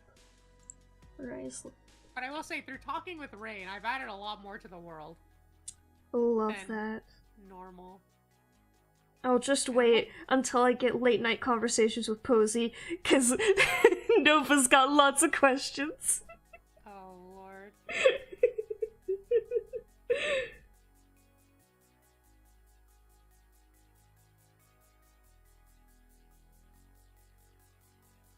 There's a character I really want to play really badly, right? Not play. There's a character I want to show you guys, but I can't show you till next session. 'Cause I was like, oh, I love this idea. I have to do this. Mm-hmm. I have to make it. I have to. I just can't. I can't not. And because of that, I stayed up, I think I stayed up late making their character sheet. And now their character sheet's done, and I'm like, now what do I do? I just wait. And I stare at their pretty art. Beautiful. Oh god, but I have to make more character sheets, and I have to make more maps. Luckily, I don't have to make all the new maps for Chapter 2 yet, because I can just sit back for a bit and use some old stuff from, for the Tales of the Sanctuary stuff. Thank y'all for voting to put that stuff up, because I'm like, if they just want to rush to Chapter 2, I'm gonna scream mentally. I do not want to rush story. I am perfectly content letting the story take its pace.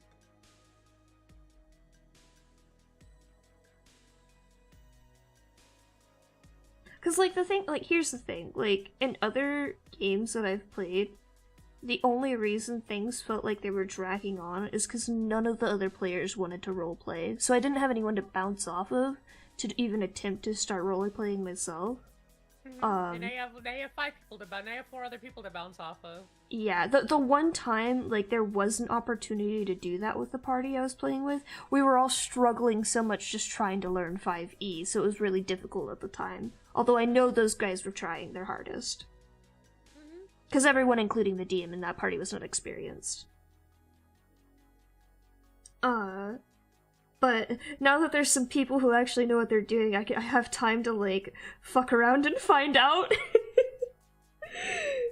And do stupid things. Just don't punch a goddess or piss off anyone. I mean, these goddesses are a lot nicer than Mariah's, but... No. They only were sassing Mariah because Mariah was, like, being a jerk to them first. Like, if somebody pisses them off, like, if somebody cuts in line when they're, like, trying to get something at the tavern, okay, they might sass them then, but, like, their default mode isn't sass. It's just... still summer season-wise, but it's more of just, like, the ambition and wanting to find something of themselves. Like, they're very determined as a character. Especially now with the whole on-game backstory that we've added. You like that? Oh my god, I got so excited during the session. You did, damn. Vibrating in place, quite literally. Midoriya moment. Yeah. like this, I'll literally find it. Oh, where are you? I have you in here somewhere, I know it.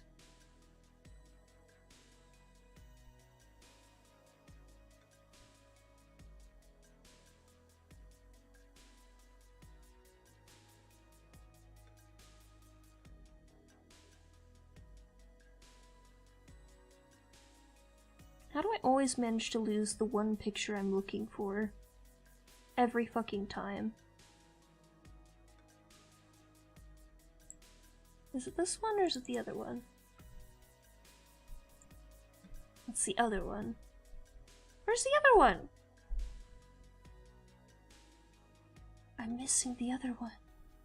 I had like a turbo speed Midoriya head bob. He's just gone. He's gone! He deleted himself. Midoriya, no! Why would you do that?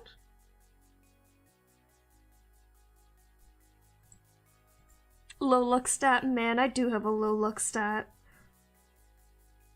I have fucking Kamita luck, alright? I get either really, really good luck for a while or really, really bad luck for a while.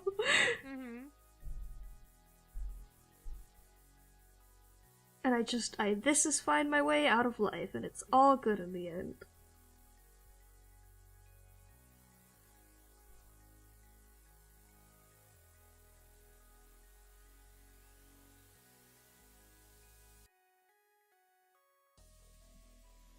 I don't remember if I was muted at the point where you did the thing for Beezer and Mirai, but oh my gosh, so good.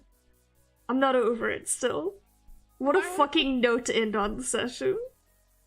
Her looking to Beezer, turning while playing the piano, smiling, and then leaving. Just knowing Beezer has met her before the session, but in her future. At least that's what I'm assuming is happening here. Mm-hmm.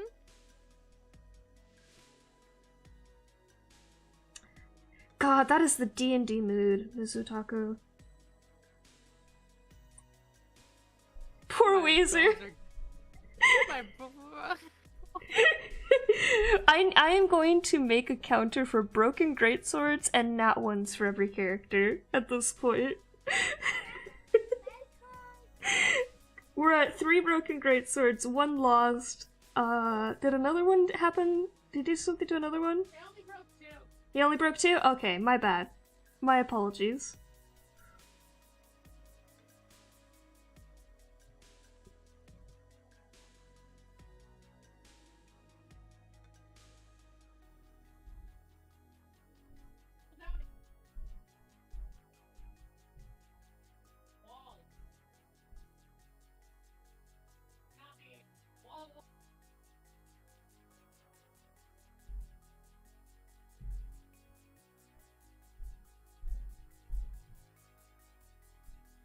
I don't roll optimized characters. I don't know if you do, Mizuotaku. Although I might have to optimize my characters a little bit better just to keep up with Innie's style of gameplay. I don't power game every character, just the bosses. Yeah, that's what I'm worried about. I am a filthy fucking wizard with glass cannon health. I am very, very, very fortunate that I maxed rolled HP for level 2. You could have just taken half plus your con, but max rolling's better. Max rolling is much better.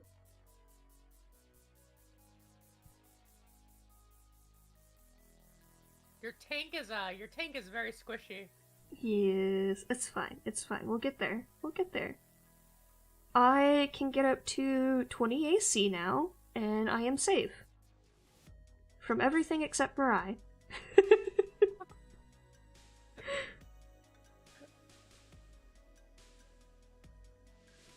You didn't get to use any of the cool spells I gave you. I'm so sad about that, but Ria was really important.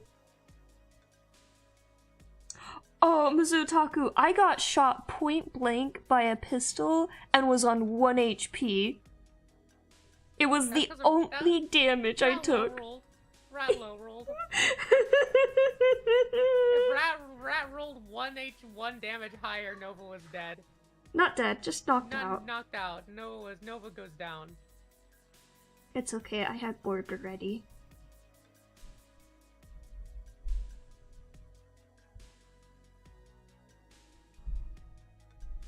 I thought how Rat insulted you and you immediately just magic missiles.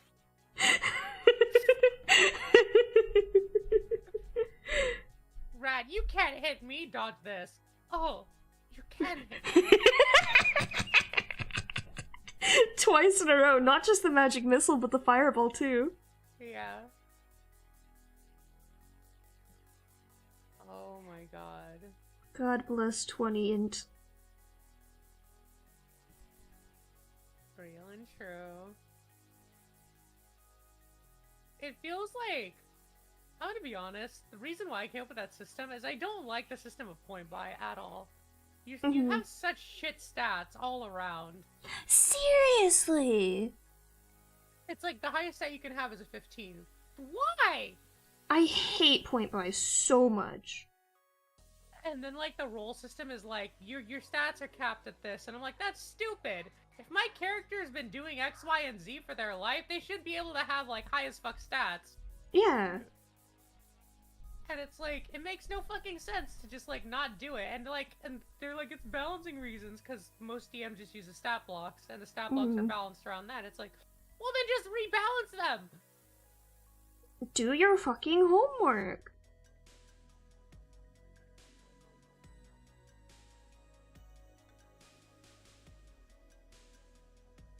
Honestly, some of my most memorable DMs are ones that homebrew shit. Mm-hmm. And like my whole friend group tried to do homebrew. One of them was not very good at it, and I that was the first session I ever power gamed because, Lord, they indulged my lore way too much, and that kind of fucked the entire campaign because I had a summoner with a sentient eidolon. Oh dear. Oh, congrats, Rain! Very good. Wait, Fortnite? Is that Fortnite? Is that a Fortnite thing? Victory Royale? Victor Royale, but I think Rain's playing a different game. Oh, okay.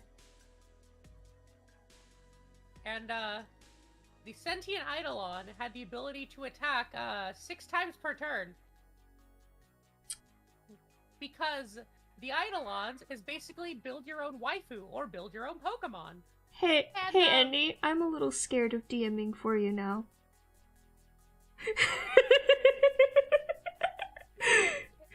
And so, this is by accident too. So every time you level up, right, your eidolon gets a new feature added to it. And so what happened was that my eidolon had 3 tails. Yes? I'm a little terrified of DMing for you now. Oh, it'll be fine, don't worry. I'll run anything I have by you first, and then I'll explain to you I'll explain to you exactly how it will impact the character. Don't worry, I will literally give you the knowledge of what I am trying to do, and you can say yay or nay. Alright. I want to make things that break the game a little bit, but I'm a little nervous of making encounters too difficult at first. That is the hardest part of DMing, is balancing encounters. I am not even gonna lie. Breaking characters, not a problem. You can always scale up the encounters. Making encounters too strong?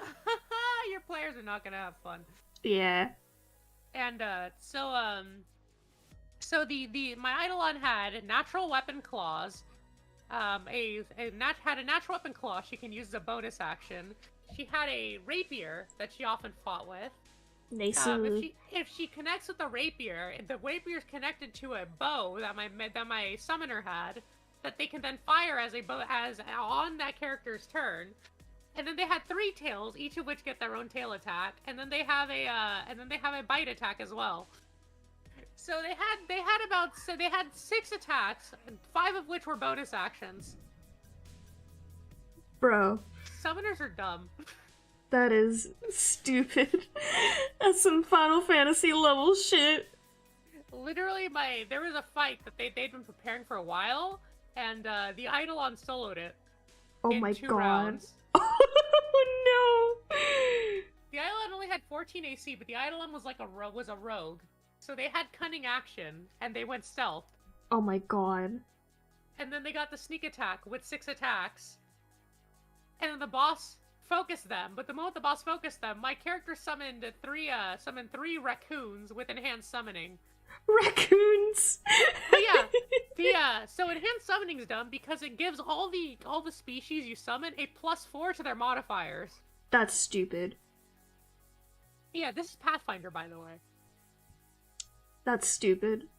It is very stupid. Summoners are very broken, and from that point onward, they banned all those players banned summoners from their games. I'm like, very fair. Understandable. Have a fantastic day. Have a fantastic day. I had my fun. I had my memorable moment where where 3 raccoons attack an entire army and start ripping into their necks. Who will win, a whole army or 3 raccoons in a trench coat? Real and true. I love stupid things like that. Like, I wouldn't even be mad, because I'm the kind of idiot who loves just, like, ridiculous things happening.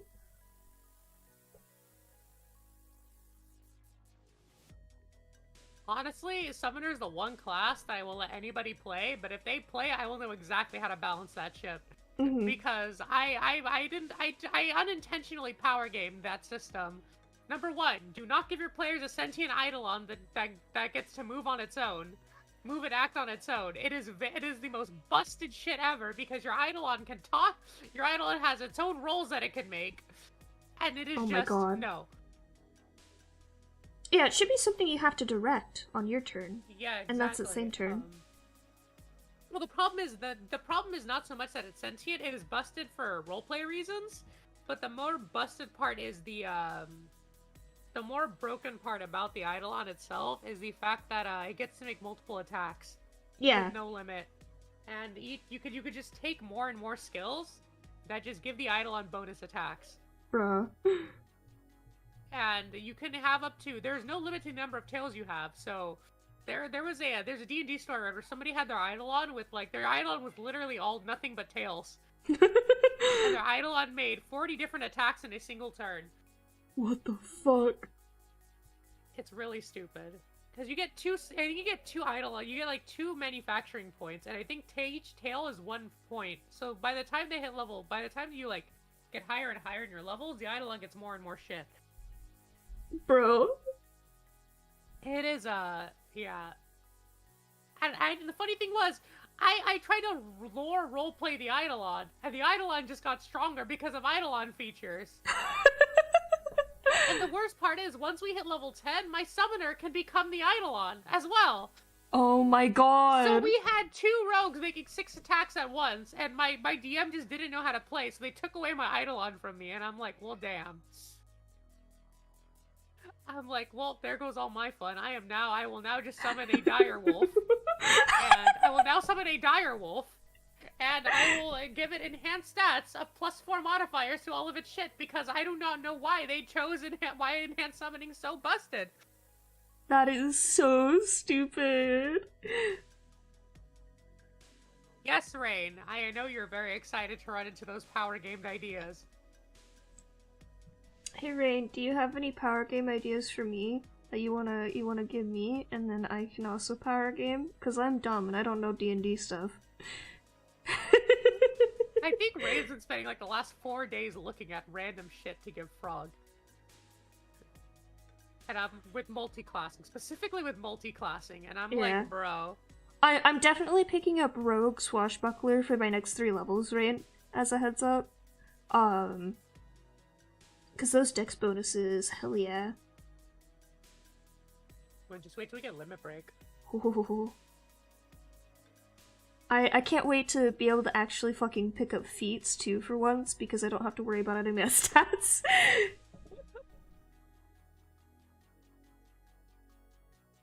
But yeah, like what I was discussing in chat earlier, literally, it was so frustrating the first few games I played, because I was like, I want suggestions. I want to learn how to play this game well, not only just because I like doing things well, but also because I would like to mix with the party well, and just no one would explain anything.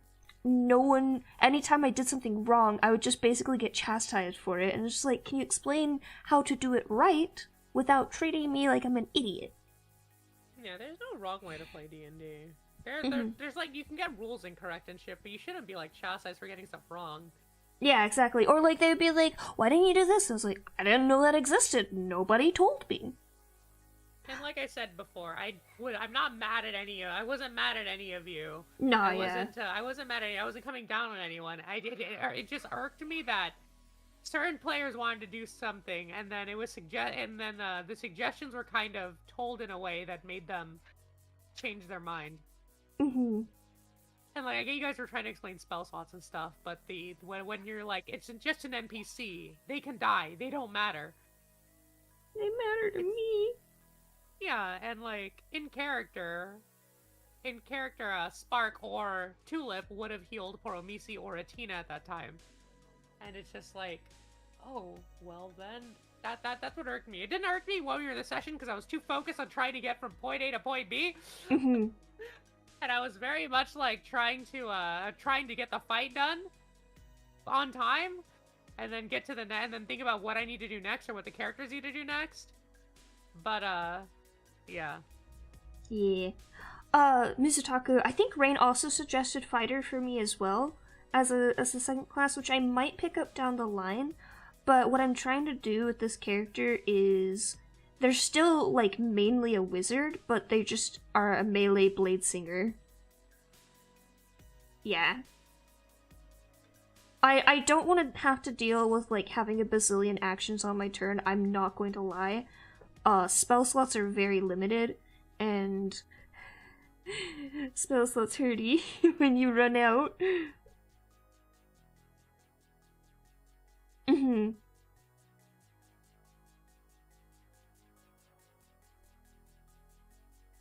Man, I can't wait till you guys find the WGAs. WGA. It's right in the rules section. Weapon of guaranteed annihilation. The fuck? I will read it exactly to you what is written there. WGA, think Warforged. You're a robot with the power to literally end armies. As you level, you get a set amount of points. You can use to upgrade yourself. However, as WGAs are scary AF in the world, you don't know people, and people won't exactly be 100% comfortable around you, as your technology that is not fully understood. Bruh. Oh, Rain, since we've just chatted a lot, you're my buddy. I would consider you a friend. If you want to join us in my Discord, we're just hanging out in there. I don't think you're in here, but yeah.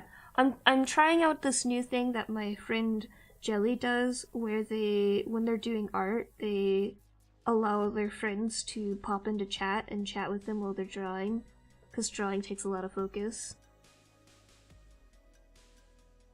And I forget to talk sometimes. Hi, kitty. Were you about to dig in the trash, you little bitch? You little shit? You little shit?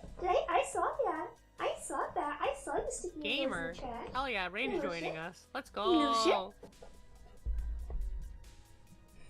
shit. Here. I don't think you're in there, so I'll just grab the... Oh, you are in here now. Hello, Rain.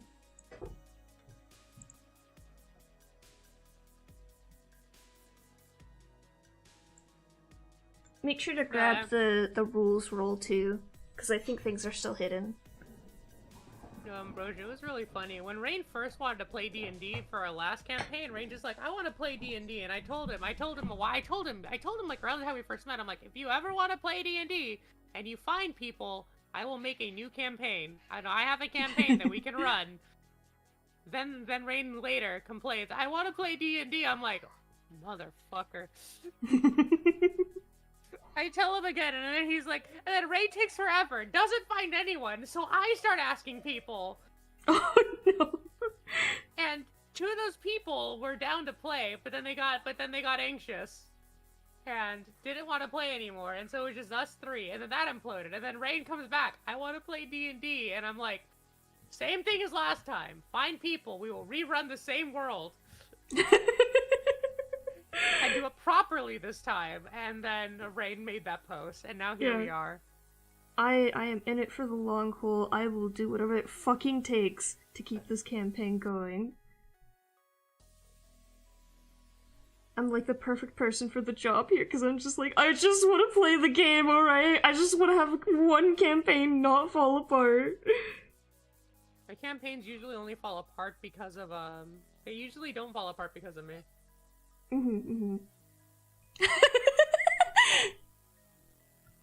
Alita Moonshadow Artificer Fighter Artillus Gunslinger. How many fucking classes is that? So like the whole idea for Nova's character is like melee wizard is like the basis, but like the spellfencer thing was gonna be a thing because I wanted them to cast with their weapon because I just thought that would be neat aesthetically. But honestly, like legitimately, the whole way I create characters is, would it be funny? Yes, let's do it.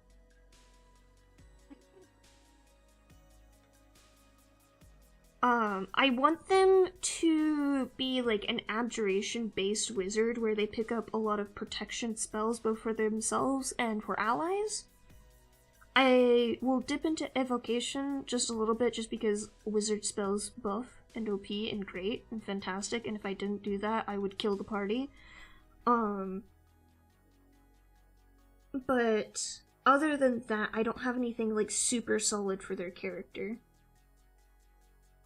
Right, I'm just gonna say, you made me dig through my through my 3-year-old custom written D&D rulebook that I wrote 3 years ago. You made me dig through that the most so far. For shit. Yeah, defensive buffer. Which is, like, complete opposite of what a wizard is, really. Like, the amount of shit that, the stuff that that me and Rain have talked about, I'm like, wow, I have an idea now. Cool, I'm gonna start playing with this.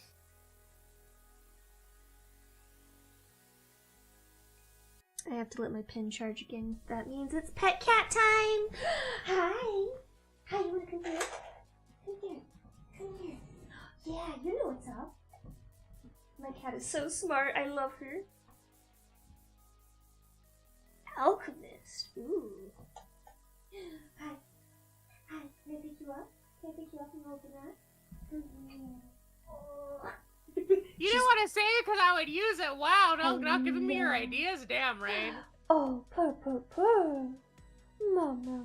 Rain, you know the funny thing is, the funny thing is, if you didn't suggest the power gamed ideas, I was going to make power gamed ideas. I'm the DM. What is it like? Oh, would this be cool? Fuck it, make it up.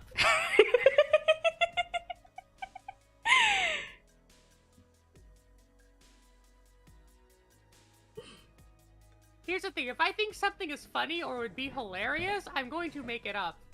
And I'm going to make it a thing. That is how Rat Yoda came to be. And then I made him a swashbuckler with the arcane precept. Rat Yoda.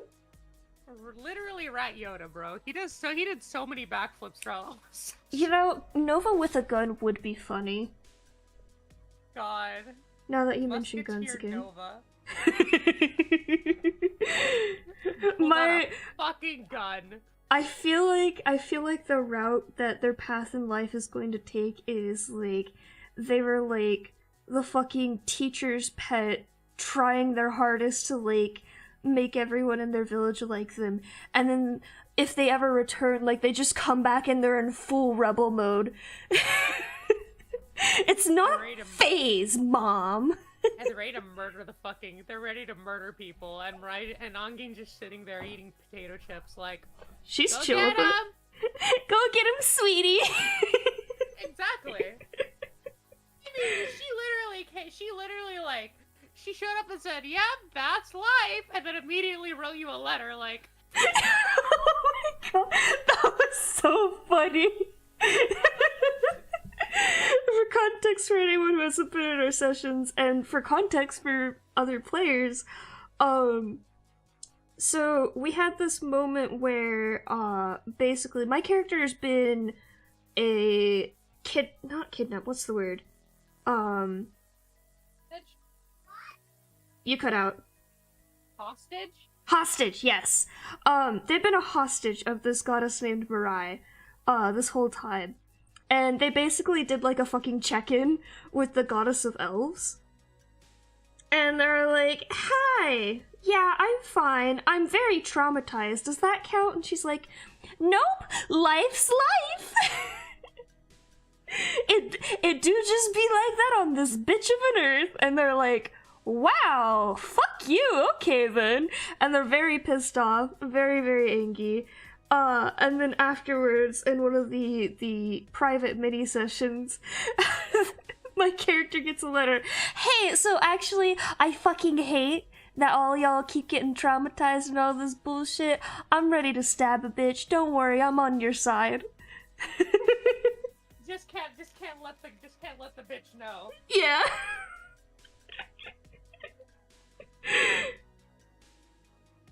No worries, Rain. No worries, Rain.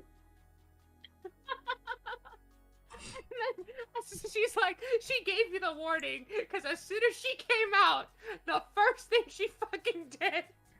Ready to stab.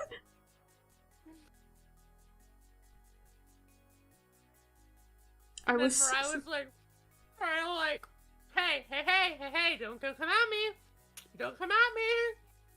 I have 2 hostages! I have no hostages! I have 2 hostages!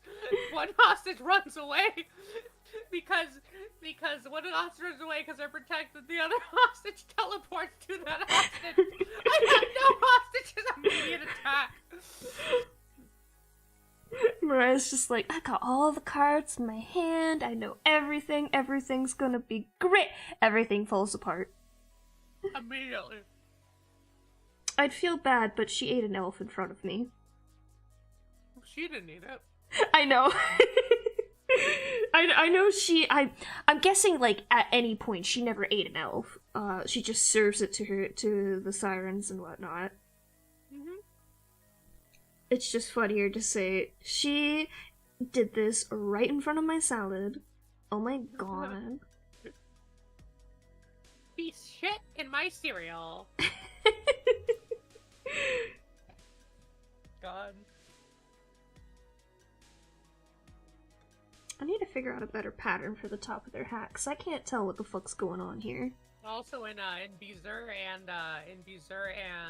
Bark's mini session, Ratiso feigned killing Nico. He killed Nico.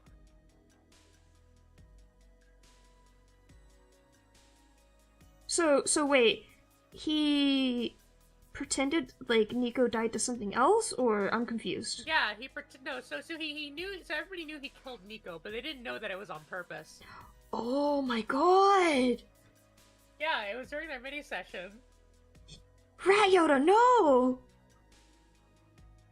Yeah. They were the only ones who had this information. And you all knew that Nico and Musqualo died.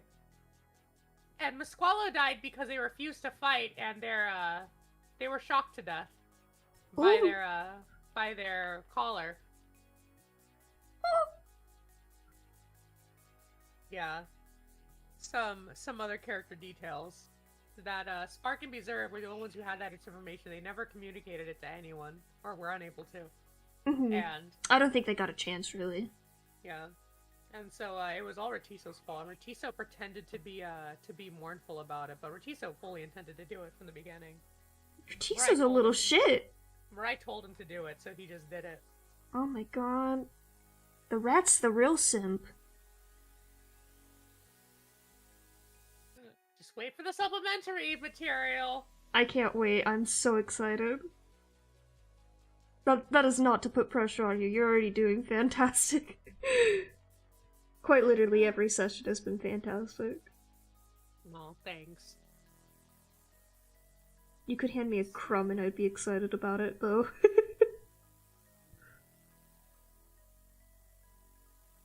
I was gonna put Fiora where I have Posey here, but I like Posey too much.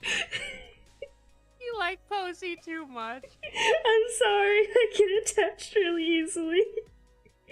I'm attached to Rhea, I'm attached to Posey, I'm attached to Borger, of course.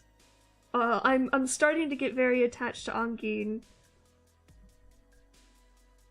Lord.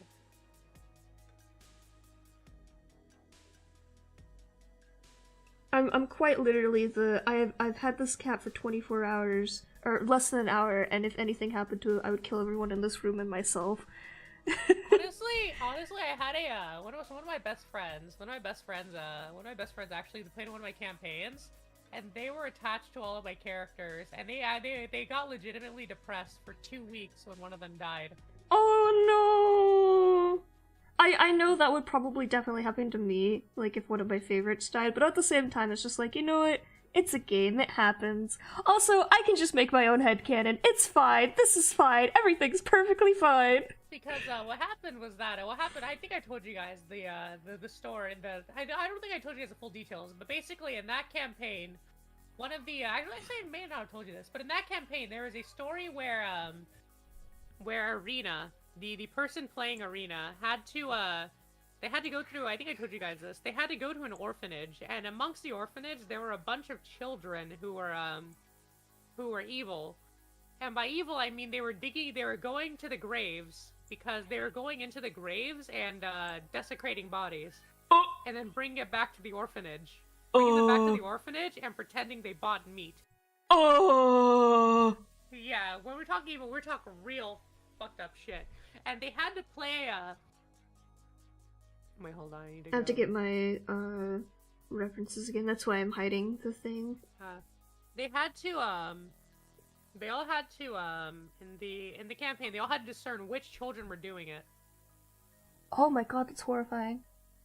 Yeah, and all the children were sus, and if they got it, and the problem was, the party needed to get this right, because they were trying to save that bard I told you about, named Telegon von Tatiana, the Acolyte of Fiore. They were trying to save her, because she committed the crime of stealing an artifact from one of the deities of the world. Ooh. And there were a couple deities known as fragments, who were fragments of the main goddess Gabriella, who descended to Earth. Oh. And she stole one of their artifacts and was compatible with it, so she used it to control the party. And she basically turned herself in, and she was going to get executed. So they needed to vote in favor of not executing her. And they had to earn the favor of these deities. Mm-hmm. And this was one of the things they had to do. And what ended up happening was one of these deities is named Ceres. She is a dream weaver, and what they are is they are very evil. They're like very evil fey creatures that consume people's nightmares. Huh. And as more people sleep, they get stronger. And they can trap you in a perpetual dream if they want to. They show you your worst fear, and then they just consume you. They consume your fear off of it. And Yikes! so what happened was that she was becoming so strong because she was the big bad of that little mini arc that they all had to deal with. And what she did was when she awakened her power, all the children fell asleep. And all the children were not humans. They were all some other race. Oh. Demon, monster, whatever, like half demon, half monster, whatever. And so she got a lot of power to the point where she could manifest their worst nightmares as real entities. Bro. And what happened was that to save it, this character named Catherine, who was a conduit of the gods, basically she had the ability to take gods into herself and summon higher creatures. She gave her life to summon a creature that would save the party Oh. because they were about to TPK. Oh my god. And because she died, the party realized, oh, she's fucking dead. And there was a whole ceremony because she was the guild giver lady. She was the quest lady at the Oh. Adventurers Guild. So everybody in the city knew her. Yeah. And the happy-go-lucky wizard I told you about was her husband. Oh. So the necromancer was depressed as fuck. I would And be too. Oh my god. Everybody was the party was in actual tears. I would be too. Oh, this is so sad. Yeah. I drew this ribcage correctly on him once, and I can never do it again. I'm so mad. R.I.P. That's how I feel whenever I draw eyes. I just copy paste eyes. I'm not gonna lie. Oh, I don't have any of that fancy shit. I have paper, I have pencil. What you do is you get a second sheet of paper. You put both up against a window, and on the second piece of paper, you trace the other eye, and then you flip it over, and then you put that under the original. Oh, that's the best. Okay, I'm gonna do that next time. Lightbox. Banger. But yes, that person did not show up to the next session because they were legitimately depressed. Because Oh my they God. blamed themselves for causing an NPC's death. Oh. Oh no. And now the world would never be the same again. Oh goodness. I mean, I feel bad for killing Rat Yoda. Like, Nova didn't like him, but I can appreciate Ratisio's character. But that's a lot. It was funny because I've never seen this person so attached to characters before, and this was like a first, and I'm like, oh my god, are they okay? Did I go too far? Yeah, I get very attached to characters. Like, I have a hard time killing any of my characters in my stories ever. But rest assured, I will be okay no matter how hard I start crying. The thing is, I could kill my characters off in these D&D campaigns because I have a headcanon. I'm the author. My headcanon is canon. Yeah. So when I killed Catherine, I'm like, I later showed her, hey, look, Catherine's actually in the main book, so don't worry about it. She's alive and well. Don't worry about it. She was so happy when she saw Catherine in the book. She's like, that's my bestie! I'm like, yeah. My child. Oh my god. And so yeah, it was that was a moment I traumatized my players the most. I gave, and then the campaign just slowly spirals down from there because things I can't tell you too much because it will spoil this campaign. But yes, stuff just started spiraling down from there, and the party was just not having a good time. Like not like in character not having a good time. Out of character they were fine. Yeah. Oh my god. My cat is yelling. I don't know why she's yelling, but she's yelling.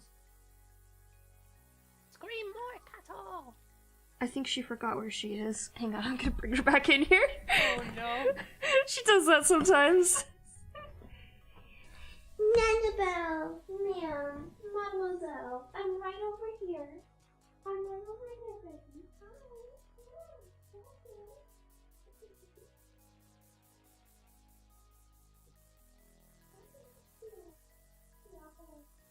Oh, everything's so terrible.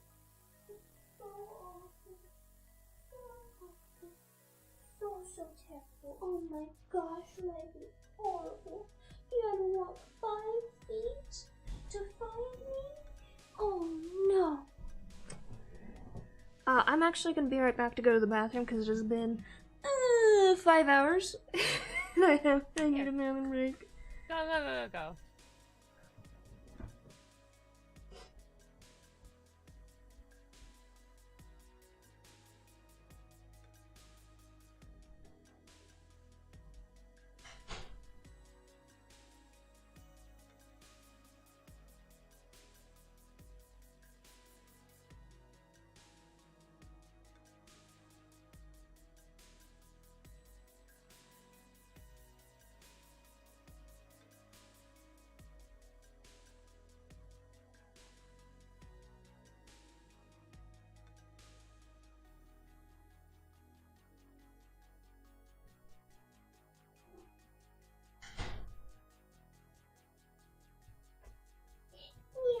Yeah, you're cozy now. Oh, do you want to be closer?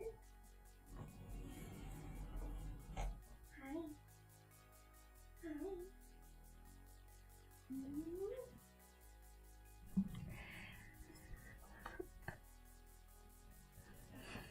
Okay. Break time over.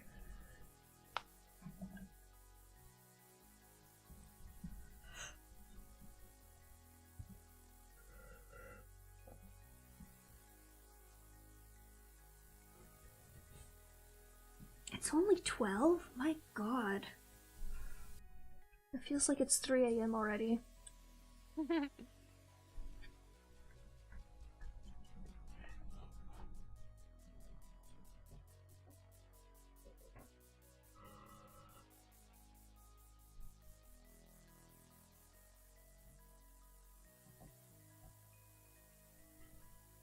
Thankfully, I have to do absolutely nothing this weekend. Let's go.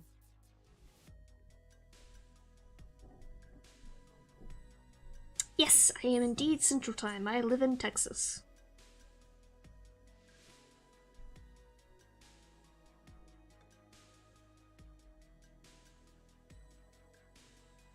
Actually, for most of my life, I've lived in Central Time.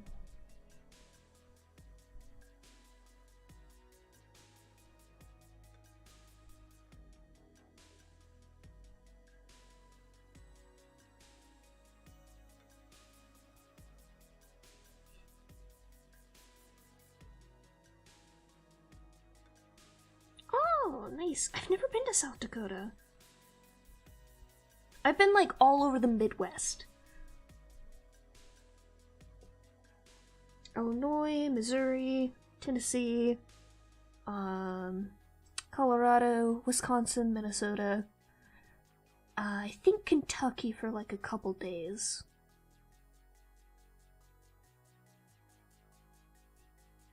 Oh, and Michigan.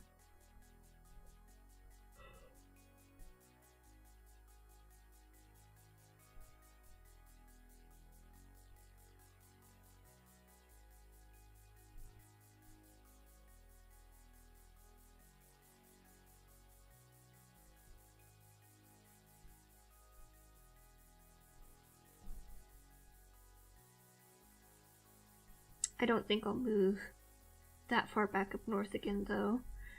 Wisconsin was nice, and it was very, very, very cold, and I do not like that much cold. I actually acclimated quite well to Texas after living there for so long. I was very surprised.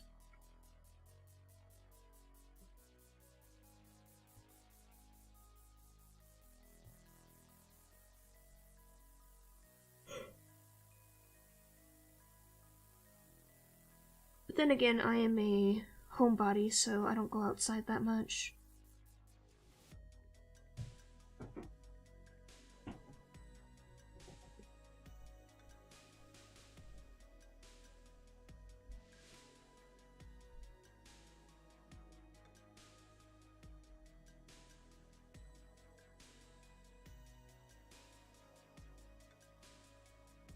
I just spun the kids around 40 times. Oh. I was wondering where you disappeared off to. Yeah, no, the kids were getting antsy. So I see. I had to go keep them entertained for a bit. I also want to make sure that, like, I want to know if their mom was back or not. Mm-hmm. I am dizzy. Oh no. Gotta keep them entertained, though. If you leave them alone for too long, they'll get into mischief. Oh no, real and true. I know I was a mischievous kid, but my god, listening to them, I'm just like, oh! They're twins. Ah. I see.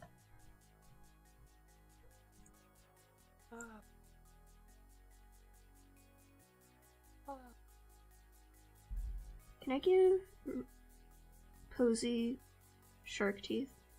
Or fangs? You can give him fangs, not shark teeth. Why not? He gets shark teeth in his worm form. Yeah, that's a sword. Oh! I see.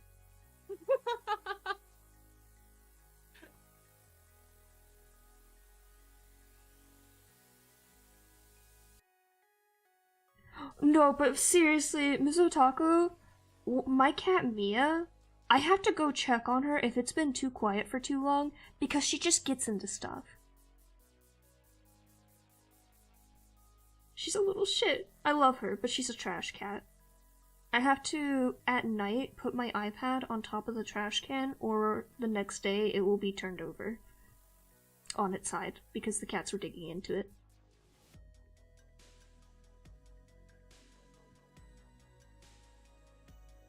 I fear for the day that they figure out that the kitchen trash can has a motion detector on it, and they learn to reach up and open it. Because I would not put it past them to figure that out. Mia has already figured out how to open cabinet doors that do not have handles.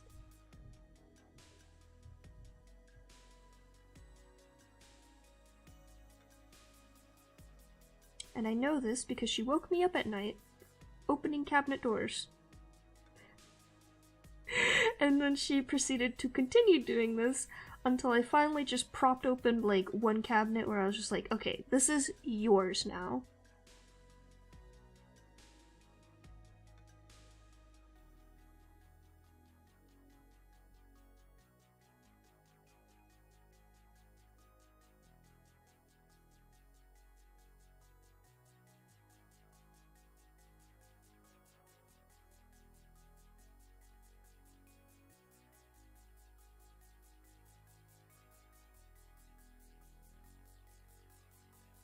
want to go back to my Seasons of Nova picture that I started, but I also really want to finish this animatic first.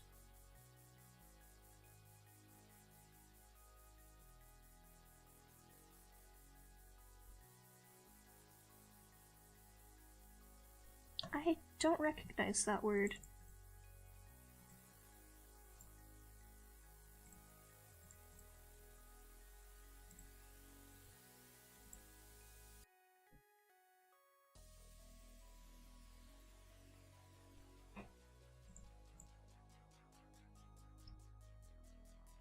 Is that a dinosaur?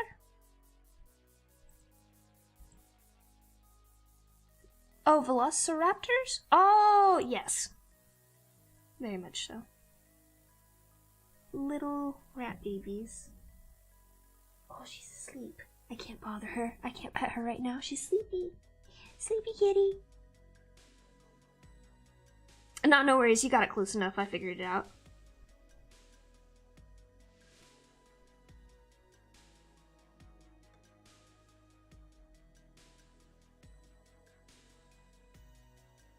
I really need to update that. It still goes to the right place, but I should update that, huh? I need to update that. I need to fix my alerts. Probably need to do something else. It's fine. Close enough. I'm hitting the very sleepy cursed hours. And I cannot promise the things I say will be sane at this point from on. Be warned.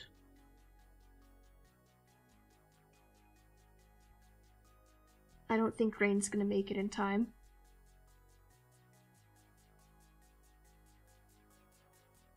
In fact, I think I'm gonna go ahead and start finding somebody to raid into. Yes. Yes, very much so. Let's see. I figured after like 15 minutes passed, I was like, I wonder if Rain's gonna come over yet. And I looked over at Discord and I was like, I still see Rain is streaming in their Discord. Okay. It's all good, it's all good. Oh, crabs. Crab Champions? What's this game? I think somebody recommended it to me. Oh my god.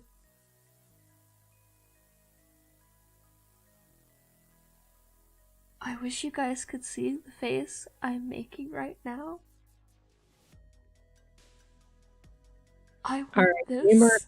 Freaking out. Now it feels like working properly. Oh my gosh.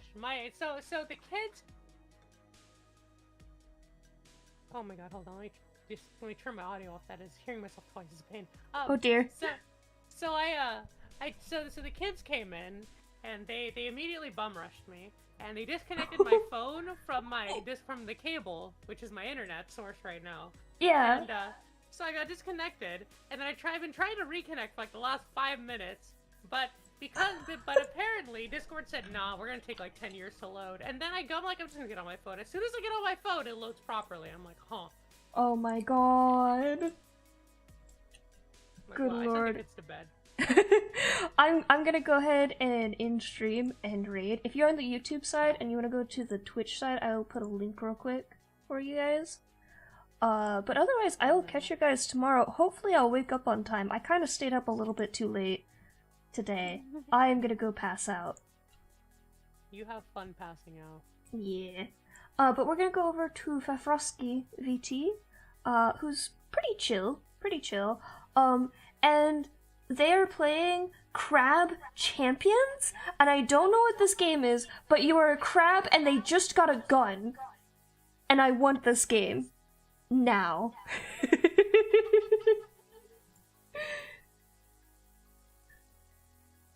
But yeah, I'm gonna start muting things up. And and move over to my end screen. I did not, but I will grab that as soon as I'm done finishing up stream stuff. There's an echo of me coming through, by the way. Really strong. Okay, let me go ahead and end the YouTube side.